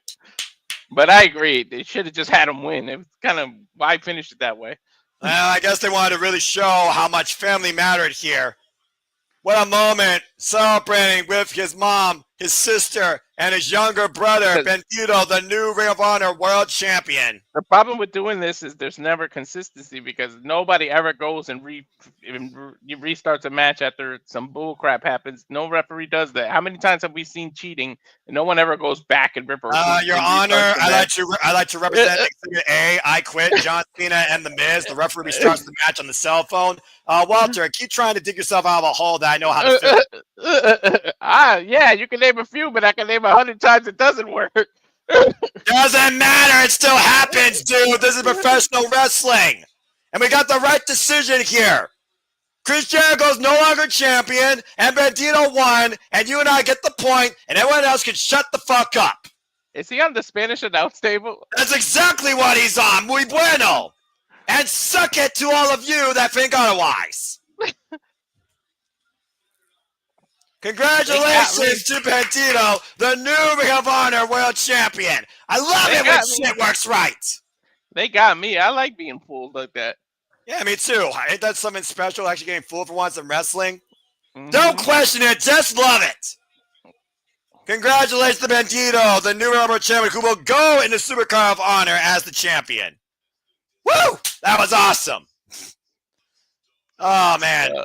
A phenomenal show where we saw one dynasty fall. We will see soon enough what arises out of this when the next time me and Walter are on the call. Place your bets, stack your chips, head on outside Las Vegas, this time to the desert in Arizona as we go back to it all began. AEW Double or Nothing, Sunday, May 25th. Stay tuned, folks, for more on that. Well, Walter, we got a new champion. Well, the learning tree might have crapped out. I mean, that learning tree should have fallen a long time ago and been burnt to the ground. Just saying.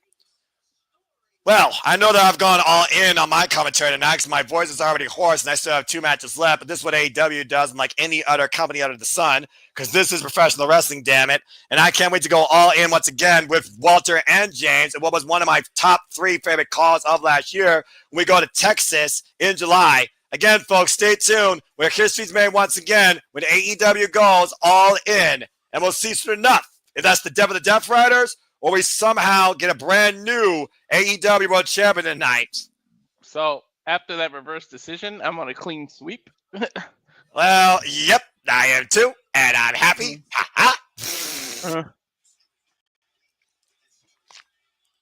Let's go ahead and look at people's spots so far. Hey, Jeff motherfucking Meacham. Greetings, fellas. How are you so far? The matches that should are closing. World title, international title, world title. And that's right. I almost forgot about this as we turn the page towards maybe another title change where 2 men so prideful in their wrestling will duke it out with no outside interference and no time limit. Time for Darius Garcia versus Adam Cole for the TNT Championship. Really? You said Adam Cole without the baby? Well, I mean, I said the names alone, dude. Anyway, hey, that's like saying the other name without us doing the stick. Well, I mean, if I do a stick too much, don't you think it kills it? That's the problem with the wrestling business. Sorry, not sorry. Stop when I'm telling lies. Let's go ahead and talk a little bit about this match, though, shall we? Darius Garcia, who re-signed on the dotted line, has so much history with Adam Cole, even prior to winning the title from scapegoat Jack Perry. But it has been a great fighting champion, testing his resolve and his mettle against some of the best that AEW has to offer. While Adam Cole has been some of the best the wrestling world had to offer, leading companies as world champion, putting them on the map, whether NXT or ROH, just to name a couple. He and Darius Garcia have now had 2 matches, one ruined by Shane Taylor Promotions, the other stopped, saved by a time limit. And this time, the pride of the champion and the proving of Adam Cole has reached a boiling point where they want to sell it once and for all. No time limit, no outside interference. It's for the TNT Championship, and we're going to truly see who should be called undisputed. They had to work together in Revolution. Now, one-on-one again. But still, Jeff, 3 title matches, nonetheless. TV, international, world. I think your comment still is justified. Mm-hmm. Let's freaking do this! You think this is Adam Cole's last chance to prove himself to the company? I'm pretty sure this is Adam Cole and Daniel Garcia's last chance to prove something to each other. Adam Cole first faced Garcia when he came back from concussion protocol in a previous lifetime, in case you forgot. And Adam Cole has been looking for his first piece of gold here in AEW since coming to this company back at All Out 2021. A former Ring of Honor World Champion, NXT Champion, the inaugural NXT North American Champion, and now looking to finally become the AEW TNT Champion. And of course, Adam Cole comes in here with not only that big match spotlight performance appeal, he comes in here with 17 years worth of wrestling experience.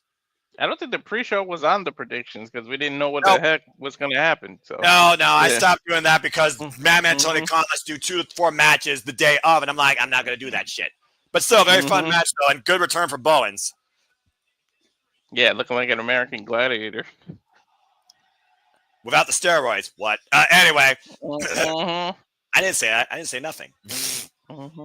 We just saw our first title change, Walter, and now this might be a trend of things to come here with the TNT Championship. A TV title that is not defined by a time limit, but truly who deserves to hold on to the championship. Yeah, there's no escaping it. Last time, literally Garcia got saved by the bell because Adam Cole looked like he was going to hit that knee. Well, I mean, he saw the destruction done to Daniel Garcia's legs, but Daniel Garcia worked the leg of Adam Cole where you couldn't hit the boom in time. And honestly, that might have been what saved Daniel Garcia there during his run. I mean, by this time, man, he's held this title for a while. He's been a great champion, too. Daniel Garcia, of course, PWG champion as well. Comes in here at 26 years of age, 8 years in the game, trained by the likes, of course, by Grapplers Anonymous, Brandon Thurston, and Pepper Parks. Red Death, of course, we call him, who's been in the rings of the likes of Wheeler Yuta, Katsuri Shibata, Mark Briscoe, and, of course, the American Dragon, Bryan Danielson. He's been AEW TNT champion now for 135 days, going into his 9th defense tonight. Orange Cassidy made this title feel important again, and then Garcia elevated it. But it's one of those things where a championship is defined by the capabilities of the champion. The worth of a title comes down to the value the champion puts in it. And Daniel Garcia has definitely put a lot of value on this title we have not seen in a long time, since the likes of Miro and Darby Allin. Bell rings, and we are underway. And a night that has been about phenomenal professional wrestling, we're probably going to get our best wrestling match right now on this card with these two men. Technical. Accurate. Adam Cole, of course, 35 years of age and 17 years, like I said, in the game. Stiff calm, a time to start things off here. Last time he was a champion was back in 2018. Excuse me. Yeah, 2018, when he was, of course, the NXT North American champion, and then followed that, WWE NXT champion. Mm-hmm. The last singles title that he held. Oof! Before losing it to Keith Lee in a winner-takes-all bout. And he held, of course, the NXT championship for 396 days.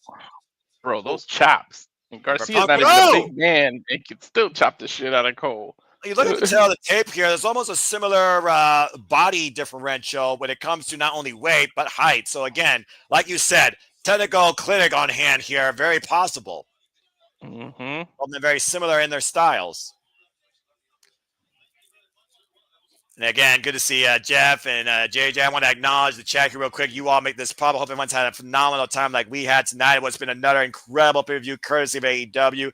Once again, proving that professional wrestling, but is not a damn thing, damn it. It can be a worthwhile thing to enjoy. You all made this possible. I hope that you all enjoyed it. Please like, subscribe, comment, tell a friend. Subscribe to Rage of Wrestling. Subscribe to Bag for Wrestling. PayPal the Passion. Super Chat, my friends. If you want to dictate the conversation, as simple as that. JJ, good to see you. He's also saying Adam Cole, baby. Mm-hmm. Daniel Garcia, again, literally just teeing off here. Keep in mind also, it said no time limit. Oh, no interference. Title can still only change hands via pinfall submission inside the ring. And right now, Adam Cole, who's been known for confidence. I still remember the match he had here with Aleister Black over the NXT Championship. Ooh, and Cole might have tweaked the ankle. We talked about, again, that damage done from the previous bout, Walter. Daniel Garcia with the follow-up. Whoa, man! Well, we know the injury history of both men, unfortunately. And you almost wonder the wear and tear that both men have done to each other in their two previous bouts, if either man's going to feel that. See Adam Cole right now, of course, unable to stand on his own 2 feet. It was an ankle injury that put Adam Cole on the shelf for over 8 months. In the middle of an awesome run with MJF, too, man. You talk about bad timing. I mean, no injury has good timing, but it was horrible timing. Yeah, it's one of the worst things that happened to Adam Cole's career outside the concussion protocols. I think Adam Cole's playing a little mind game because of what Garcia did about his knee in the last match. Well, how much false insecurity can Adam Cole afford to give Daniel Garcia if it means Daniel Garcia can further injure him, potentially? Mm-hmm. You see Adam Cole grabbing the surgery repaired ankle there, the left ankle. That'll be the tail of the tape here, the tail of the match here, folks. Be sure to watch that. Yeah, Daniel but he can make Garcia fall into a false sense of security, like thinking that the leg is hurt. Yeah, but you also said yourself, this is going to be a technical clinic, and we know how technically methodical Daniel Garcia is when it comes to dissecting his opponents. Oh, yeah. His submissions literally focus on the legs, that wrenching Dragon Slayer, that Red Death submission hold. He's as precise as a surgeon, man. Again, you see all the pressure applied to the left leg, the left knee, and the left ankle. And again, folks, use the hashtag AEW Dynasty on the X to be part of the conversation here. And spread the word about AEW and this pay-per-view. This fucking pay-per-view is awesome so far. Let's be honest here, Walter. AEW pay-per-views are always awesome, even if you have at least one note to say that might be negative. Come on, Garcia. I thought you were past that dancing. I thought you came back as a whole different Garcia. Cover 2. To be fair, that's still Daniel Garcia. That's just that personality he shows off, and he's not afraid to show it off. I know. The braggadocious nature of Daniel Garcia has also drove a lot to his confidence. He did become serious when he first came back and gained that TNT title, but he started to show a bit of his personality again. And a dragon screw leg whip. That shit sucks. I'm telling you from experience. And how about that DDT, foot DDT, and then wrenching back on the leg, a 3-point assault on the surgery-repaired ankle of Adam Cole. He's literally saying about Adam Cole exactly where he wants him. And I'll say to your point, Garcia, he needs to stay in control. He knows he has the advantage right now. He doesn't want to lose that. Mm-hmm. Adam Cole fighting back from his knees, low back to his feet. Body shots there. Swinging a miss. And Daniel Garcia taking him around from face lock. Whoa! Swing a net breaker. And snapped it off there. Popped the hips and holds on to it. Again! Back to his feet and another net breaker. Swinging Adam Cole around. Garcia looking for the hat trick. Adam Cole looking for the Uchi-Goroshi. And again! Garcia getting the better of Adam Cole there. Now he's working the legs and the neck. We did call it that it was going to get technical. Talked about the injuries to the ankle. Talk about the concussions to the head. Daniel Garcia knows the injury report of Adam Cole. Uchi-Goroshi, though, to Garcia. But you got to imagine, Walter, was that just pure instinct and desperation defense there, using the injured leg for that move? I'm not going to lie. I think it was. I think Adam Cole realized exactly what he did there, too. Using the ropes to get back up to his feet. Back elbow straight Daniel Garcia. Garcia runs in, catches the boot. And also Garcia right now. Looking for the Panama Sunrise. Garcia countered. Rolled through. Uh-oh. He kind of missed it. You got to think that ankle came into play with that. Yeah, no kidding. And also, great counter. Wow, ran through a clothesline. Did get it, too. Sorry to interrupt the count, but... No, you're fine, dude. Like I told you, sometimes you need to bring your point across when that count's not going to win, but it still explains something. And again, great awareness by Adam Cole, knowing he couldn't launch Panama Sunrise, but great counter to Daniel Garcia to whatever Arcona was trying to do. What is Garcia looking for? A power driver? Possibly. You see Adam Cole grabbing the leg, preventing the lift. And to Ash's point, it has been a long time since Adam Cole wore gold around his waist. Looking for that pile driver, God-style pile driver! Twisting! Cover, that could be enough here! Kick out 2.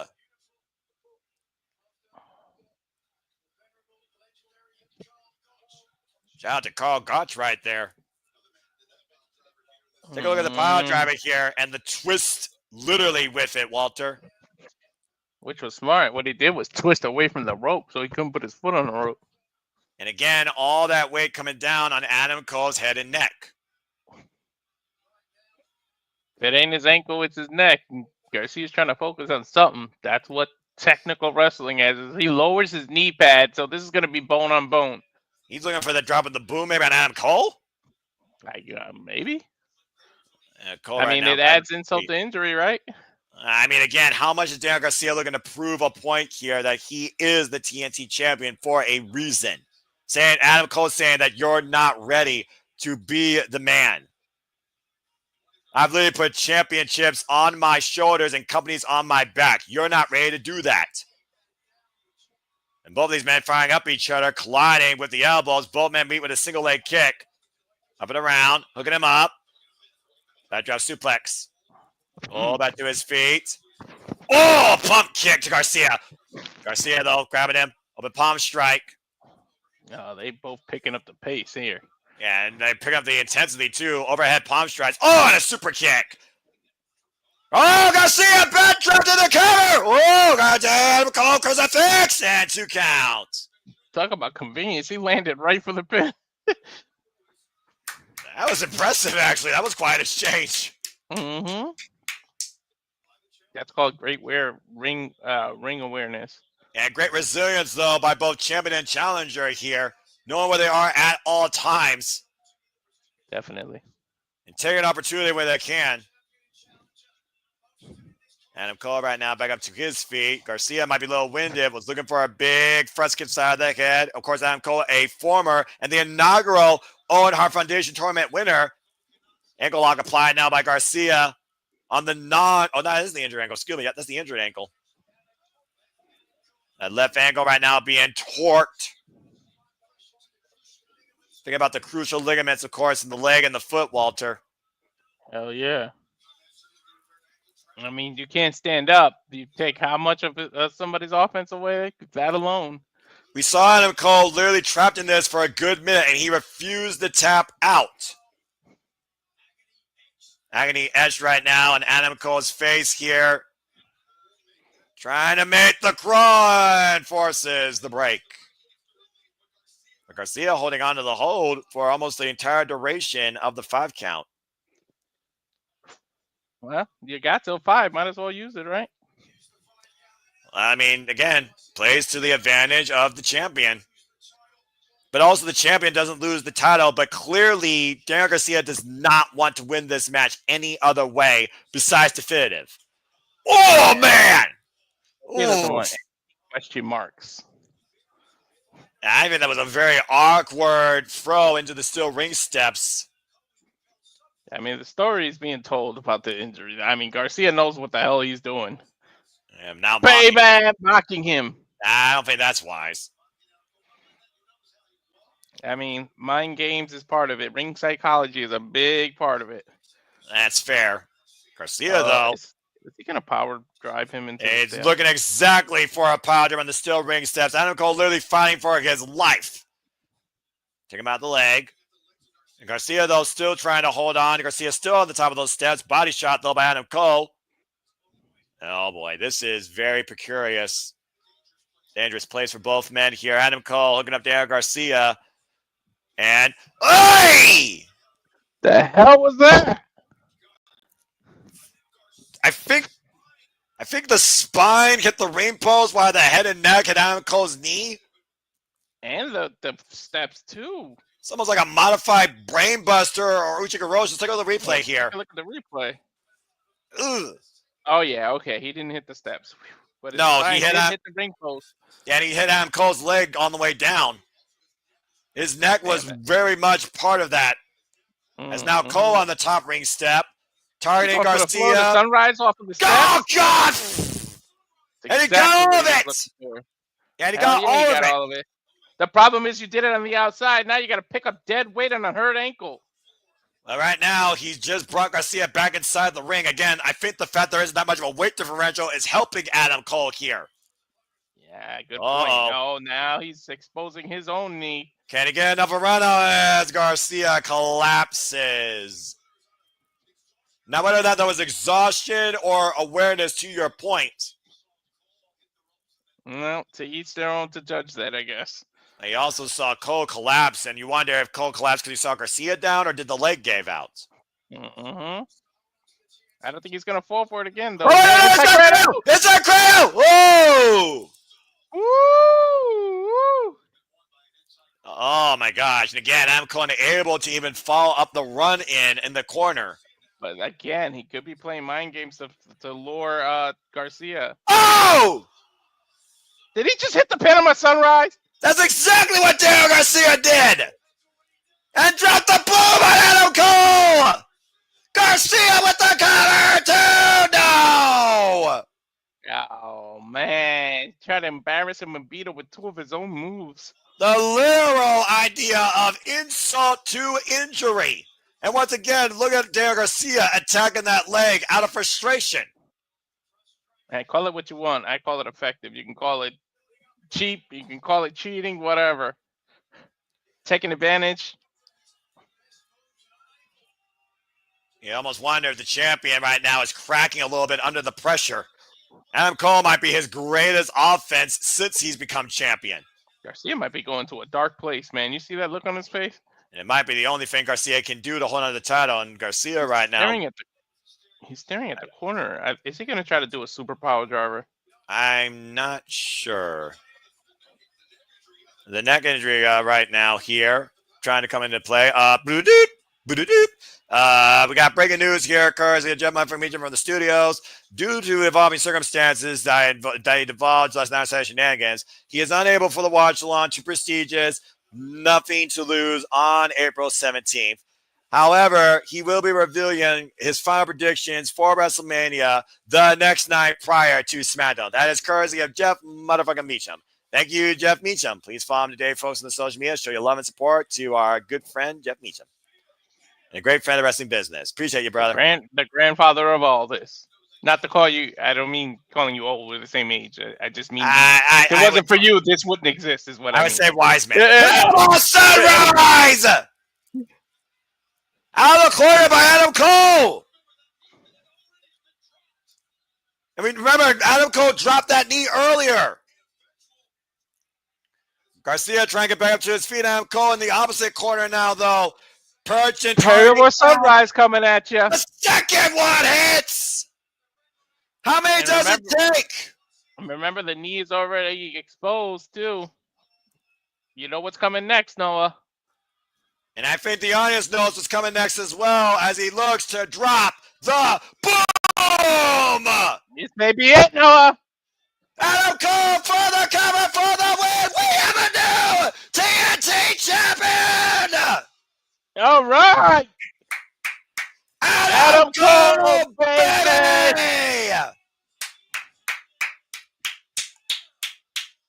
It was taxing, it was enduring, and it was one hell of injury testing. Adam Cole finally can call himself a champion in AEW, and that is undisputed. Two new champions in a row. There's no asterisk here, Walter. That was clean as methodical as a whistle. Clean as clean can be, baby. Eric Garcia gave everything he could and then some, looking at the track record of Adam Cole. But at the end of the day, perseverance by the 17-year veteran outweighs a very fighting-worthy champion. Now, will they show respect? That's the question. They talked about it last night during that sit-down. He has tremendous respect. It's been a hell of a battle. It's been a hell of a trilogy. Ash is a very happy bat. I'm not surprised one bit. It's definitely been one of the great. Wow. It's definitely been one of the great rivalries here in AEW over the TNT Championship in recent memory. Daniel Garcia has nothing to be ashamed of. Of course not. That's respect right there, man. Much respect. You gotta remember what Matt Menard said to Daniel Garcia. You don't need to do this. You're the champion. How many chances is Adam Cole going to get? Daniel Garcia willingly chose to do this to test his resolve as being a guy that could lead. At the end of the day, you are sometimes humbled by your own petard. Adam Cole is finally a champion in AEW. The new face of TNT is Adam Cole, baby. And you know, Ash said that she would start reviewing and watching Collision if Adam Cole won. Well, Ash, all I'm going to say is if you're going to do reviews, I'll be happy to help you with them at any time. But congratulations to Shabbatash's undisputed fave, your new TNT champion, Adam Cole, baby. And you wonder if Adam Cole is the first in the stepping stone, creating a new undisputed era in AEW. Well, from the TNT Championship, Walter, to the International Championship. Time for our semi-main event as Ricochet and Speedball Mike Bailey go up against Kenny by God Omega in a three-way. Let's go ahead and take a look at some of the comments here real quick. Jeff, again, I call you the wise man, and I'm going to just leave it at that. It's the Fed with the wow, and the good match. And you basically talked about Ash. And please subscribe to our Canadian friend, Shabatash, today at Value for Wrestling for more content, whether it's watch-alongs like this for AEW or, as it sounds like, reviews for AEW and New Japan Pro Wrestling coming very soon. Well, Walter, first off, how you holding up, bruv? That was a hell of a match. Now, I think the bus stops here, though, because I don't think there's a new champion after this match, but we'll see. Yeah, but are you ready to keep up with this match, considering who we're dealing with here? Let's go ahead and bring it up to speed. I can tell you right now, I ain't keeping up with this. Come on, you can do this. We can do this. Come on. We're still in this. I still have a voice. You can do this. Anyway. Dude, literally one of the men is literally called a speedball. Well, it just happens to be Speedball my Billy, but who's talking? I am. Let's go ahead and talk about this match, shall we? Kenny Omega on this new lease of life, being rebirthed from diverticulitis, beat the Alva Konosuke Takeshita in a brawling, brutal war that tests his mental and physical resolve at Revolution. Since then, he applauded and respected Konosuke, making this title truly global. And now he looks to continue to forge his legacy against the best in the world. It was a Dynasty International Championship tournament that led to a four-way where Ricochet and Speedball Mike Bailey both pinned Mark Davis. And now we find ourselves here tonight. This is going to be good. This is going to be so fucking good. Again, folks, say what you want about AEW, but pay-per-views do not, 99.5 out of 10 times, miss, period. Of course, Ricochet is 1-0 against Kenny Omega. For those that don't know, Kenny Omega previously faced Ricochet in his early days in New Japan Pro Wrestling. Ricochet has a singles win over Kenny Omega, but this is not the same Kenny Omega that Ricochet faced back then. And of course, the funny thing here is Speedball Mike Bailey and Ricochet have no prior history to each other. And it looks like the chants are running out. You know, it's kind of funny. At one point, Ricochet was wearing a Philadelphia Eagles hat supporting the Super Bowl city here, and this city is booing him out of the building. And Walter just dropped out on me, so this is weird. Hello. What the hell just happened? You all right, bro? Yeah, I had to refresh something. Gotcha.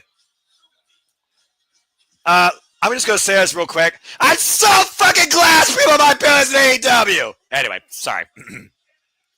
Dude, look at that. That's so fucking cool.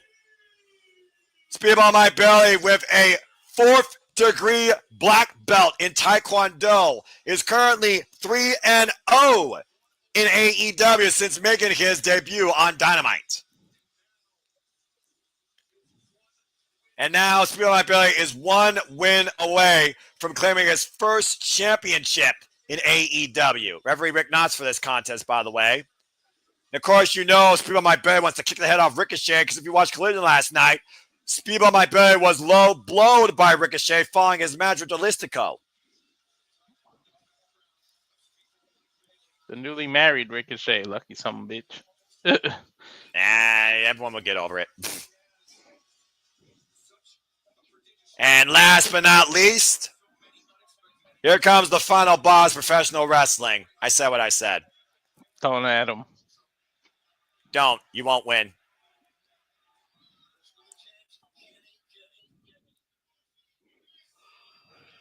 Yes, the Final Fantasy theme for the best bout machine. Big fucking fight feel tonight, Walter. I figure we're about to get our match of the night. I don't know. That last match might have stole something. I mean, again, the jury's out. I'm just saying. Oh, baby. Ricochet, by the way, beat Kenny Omega back in 2014 in the Battle of Los Angeles 2014 semifinals in PWG, in case you're wondering. And Kenny Omega does have a singles win over Speedball Mike Bailey at PWG All-Star Weekend in 2015. Bring forth the best belt machine! It still hurts me to this day. I have never seen this man wrestle in AEW. It's singles. Dude, when I went, he was out injured. I didn't get to see him either. I at least got to see him as part of a promo and a trios match, but still, there is something special about this man who is 100% cerebral in his state in professional wrestling.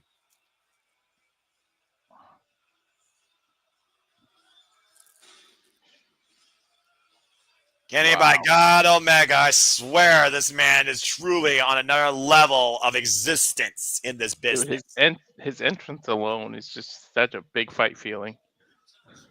I mean, you're looking at one of the biggest stars in AEW, if we're being perfectly honest, who's been currently the AEW National Champion for 29 days since beating Konosuke Takeshita at Revolution, going into his first defense tonight. Mm-hmm. And since his battles with diverticulitis, Kenny Omega is undefeated. And of course, Speedball's new, so he's undefeated. And Ricochet, who's been a slimy sleazeball, has once again found a way to create another opportunity for him.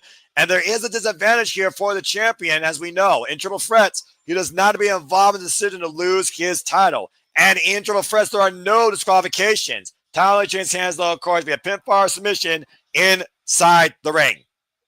That's the X factor here, that he doesn't have to be involved in the decision.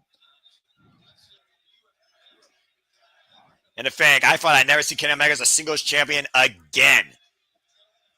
You might see him as a double champ pretty soon.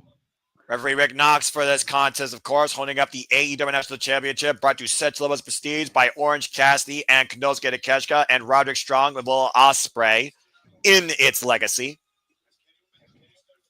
Kenny Omega looks to defend this against the best that he possibly can and the best that AEW has to offer. Here we fucking go, Walter. Definitely. It's always an honor to call on a Kenny Omega match. And Ricochet right now already going on the outside. Especially with you. Oh, God bless you. You're nice. I mean, we've caused some crazy shit this year so far. Kenny Omega, Gabe Kidd. We've literally called his return. That's accurate. Yeah. Of course, Kenny Omega and Will Ospreay got the win over Konosuke Takeshita and Kyle Fletcher down under in Australia. Kenny Omega with wins over the likes of the Machine, Brian Cage, as well, since coming back. Like and Ricochet's content to sit back and let these two go at it. Well, as much as we still hate that bald mother effer, he really is savvy and smart to do that. Let the two duke it out, wear themselves out, and then exploit opportunity you can when you think the most vulnerable. Stiff Kano time here by Kenny Omega and Speedball Mike Bailey here. Dude, Mike Bailey can't even wipe the smile off his face. He is so happy right now. Can you blame him? Hell no. And congratulations to him and him. Veda Scott. Yeah, me too. Congratulations to Veda Scott, by the way, as well. She continues to grow in her commentary roles. Now, Ricochet coming in. Almost got his head taken off with that crescent kick. Mm-hmm. And O'Connor roll by Kenny Omega. Cover, two, thrown off. Up and over to the outside of Ricochet. Drives Kenny Omega core first into the announce table. That's what's important about triple threats. It is picking your spots. Now Ricochet trying to pick a spot here with Spin My Billy. Send off the ropes here. The side step. Ricochet up and over. The drop down. And Ricochet holds onto the ropes. The Speedball again was looking to take the head off. Kenny Omega, though, grabbing Ricochet here. Oof. Dude, it's not often that Kenny Omega has the size advantage over people. He's got the size advantage over both his opponents tonight. Yeah, but I'm not sure he has the agility advantage, and that could definitely play a factor. Although Kenny Omega is a former IWGP Junior Heavyweight Champion, as the Best Super Juniors are about to start in New Japan Pro Wrestling. I can't tell who has the agility advantage over Speedball or Ricochet, because those two... Oh! A massive diving cross body by Kenny Omega, wiping out Speedball Mike Bailey. And for those that don't know, Speedball Mike Bailey wrestles barefooted because he focuses on his Taekwondo disciplines. Mm-hmm. Of course, he's used those educated feet so strong in his wrestling career. The calluses that he's built on them, though, he might as well be wearing boots. Yeah, you know that for a fact, calling blood sport, Walter. Hell yeah. I know that for a fact because my son did Taekwondo. And Kenny Omega up and over out of the corner. Omega takes Speedball over with the tiaras. Now Ricochet sliding back in. Sees the opportunity, unable to take Kenny Omega down. Kenny Omega with the roll up into the Juju Katami cross arm breaker. And there's no rope break. There's no rope break. It's a triple threat, fool. Well, Ricochet realized that and slid to the outside. He's not used to him. No, Ricochet is not often used to. Well, I mean, I took that back. He was involved last year at WrestleDream, as we know. Let's keep that in mind. Lightning fast kicks by Speedball. Safet might be right. Oh, and a massive boot takes Ricochet out. And now the lightning fast kicks. You just got to take him as the one just dropped Kenny Omega. Yeah, he turned that one kick into an enziguri. And Speedball Mike Bailey has so many different accolades. Former X Division champion, 3-time TNA X Division champion, IWS World Champion, KOD Tag Team champion. C4 champion, DDT Iron Man Heavy Metal champion. And Ricochet coming in, though. Swinging a miss and speedball. And takes Kenny Omega down the outside. Might be a little bit of chain reactions here with these three men, if you haven't figured out by now, folks. Ricochet up and over. Wait for the plunge up. Boatman, get out of the way. Ping pong time. Well, he is bald. Oh! Bald-headed bitch. Accurate. Does someone get that trending? I mean, hey, everyone approves, even I do. Kazuya Shibata's done it. Kazuchika Okada's done it. Now Kenny Omega Speedball's done it. And Swerve's done it. Now Kenny we got. Well, I want to say this real quick, Walter. We got a ball chant breaking out. Right. I know. I love professional wrestling. Oof. Right. And Kenny and now Bailey focusing on one another. Well, that front row got a hell of a seat right now to the action. I'll tell you that much. Right. It probably didn't cost them as much as WWE event. Speedball right now. That's just an economy fact, folks. It is what it is. What the hell? Trust me, I was front row at Big Boss. It wasn't that expensive. And right now, Ricochet and Speedball. I sense disaster. Is he gonna Spanish fly him off? Oh no, Ricochet. Death driver to Kenny Omega's back across the barricade. Ooh. Ricochet telling us he looks too damn good. Again, he agrees with that, I guess. Well, I mean, it's one of those things where here in AEW, he's finally being the man he always was meant to be. His own words, and it shows quite literally. Now driving Kenny Omega back first into the barricade. Again, Tiger in his hands. We have pinfall switch side of the ring. Take a look at this DVD account replay. Does that lead to a championship, though, finally being the man you win to be? We'll find out by the end of this match. Well, you know my story when it comes to triple threat matches. Buffer, fall person. Speed of My Belly is the newest kid on the scene, as the phrase goes, here in All Elite Wrestling. Ricochet, he literally slid his way into this opportunity with help of the ropes after Speedball's work on Mark Davis. Driving stomp to the lower back as Kenny Omega right now, just trying to get back into this match, not being involved here in the action for the moment. And you see right now, Ricochet using the bottom rope to his advantage. Stun gun in the throat of Speedball Mike Bailey. Bring it back inside, shoots the half, here's the cover, hook the far leg, Rick Knox position, gets a 1 count. Talk about PWG, Rick Knox is a freaking PWG referee.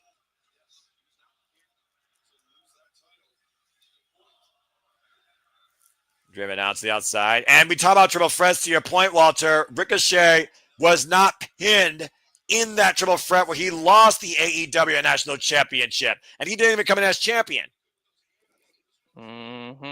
It's just funny seeing Rick Knox again. I doing that watch along on PWG and seeing him 20 years ago and now seeing him again. About to say, was he ball back then? Yeah. Oh! Sidewalk slam and not going for the cover. Knows that Kenny Omega got the handspring kick that drives Omega way further from the ring. And Speedball with the waist lock. Submit Ricochet being very smart here, trying to keep this a one-on-one contest. Normalized suplex float over by Ricochet, maintains. And now hoist them up. Kenny Omega back in though. Same as Speedball. Get to the midsection. A straight toe kick right there to the ribs. You almost wonder if Kenny Omega and Speedball might work together with the respect for one another outside the bell. That might be the smart thing to do in a triple threat match. And meanwhile, Kenny Omega with the chops and the slaps to the top of Ricochet's head.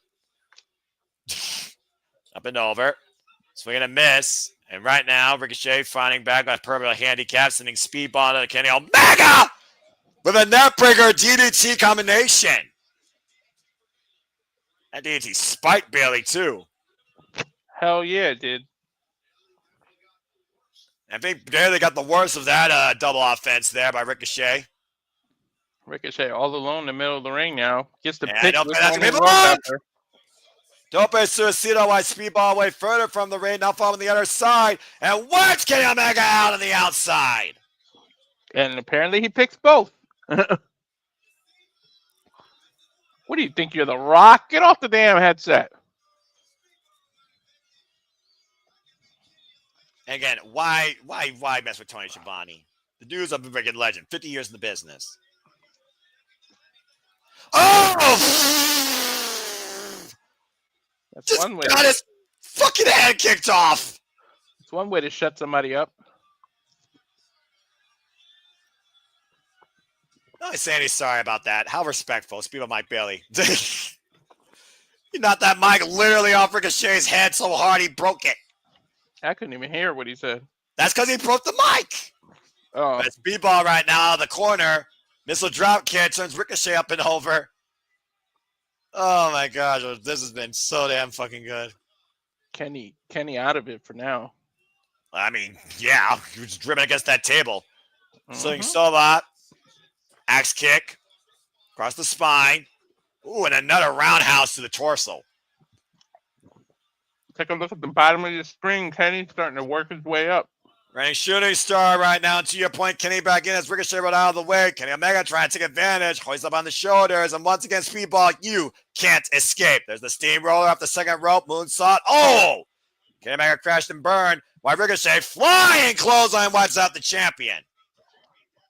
Oh, And now off the second. Went for the moonsault. Kenny Omega rolls out of the way. And Ricochet crashed and burned. Now, Bailey. Kenny showed the athleticism you were talking, or agility you were talking about before. Yeah, exactly. The backslide. Both men tied up. Now Ricochet looking for a double cover. Ooh.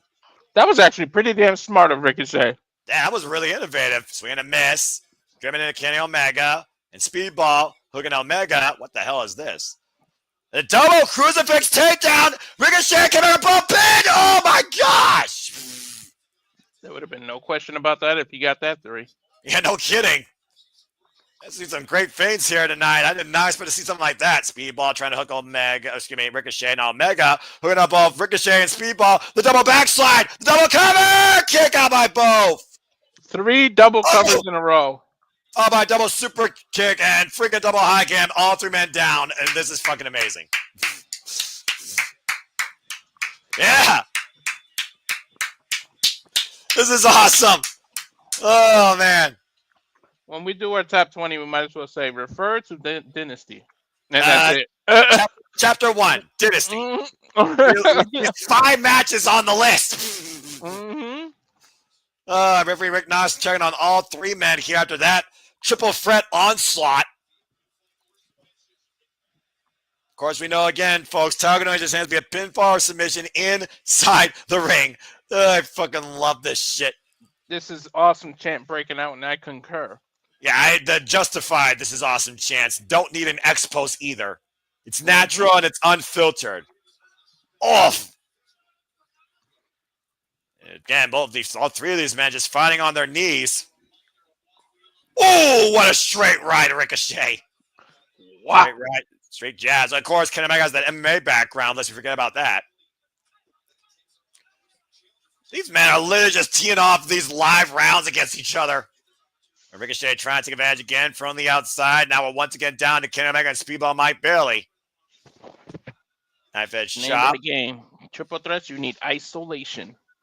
You also need that preparation. There's shots to the midset. And it looks like Niederman wants Ricochet involved here, and I don't blame him. And the last ingredient you need is a little luck. Yeah, that's fair too. Ooh! Oh, man. These quick jabs by Kenny Omega. Pinpoint accuracy across Speedball's jawline. Just teeing off against Speedball Mike Bailey. Circling the man. Mm-hmm. I'm not sure you're going to win a striking exchange with Kenny Omega. I'm not sure I would even try. Well, you did say how Kenny Omega is like the bigger man here. He's got that weight advantage. Yep. Speedball, though, looking to test his fortitude against Kenny Omega with, of course, those dangerous kicks that he brings. Those round kicks, as we know. Freaking Eye of the Tiger being demonstrated here. Oh, that took Kenny Omega down. It's the heart of a fighter is what it is. Proficient technique. That's Speedball might be. Now Ricochet grabbing the hair of Speedball. Oh, and it's a super kick. Sends Ricochet to the floor. Oh, wait, watch Speedball. The corner! Triangle moonsault! What the hell? Sensational balance. Dave Meltzer just reached climax. Ew, Walter. Oh, baseball slide by Kenny Omega. Sorry, not sorry. You're only speaking truths. I was really hoping for one AEW show we could avoid a Dave Meltzer reference, but it is justified in this case. You're right. As Kenny Omega looks to rise like a Terminator tonight. The motivation, and Kenny Omega pits the speed 0 to 100 from the opposite side of the ring as Kenny Omega flies over the top, wiping out Ricochet and Speedball Mike Bailey. I love calling that shit. Okay, his career has heavily been defined, rising like a Terminator and bringing the power of Sephiroth, looking to be everyone's final fantasy. Think about this, though. Speedball and Ricochet weren't there. Literally, Kenny Omega could have crashed and burned on the ramp. Now, Ricochet, drop kick to the midsection. Kenny Omega still on his feet, though. Now, Ricochet might be looking to fly over the top. Oh, my God. Frosberry flop. And lands on his feet. You don't have to like the man, but you can't deny his athleticism. Dude, I don't know who's got the momentum. Every time you think it's one person. It looks like Ricochet might be looking to go for a second time around, Walter. Mm-hmm. Picking up speed. And Speedball, though. Spring off the top rope. Moonsault. Ow. How the hell? I'm not sure. Don't ask me. And look, we saw gravity earlier. That was gravity in motion. Watch Speedball here. Spring from the apron to the top rope. Picture perfect moonsault. Wipes all three men. All three men wiped out on the ramp. You could have overlaunched that. Definitely. And the back of his head hit the canvas. Now Hurricane Rana. Hook of both legs. Cover. Kenny Omega reverses. Woo. Went for a big kick. Went for the rolling knees. Lands on his feet. Kenny Omega hooking up Speedball Mike Bailey. And Speedball grounding himself. And Speedball hooking up Kenny Omega. What's he looking for here? Slips out the back door. Uh-oh, watch Ricochet. Ricochet up and over, lands on Omega, and what the hell? Now Bailey. Oh! Wow. Standing Revolution knee drop. Wow. I have never seen these type of things out of a triple threat that I'm seeing tonight. And now Bailey. Oh! Crescent kick! That might be it. Kenny Omega like a light to come a new champion. Oh, Ricochet pulled the referee. Desperate time calls for desperate measure. Yeah, I haven't seen stuff like this on a triple threat. They like double pins 3 in a row like that. These innovative moves, like, geez. To your point, look at that. Moonsault, standing moonsault, Revolution knee drop. And the rolling crescent kick. Literally knocked Kenny Omega out. If Ricochet wasn't there, I think Speedball could have been champion. And Speedball unleashing all that frustration on Ricochet now. If this was one-on-one, Speedball would have won, definitely. Right. Accurate. I would have to give it to Speedball there. That knocked Kenny Omega the fuck out. Kenny's just getting his wits about him. If he's even winning right now. I mean, well, right now, well, right now the match don't matter. Speedball just wants to beat the shit out of Ricochet, and I don't blame him. Hey, they can fight all day there. There's no countouts. It's a triple threat. Ricochet's trying to get back inside the ring, and Speedball's not going to let that happen. And Speedball looking back at the table. What's Speedball thinking? I don't know. Is he looking at the table or are you looking at the ramp? I'm not sure, but I think Speedball's pissed, and that's a very dangerous thing. I think he's going to go for that knee on the apron. Yep, I've seen this, though, in TNA, and it sucks. Uh-oh. Stomping the chest of Ricochet. Ricochet in position. Oh, damn! Oh! Hardest part of the ring. That might have literally blew out Speedball Mike Bailey's knees. I think he just took himself out of this match. Oh, and Ricochet just took out the referee and Speedball Mike Bailey. Strike! It's no disqualification. Still can't put your hands on an official, though, but that's just collateral damage. Well, Rick Knox has been damaged enough in his career. He knows how to take a bump. And right now, Ricochet, any means possible, isolating himself with Kenny Omega. Speedball taken out for now as this triple threat match. Yes, folks, this triple threat match continues. And take a look at the damage done. Watch the landing of Speedball's knees. Oy! God, you hear the thud. Oh, that made me hurt. This match continues until someone submits or gets pinned. Knife edge shot by Ricochet to Kenny Omega. That's the only rules in the triple threat, basically. Well, if nothing else, this gives Speedball a chance to recover. Can you recover? Shit. I mean, again, I talk about the calluses on his feet. I don't know about his knees. Ricochet right now. Oh! Is he biting? Is he biting Kenny? That's exactly what he's doing. Oh, and he paid for that with a shot to the ribs. Now Speedball, how the hell is Speedball standing? You know what's the fact? If any match deserves a fight forever chant, it's this one. As far as the night goes, the answer is yes. And what the hell is about to happen here? Good God, Avalanche! Poison Rana! Did he get a poison Rana out of the corner? Oh my God! That's exactly what he got. And he sees the champion. He sees the champion still sitting up on the top rope. Look how gingerly he's moving, though. Yeah, again, though, and Kenny Omega grabbing his ear. I mean, his equilibrium might be off, Noah. Oh, man! Kenny Omega slips out from underneath and drops Speedball face first in the top turbo. Kenny Omega now with the eyes. Look at the eyes. Snapdragon! Suplex. And Kenny Omega might be going to that zone. We all know how dangerous Kenny Omega is in that zone. The focus, one winged angel away. No, the focus of the cleaner, and the resolve of the best bout machine. Oh, look at Ricochet. Well, there goes Ricochet. One good dragon snap suplex deserves another.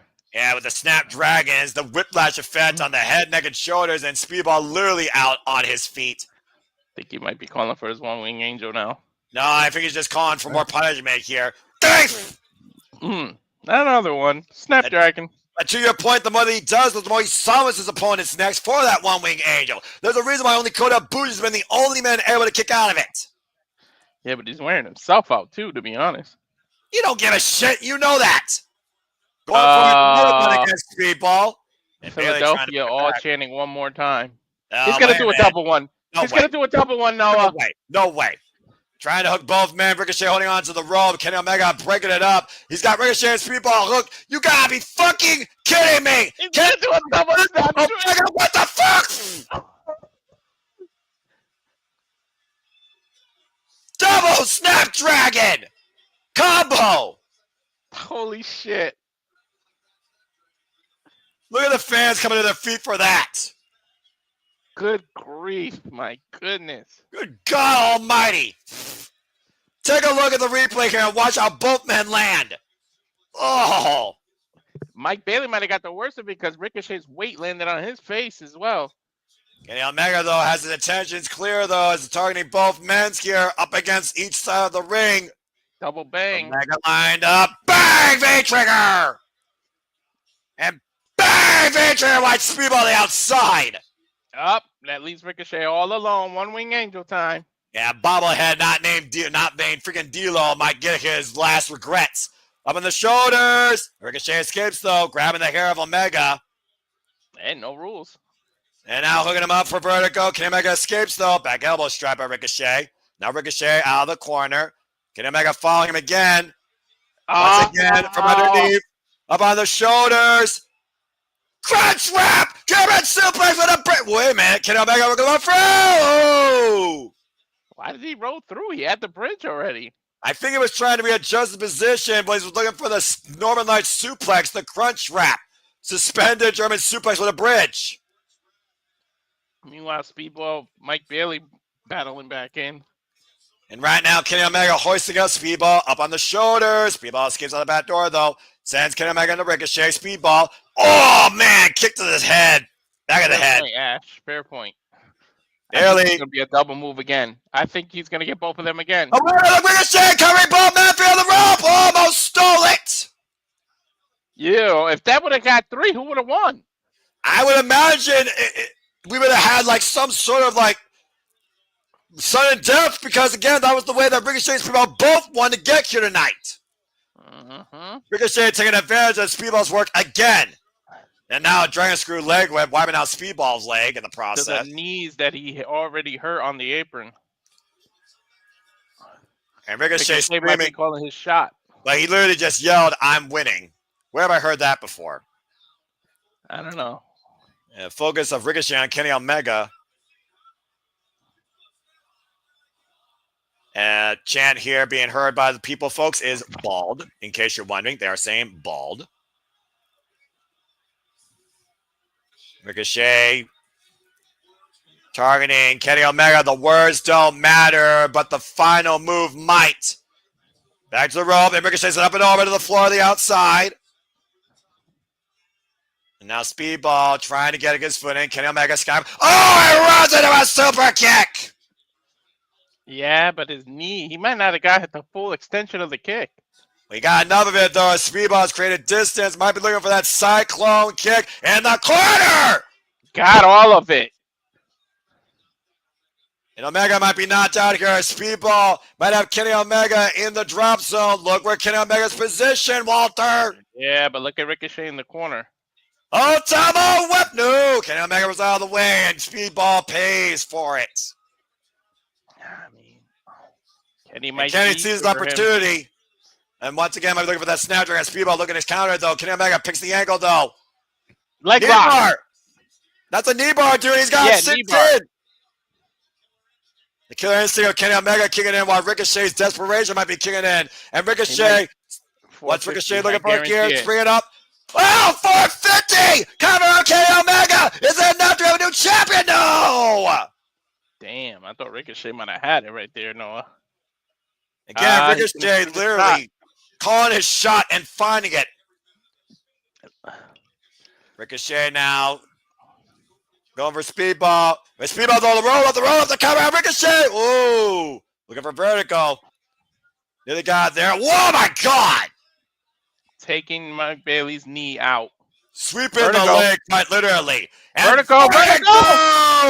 Cover! 2 new champ! No! Kenny just taking a breather over there. No sense of urgency to run and break that pin. Well, I mean, Kenny Omega might not even know where he is right now, and freaking hell, Walter, this match continues. Dude, he's got cobwebs in his head right now. He's got to knock him out if he wants to retain the title. Well, considering Ricochet wiped Kenny Omega out with a 450 splash, Here's the shot. Here's the shot. Spirit gun with Kenny Omega. Pulling Ricochet out.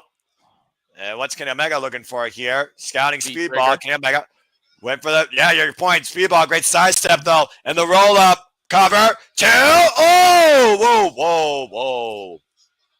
That was super high there. Oh! Cyclone. Tornado kick, I guess. Crescent kick again. That back kick to the temple. Go for it again. He's going to go for it again. But watch Ricochet, though. Ricochet pushed Speedball off and a single stomp caught Kenny Omega on the way down. Now Ricochet once again going to the top rope, and he might be looking to finally get a shooting star press. Ricochet with the cover on Kenny Omega for a new champion. No! Sticks his middle finger up at Mike Bailey at the same time, but Kenny able to dig deep and kick out. Yeah, Noah, I think they just stole the match of the night. Accurate. With the caliber, talent, and work ethic here, I'm not surprised one bit. Running drop kick to Speedball in the corner. Speedball might be out, and Ricochet might be changing his target. Another 450, either a 450 or a shooting star press. Legitimately, this is anyone's game at this point. I think he's going to go for the 450. Or 630. Let's not forget about that. And no, the shooting star press got the knees up, though, to Speedball. Now Speedball's coming out Ricochet for new champion. No!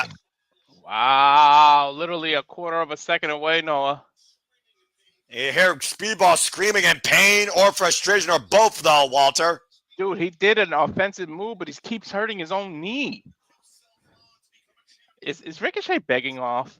Probably, again, the drive of all three of these men to be champion and the cowardly antics of Ricochet to take advantage. I know Bailey is lucky. He's lucky that he has knee pads, because damn it. Oh, Jesus. That was to the shoulder, thankfully. And Ricochet grabbing the foot. And again, going after that compromised leg, literally chopping at the knee. And again, how effective is a one-legged man in an ass-kicking contest, Walter? I don't know. Not affected at all. But, I mean, talk all the shit you want about Ricochet. He's smart, man. He's definitely been the smartest wrestler in this match. I don't know if he's been the most effective. It's been about probably 30 minutes, I think, here. Oh, wait, crane style. Crescent kick, crane kick, Karate Kid. Wax on. Wax off. That's just a movie, Ricochet said.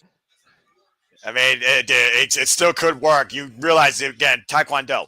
Oh! It worked. He just knocked him the fuck out with a pump kick.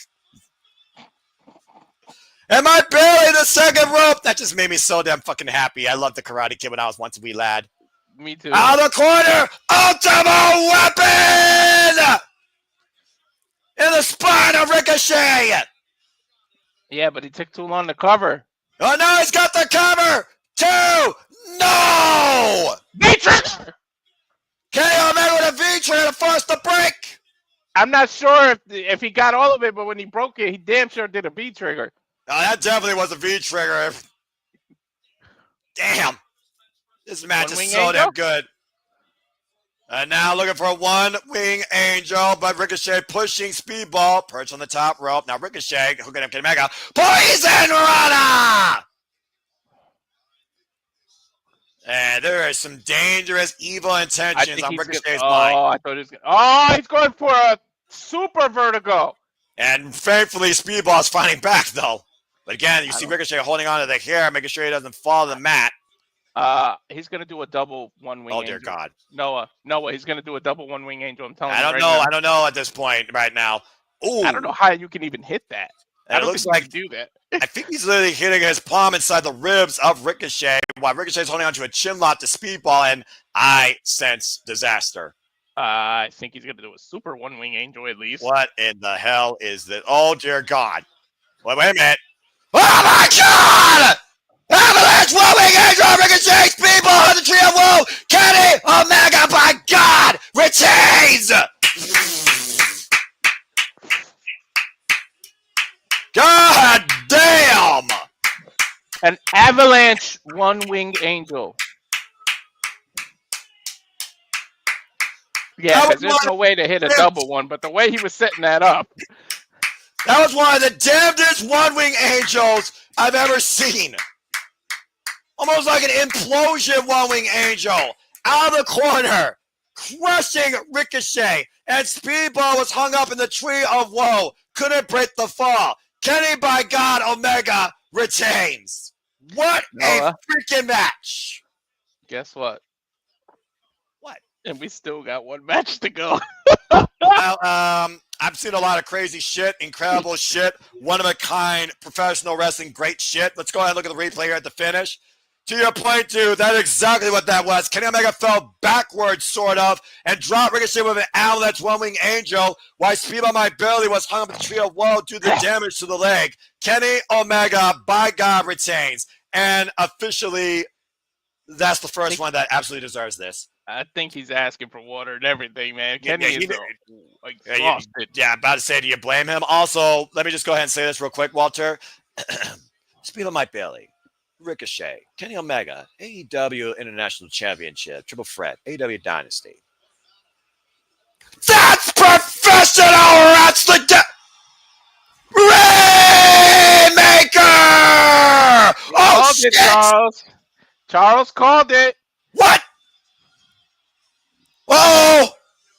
Oh, no fucking way. Walter. Kenny Omega and Kazuchika Okada redefined professional wrestling at Wrestle Kingdom 11, and neither man have been the same ever since. In one of the greatest trilogies in professional wrestling history, Kenny Omega bested Kazuchika Okada in 2 out of 3 falls to become IWGP champion. They're going to go nose to nose. They're going to go nose to nose. The Continental Champion, the International Champion, Kenny Omega, Kazuchika Okada, face-to-face tonight at Dynasty. There's no beach about it. So, Kazuchika Okada, you still the best bout machine? Or are you just Kenny Omega's bitch? I don't know, but I know where we're going in All In, and I'm all for it. I am absolutely all for what could be my match of the year with two of the greatest in this business. And of course, Kazuchika Okada has been Continental Champion now for over 1 calendar year. It's got to be fucking happening, Walter. It's got to be fucking happening. It better. Oh my God, Noah. I just got goosebumps. Like, seriously. Hey, give me a moment, Mike. Give me a moment to sell my arm. Well, ladies and gentlemen, first off, before we get into things any further, let me again thank all of you for tuning into our coverage, reactions, commentary, education, reactions, and love for professional wrestling, damn it, in this one-of-a-kind pay-per-view, where Bones returned, Clot Max Caster, where the crew and Nick Wayne beat AR Fox in Top Flight. We got a new Ring of Honor World Champion in Bandito. Somehow, Timeless Tony Storm survived the Megasis Megan Bane with a simple counter roll-up to Fate's Descent. We just saw a Match of the Year clinic candidate with Speedball Mike Bailey and Ricochet, ricocheting an Avalanche One-Wing Angels. Kenny Omega retained while I went face-to-face with Kazuchika Okada. We have a new TNT champion, Adam Cole, after a phenomenal effort by Daniel Garcia. And we also saw the end of Rated FTR as the Death Rider stole the Trios titles, but FTR took out Cope on a stretcher with multiple shots to the neck, including 2 concertos. And we also freaking saw the Owen where Mercedes Moné, Kyle Fletcher, and Ospreay have advanced. And now finally all comes down to this. The most dangerous versus the most driven. One who forged and created a dynasty last year versus the one that looks to continue to hold it hostage this year. It's Jon Moxley, Swerve Strickland for the AEW World Championship, and it's our main event. Dude, my clean sweep is on the line because I picked Swerve. Who'd you pick? Come on, no, admit it. I picked Jon Moxley. Oh, God. So both our clean sweeps are on the line. One of us is going clean tonight. The other one is going home defeated by 1 point tonight. Has Jon Moxley met his match? And will Swerve create a dynasty once again? And once again free us, the AEW World Championship. Let's go down to Justin Roberts for the introductions. This is it, folks. God. All in Texas should be. Everybody's in Texas except Kenny Omega and Okada, because that needs to be in Japan. A double simulcast or something. I mean, they're going to broadcast in Japan, but I do get what you're saying. Oh boy, Walter. Static Shock. Yeah, I like it. Swerve's House.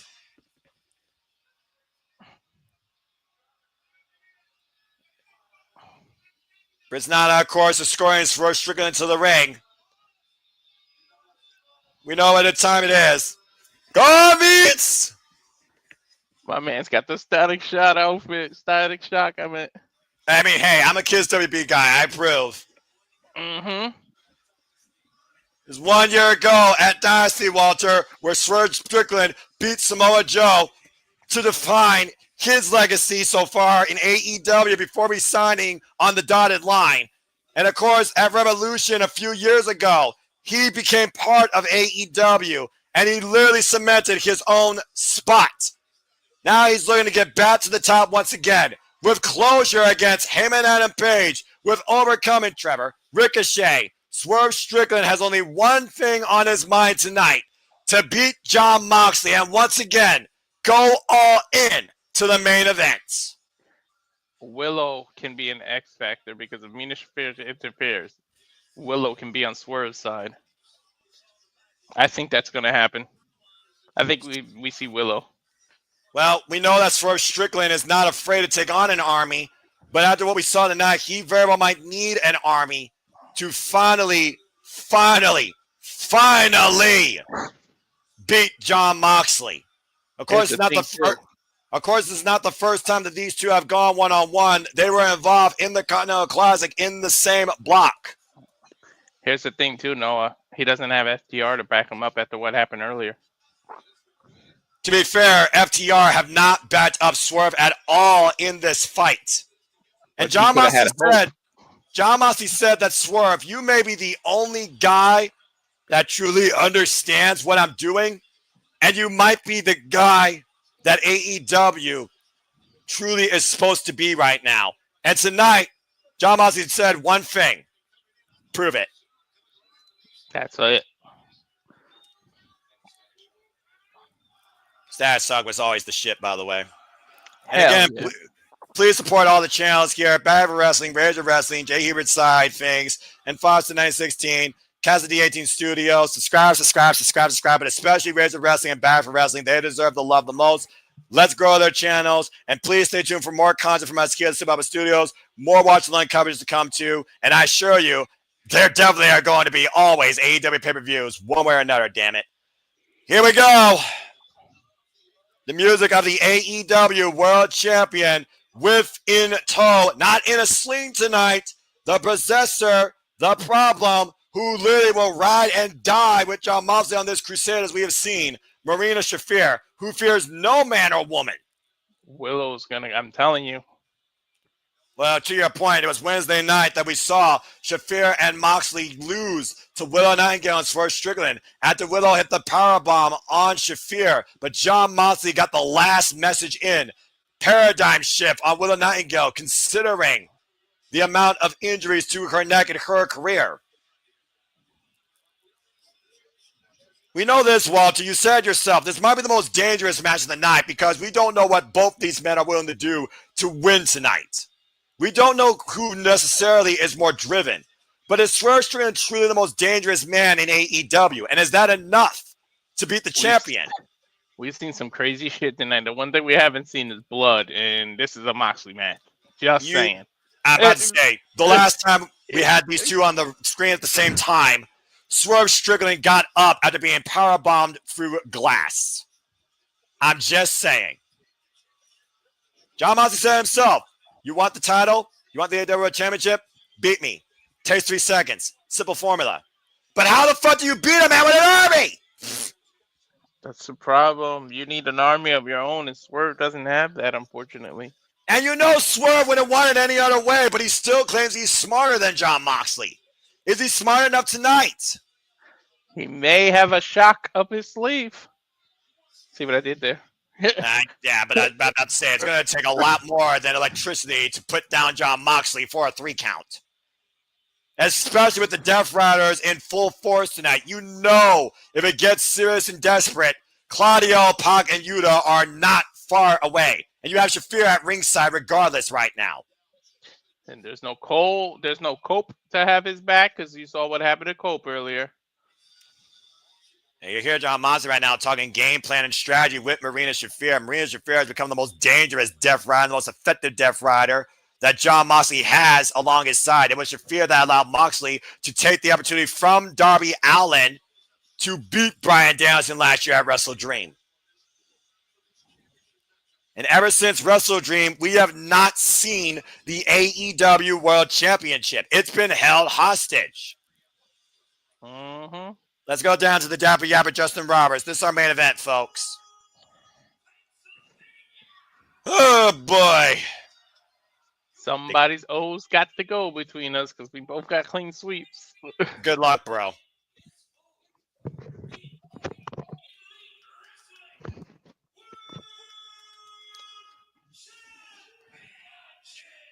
Big fucking fight, Phil! Tell me about it.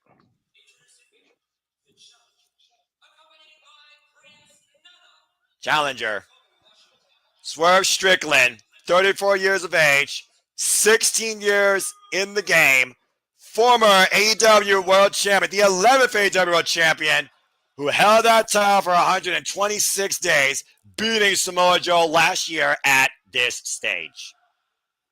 Tacoma, Washington's own. Meanwhile, Cincinnati, Ohio's own.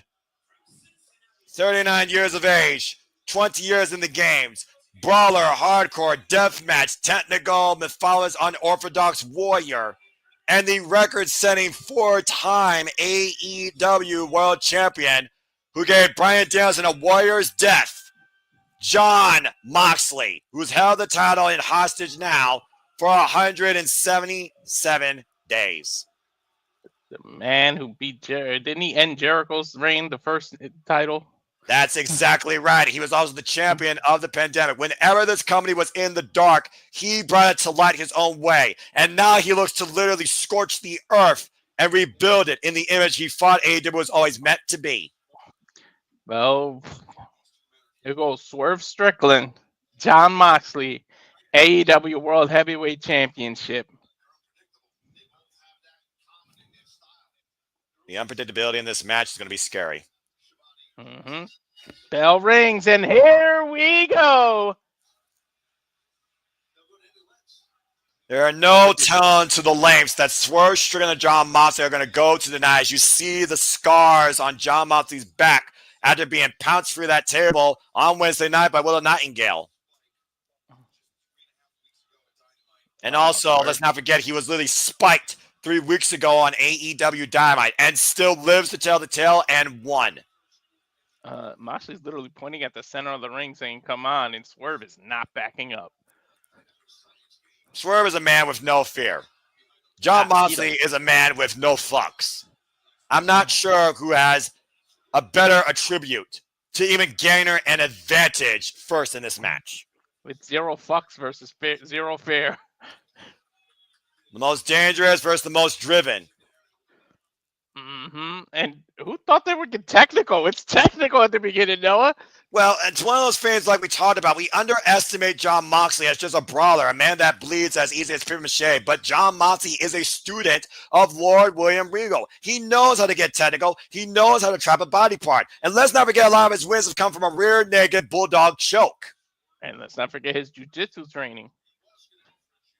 Yeah, you see right now he's going for a jiu-jitsu tatami, excuse me, for me to say, I'm not Taz. And you see Swerve Strickland right now trapping the arm. Oh, bending those fingers back. And that's effective right there. Look at the way he's bending the digits. And again, the back press against Jon Moxley's back. Mm-hmm. Rubbing that elbow right in the center. And Swerve Strickland, of course, former Defy champion, like you said, out of Tacoma, Washington. Here's a crucifix, gets a 1 count. Referee Paul Turner for this contest. Swerve Strickland is also an all-rounder, not just a high flyer. Swerve is showing that right now. He's trying to beat Moxley at his own game. Well, Jon Moxley did say that Swerve Strickland might be the one guy that aligns with his vision. Swerve's doing jiu-jitsu. This is jiu-jitsu posing. Laying on his back, giving his back. That's all jiu-jitsu. And he wants to play this to the mat. And again, that might be the best bet towards Swerve Strickland here. Look at this. Wow. Able to toe hold. Yeah, drop toe hold. Wow.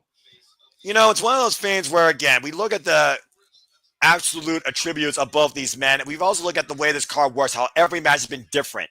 And we think, okay, buddy, death battle, bar fest. And you're not going to get that necessarily out in the early going, at least. This is the filling out process, for being perfectly honest here, Walter. Mm-hmm. And the decades and that old school mentality. I didn't expect the filling out. They already know each other. They've been waiting to touch. So, yeah, I'm again, shocked. It's not the first time. Here we go. Now we're getting physical. It's not the first time these two have met each other in the ring, as I talked about. And Jon Moxley previously beat Swerve Strickland in the Continental Classic as he hits the gritty. Oh my God, that elbow. Swerve pinpoint accuracy with that kick to the side of the head. Mm-hmm. Swerve showing he ain't playing. Yeah, he's playing a mat game right now with Jon Moxley. Matt and 26.2 miles outside parts unknown. It's also good to see you all as well. Again, it's great to see everybody, and we appreciate all of you tuning in. And we hope that you tell your friends what we do here, and we encourage you to show your passion for wrestling and maybe create your own stage as well, because that's truly what this is about at the end of the day, the love of professional wrestling. Yeah. Usually I pay attention to the comments, multitask, but I'm laser focused on the TV for this. So if I don't bring up your comments, I apologize. It's just I'm not even paying attention to the room right now. Walter, legitimately, be honest with me, bro. When was the last time you were this laser focused on a wrestling pay-per-view? I don't know. I could New Japan. I think that was the last time.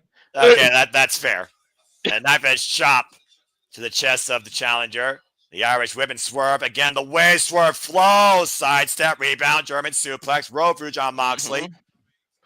And again, Oh my Harris God. takeover. Moxley sent to the outside. Swerve up and over to the outside on the apron. But a big pop kick. 8-ball corner pocket. And again, Swerve's got to be driven also by emotion, to your point of what happened to Willow Nightingale. Whether Willow becomes a factor here tonight remains to be seen. He can't get unfocused though. That's what. Don't think let about the emotions get the best of you. You got to bottle up emotions, unfortunately. Well, think about the way that Swerve Strickland beat Samoa Joe last year at Dynasty, Walter. It was a very emotional situation, and Samoa Joe was controlling most of that match, but Swerve Strickland found a way to ground the Samoan submission machine, and that led to the victory. Another kick to the face right there, and you see Marina Shafir looming on the outside. Again, this is not no disqualification. It's a normal championship match. I thought he was going to spit the water on his face. I can't lie. I'm about to say, I was looking for a spit take as well. Tiger James hands me a pinfall submission inside the ring. Oh my gosh! Oh my God, the way he fell! Oh yeah, that was bad. Look out for Marina Shafir. Yeah, that elbow strike, and Shafir right now scouting Swerve. Just a cheap boot to the face. Just letting her know, just letting him know she's there. Well, what's one of the things that rise to death? Let's take on the replay here to your point. That was nasty. What's one of the things that drives the Death Riders forward, Walter? Intimidation. And Marina Shafir is all about intimidation. Dude, I mean, she's one of the few people that can match Moxley's intensity. And she barely budges her face to do it.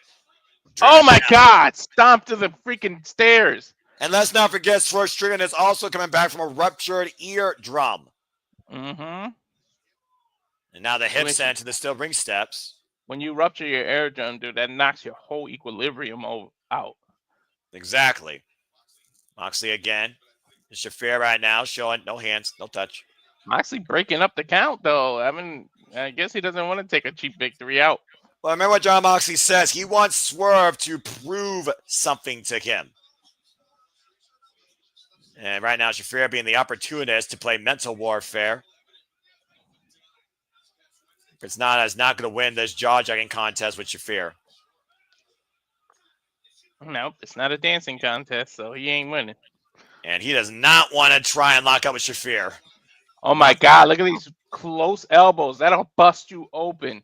And again, the headbutts aren't going to help either. And look at the way those elbows was attacking the eardrum as well, Walter. Swerve's going to be bleeding in a second. He might get a cauliflower ear out of this, too. It's not a bad strategy, though. Again, you affect Swerve's equilibrium, you render him weaker. I mean, you can't even balance yourself when your equilibrium's off. That's what leads to knockouts. Swerve on the floor right now, and Moxley, double axe handle to the back of Swerve Strickland, forcing him back to his feet. And whoa, my! Oh, look out, announcers. Well, I think we're about to take the extreme element into this match. About to say, Taz has his headset. Shivani has his headset. I think Excalibur lost his. And again, I'm not sure what Jon Moxley's doing at this point to Swerve Strickland. Maybe choking him with a cable? I think that's exactly what he was doing. Well, Swerve right now is in a very bad shape. He's not bleeding. Oh, yeah, he's yes, bleeding. He is. He's open. You're right in the same corner with those elbows. Yeah, about to say, you talked about the sharpness of the elbow and the point of flesh that Moxley was literally hitting. You almost see a little swelling above Swerve Strickland's right eye. Oh, it's right above his eye, which means the blood leaks down and it gets in your eye and you can't see. So he's definitely at a disadvantage. Yeah, now he probably has impaired hearing and impaired vision. I mean, how many UFC fights have ended in the doctor stoppage because the blood is right above the eye? How many fights have you called where that has been the situation? Whoa! Excalibur got wiped out on that deal. And right now, ripping apart Swerve Strickland, fidge hooking and biting the head of the most dangerous man AEW. Again, I remind the audience, this isn't a hardcore match. It's a regular match. And it's methodical and it's brutal as Jon Moxley would want it. And again, focused attack on that open wound of Swerve Strickland. 9, 10 punches. Jon Moxley is savage here. He has gone savage on Swerve. When is he not a savage, Noah? I just feel like there's something that comes out different in Jon Moxley with each opponent he faces. Yeah, but let's not discredit Swerve. Swerve is one of the few that can match him in that category too. I mean, this is the guy that laughed maniacally when he was bleeding out profusely and signed on the dotted line in blood when he was going to take on Samoa Joe last year. To your point. Yep, the man who just last week got thrown on glass, and what did he do? He just sat up. And we're seeing how far Swerve's willing to go here, trying to fight back with these body shots, trying to jack the jaw of the champion, but the knee in the midsection stopped that. But can he see Moxley right now? The blood is all in his eye. He might have used that 6 instinct as John Moxley might be looking for. Oh, no. Death Rider on the steel ring steps! Double underhook DDT. It might be an easy work, might be an easy night for John Moxley here. I don't think anything's easy when Swerve's involved, to be honest. Yeah, but you can say the same about John Moxley, and you see Shafir literally just sitting, watching on. Again, intimidation factor. Mm-hmm. Up to 7. And Swerve literally crawling his way to the ring. Trying to get the blood away from his eye. Up to 8. Up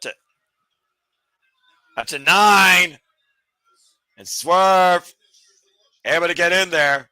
Shafir looks like a robot sometimes, just ready to execute the kill command.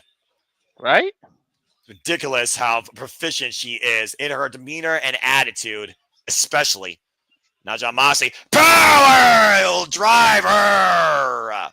That might be a hit to the cover, hook of the far leg. It's a 2 count.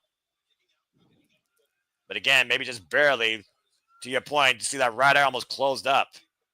Sometimes it's just instinct, no. I don't think John Moxley minds this kick out either, because again, at this point, John Moxley's just punishing Swerve. Of course, Swerve, a former serviceman who literally gave us his kill shot. Remember Lucha Underground, folks. And again, John Moxley bleeding knuckles, might be busting his own knuckles in the process. Oh my God. He's digging his nails into the wound. He's digging his nails into the wound. And further exaggerating it. Now rolling through, modified toe hold here. Man, that's beautiful. Leg lock in his neck and the toe lock. Almost a Koji clutch. Yeah. Who said Moxley can't wrestle again? People that don't watch wrestling enough. I said what I said. When you watch more wrestling than me, get back to me. Thank you. Yeah. John Moxley right now teeing off against Swerve Strickland here with the elbow strikes. Of course, trained by Cody Hawk, and John Moxley disciplined in his own multitude of ways. Swerve was holding his ear. You can see he was reaching for his ear. Yeah, the top toe of the boot. Of course, John Moxley wears combat boots. He doesn't even wear regular wrestling boots. Mm-hmm. You see Swerve Strickland, though, not quite gone yet. And up and oh man, that's a release. That was just a straight up X-Plex release right there. Tossing Swerve. I didn't think I would say this sentence, but Moxley is dominating Swerve. Yeah, in a proficient wrestling way. You might want to add that to the factor here. The only weapon John Moxley used is his fist. Mm-hmm.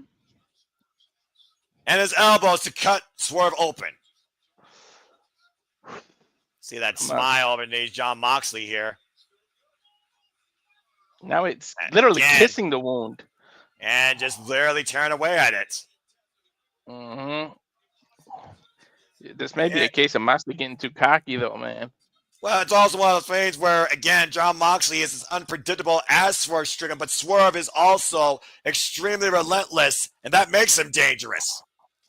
Again, just literally teeing off, and John Moxley just getting fired up here. Moxley loves this kind of stuff. And Swerve thrives off it. Well, that was a haymaker. Swerve happily obliges, Noah. Yeah, he literally rocked John Moxley to the ropes. Oh my God, look how badass that looks. Just cracking his jawline. Mm-hmm. He's saying, all right, that's what he wants. He wants somebody that brings it. I mean, that's the whole point of the Death Riders, I guess. I think in his own sick-ass way, Moxley respects Swerve. Again, these guys are bringing the fire here right now, teeing off with these forearms and elbows. Mm-hmm. Again, there's a quick shot to the side of the head. Oh, and Swerve on his own. Receive the mind, just rocked John Moxley's equilibrium there. Yeah, we were talking about equilibriums. That bitch smack was right underneath the air. Let's not forget John Moxley's ear was literally cut off his head, practically, after his match with Hobbs in Cincinnati. Earlier this year. Ah! Swinging and my God, miss. that John elbow. Moxley. Wait, what's this? Uh-oh, Kimura key lock. Kimura. Double wrist lock. Kimura lock. A double wrist lock. Yeah, he rolled him into it too. That's how you do it, Kimura, man. And the ropes are pretty far too, Noah. You think about the way all that pressure being exploited at the ball and elbow joint. Into an armbar. God Again, damn it, though, I love transition wrestling. Juju Katami being applied here and Swerve trying to grab the wrist, prevent hyperextension, but unable to. He's gonna have to use his feet, man. You gotta have to kick at the arms. He's going to have to roll through, otherwise that bicep's going to be torn out of its socket, and now transitioning. Yeah, but now he rolled through into a triangle. Triangle sleeper hold here. Swerve still trying to fight back, though, and Swerve might need to try and get back to his other leg to get some leverage here. The way you reverse a triangle is by sitting. You have to bring your other leg and just sit back because you release the leg. What about now deadlift? We've all seen a deadlift, though. And Swerve trying to hoist up the champion. I'm talking about the real jiu-jitsu way to break a triangle. You have to now sit. Well, I think that goes back to the unpredictability, Walter, of these two men, because that's not jiu-jitsu. That's strength. Oh, man! That was impressive. I love this shit. Now, how are you feeling about this match, by the way? I'm loving it. I don't think you could have picked two people that love professional wrestling more to call this match too.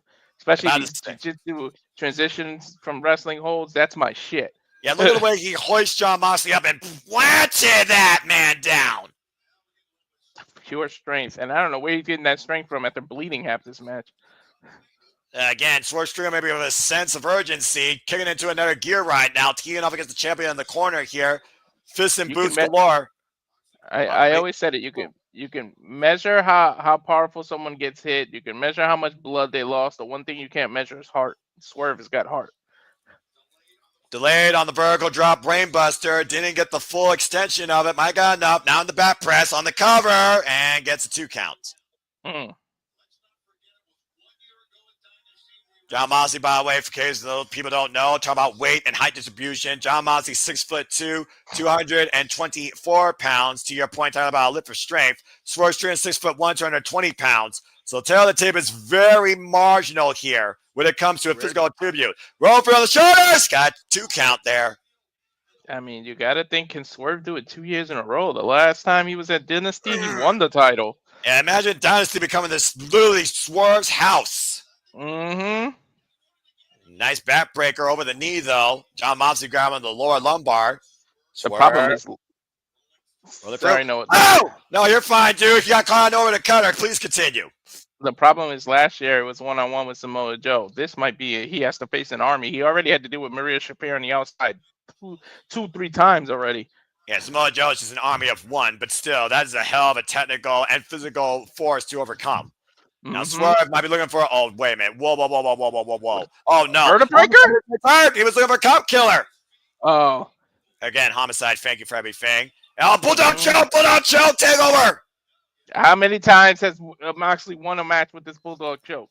He literally incapacitated Christian Cage to hold on to the AEW World Championship at Revolution with this very maneuver. Yes. And look at the way John Moxley positioned his body, by the way. Look how tight he's holding on to that hold. Which led to the rematch with Cope on Dynamite because Cope wasn't in the deciding factor and Moxley retained again.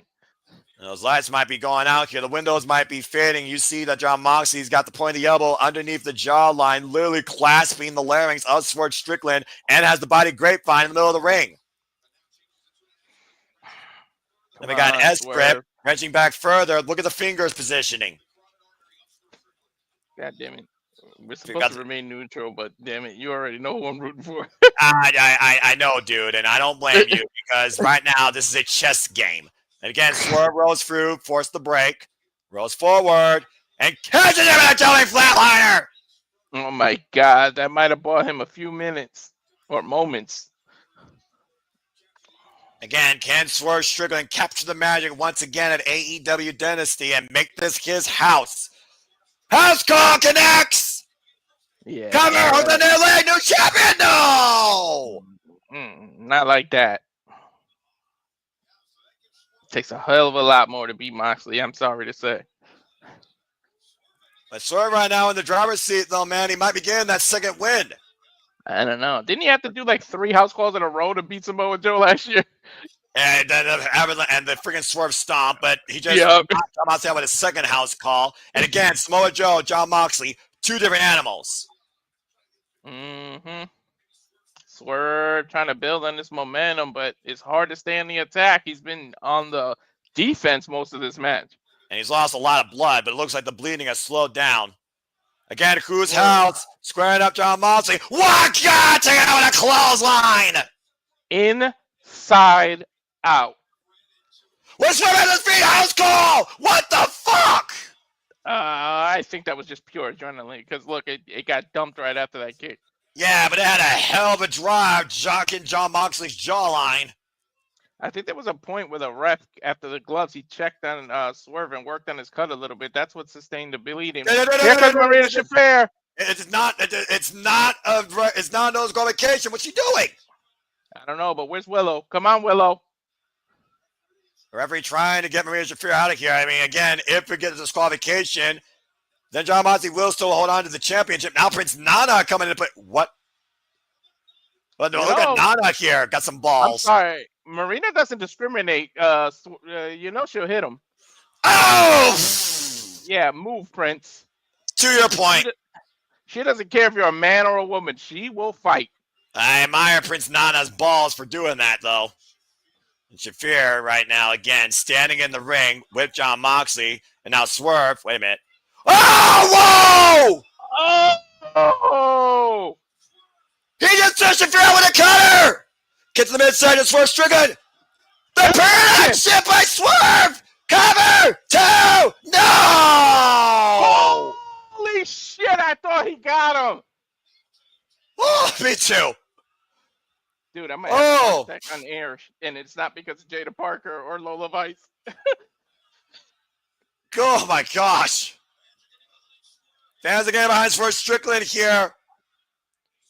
Swerve up to the top rope. Can he find his footing? Jon Moxley, though. Oh, my. Oh, my God. As Swerve crashed to the floor. Dude, he might be hurt. Yeah, that was a bad landing again on the apron. I think he landed jaw first. But yeah, Shafir got taken out by Jon Moxley inadvertently with a cutter. The prowl has been neutralized. I don't even think he hit the apron. I think he just flew straight to the floor. But the stairs are right there, so I don't know. Yeah, well, I think we're just about to throw the rule book out the window. I mean, the ref might just have to have... The hell? That's a 15-foot ladder, bro. Oh, no. This is going to get very, very, very dangerous. I mean, he is a sick bastard. I mean, we're just being honest here. I lied. I think that's the 20-foot ladder. Yeah, that's a big boy ladder, dude. Mm-hmm. And whatever this means is not good for either man. I mean, it wouldn't be a Jon Moxley match without taking it to the extreme, if we're being perfectly honest. And look how the stairs are set up, right? With the oh my goodness, what the hell is in this crazy ass guy's mind? I sense your Spanish announce table's about to get destroyed. Dude, I don't even think Moxley knows what the hell goes through his own head. We're talking about the unpredictability of these two madman, dude. I mean, stop giving the crowd the attention and focus on your match, though. And Paul Turner right now showing a lot of leniency here. I mean, what else can he do? Oh, again, front headlock, guillotine. Yep. And front face lock or front choke, whatever you want to call it. You can put whatever words you want on that, Walter. Well, and the fact that he lost blood already, it's easier to choke him out, to be honest. And hoisting up Swerve Strickland up onto that ladder and might be, oh, dear God. I think se acabó por la mesa español. I sense destruction of the Spanish table. Yep. And a human being's body. This is not good. Swerve Strickland and Jon Moxley are literally looming above the ring's height. And by above, I mean above the top rope on a 20-foot ladder. Oh, come on, Swerve, reverse this. Oh, Moxley again biting the wound. What the hell, Moxley? Someone better reverse this shit. Oh, no. No. Get the fuck down from there. Oh, my God. He might front suplex Moxley on the table. And right now, Swerve left the ring down Jon Moxley's back. The fingernails into the already destroyed back of Jon Moxley. I don't think he got a manicure before he did that. Desperation, though. And now fighting for his life. Hey, man. Oh, please don't do a sunset flip. Please, Turnabout's Swerve, fair don't play. do it. Turnabout's fair play, Walter.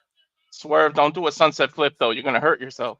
Okay. I don't think Swerve gives a damn. He might need to do that. He's going to Swerve stop him off the ladder. Stop for the Spanish announce table! I saw the setup coming. Ah! What the fuck? Holy shit, indeed, Philadelphia. Holy shit, indeed. Damn! Champion challenger down in a heap. The referee showing so much leniency. And John Moxley and Swerve Strickland crashed and burned off that deal. Take a look at the replay. I'm not sure who got the worst of it. Because you got to Swerve pushed down all the way, Walter. Did you see what Swerve? Look at his leg. It got caught on the table. That's why he's trying to get some feeling back in his knee. He hurt himself. Exactly. He literally risked life and limb to take out John Moxley. And he might have took him sub on the process. It was either Moxley does something to him or he does something to Moxley, and he reversed the momentum. And again, Maria Shafir is still out. She's no longer a factor right now. We also know Prince Nana's out too, and the other Death Riders haven't shown up yet. Well, they had their own hell to deal with earlier, but now Moxley has a prime target on that leg, man. This might come into effect later. Yeah, to your point, Swerve Strickland is limping. He's limping hard too, man. And I saw it. His knee got caught in between the table. John Moxley and Swerve Strickland somehow both back on their feet, rolling back inside the ring. As this match will continue. Neither man, though, are back up to their feet, though. Look at the scars on Moxley's back. Well, again, between the table spot, between the war on Wednesday, between Spike impaling him a couple weeks ago in that damning street fight, that was so damn ridiculous, but good. John Moxley has literally wore the scars of battle that carries the toll of being the Death Rider. I think they're just gonna slug it out. Yep, they're going to that place. You just saw that maniacal smile on Swerve's face. Remember what Swerve said last year? He loves this shit. Moxley got that same smile. I don't know who's more sadistic. I think John Moxley found his equal. Exactly. Oh, God. You're hearing these live bombs. You hear the smash mouth, bone-on-bone impact. Knife edge chop. And again, just teeing off here.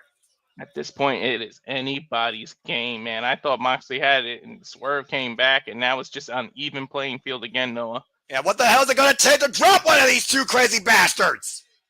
I'm watching, and I'm exhausted. Imagine these two in the match.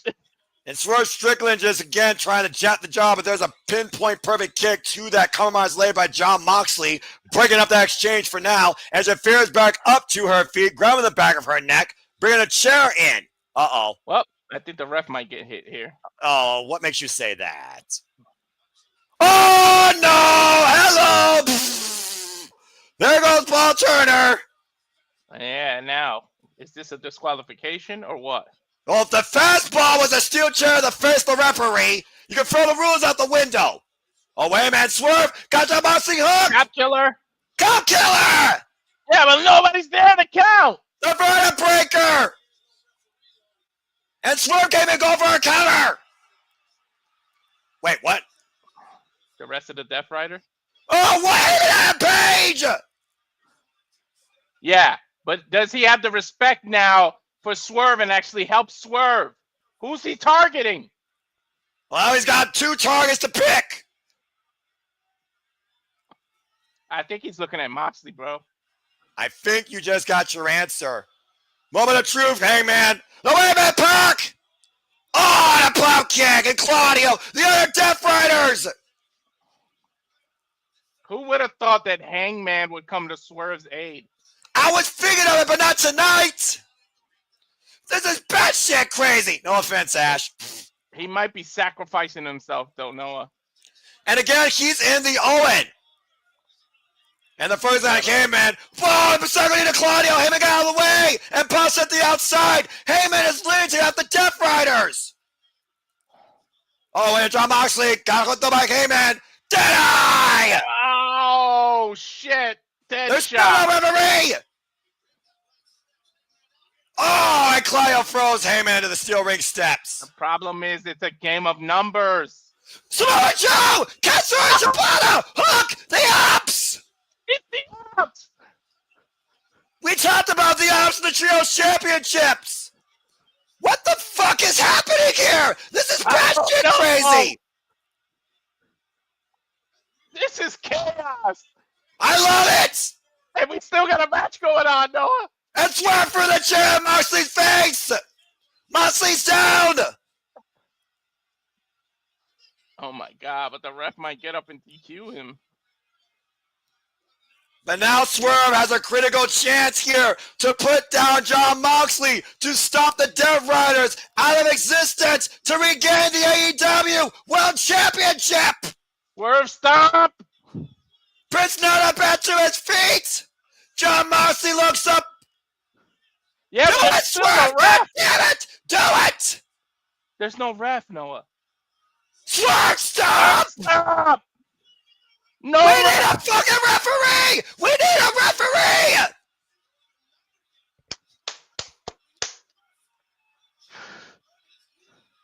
And Swerve is still grabbing his leg!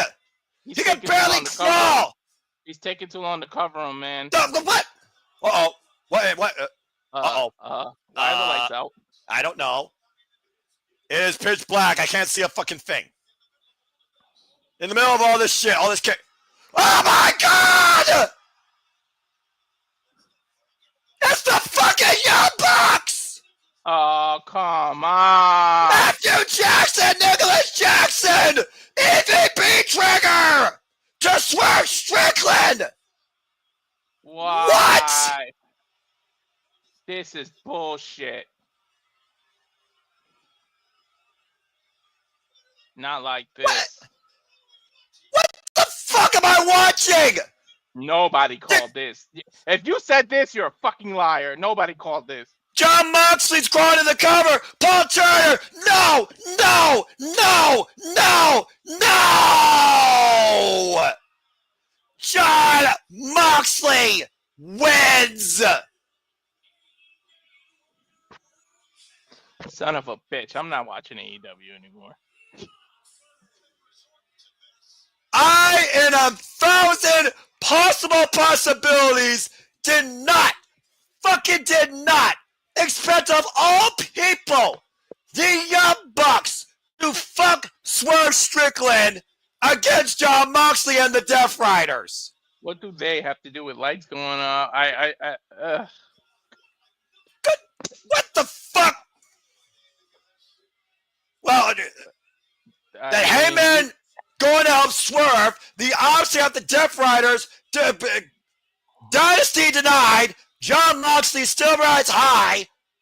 Death Riders still in AEW. And the Young Bucks come back tonight? What the fuck just happened? For Walter Cruz, I'm Noah Foster. This has been AEW Dynasty. We're done. The show's over. Thanks, folks. Walter! What just happened? I don't fucking know. I know 40 people are watching us, though.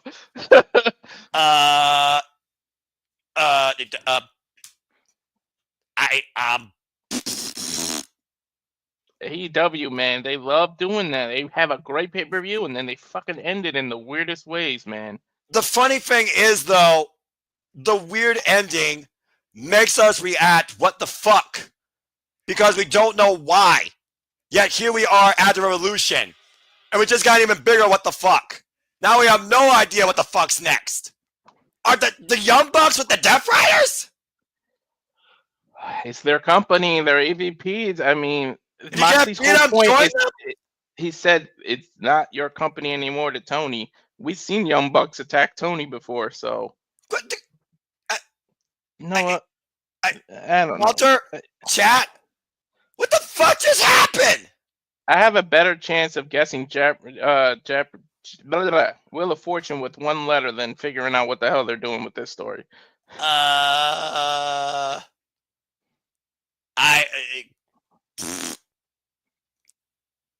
And on that note, welcome officially to what we're now going to call the AEW Dynasty post show. As we welcome in the Renegade JJ Williams, who I believe has something to say before we bid you all a fine adieu. Before JJ releases his Renegade, allow me first to say thank you again to all of you that tuned in tonight for our watch-along reactions to AEW Dynasty. Hope you enjoyed the conversation, reactions, education, and conversation and analysis. And if you haven't already, please subscribe to Rage of Wrestling and please subscribe to Bad for Wrestling, for we will continue on these platforms to encourage our passion onto you towards all the biggest shows, pay-per-views, and specials across all things professional wrestling. Now, before I bid you all a fine adieu, because priorities over passions, I do have work very soon, as it is Monday here on the East Coast. Let's go ahead and hear from the regular wrestling JJ Williams to close it out tonight.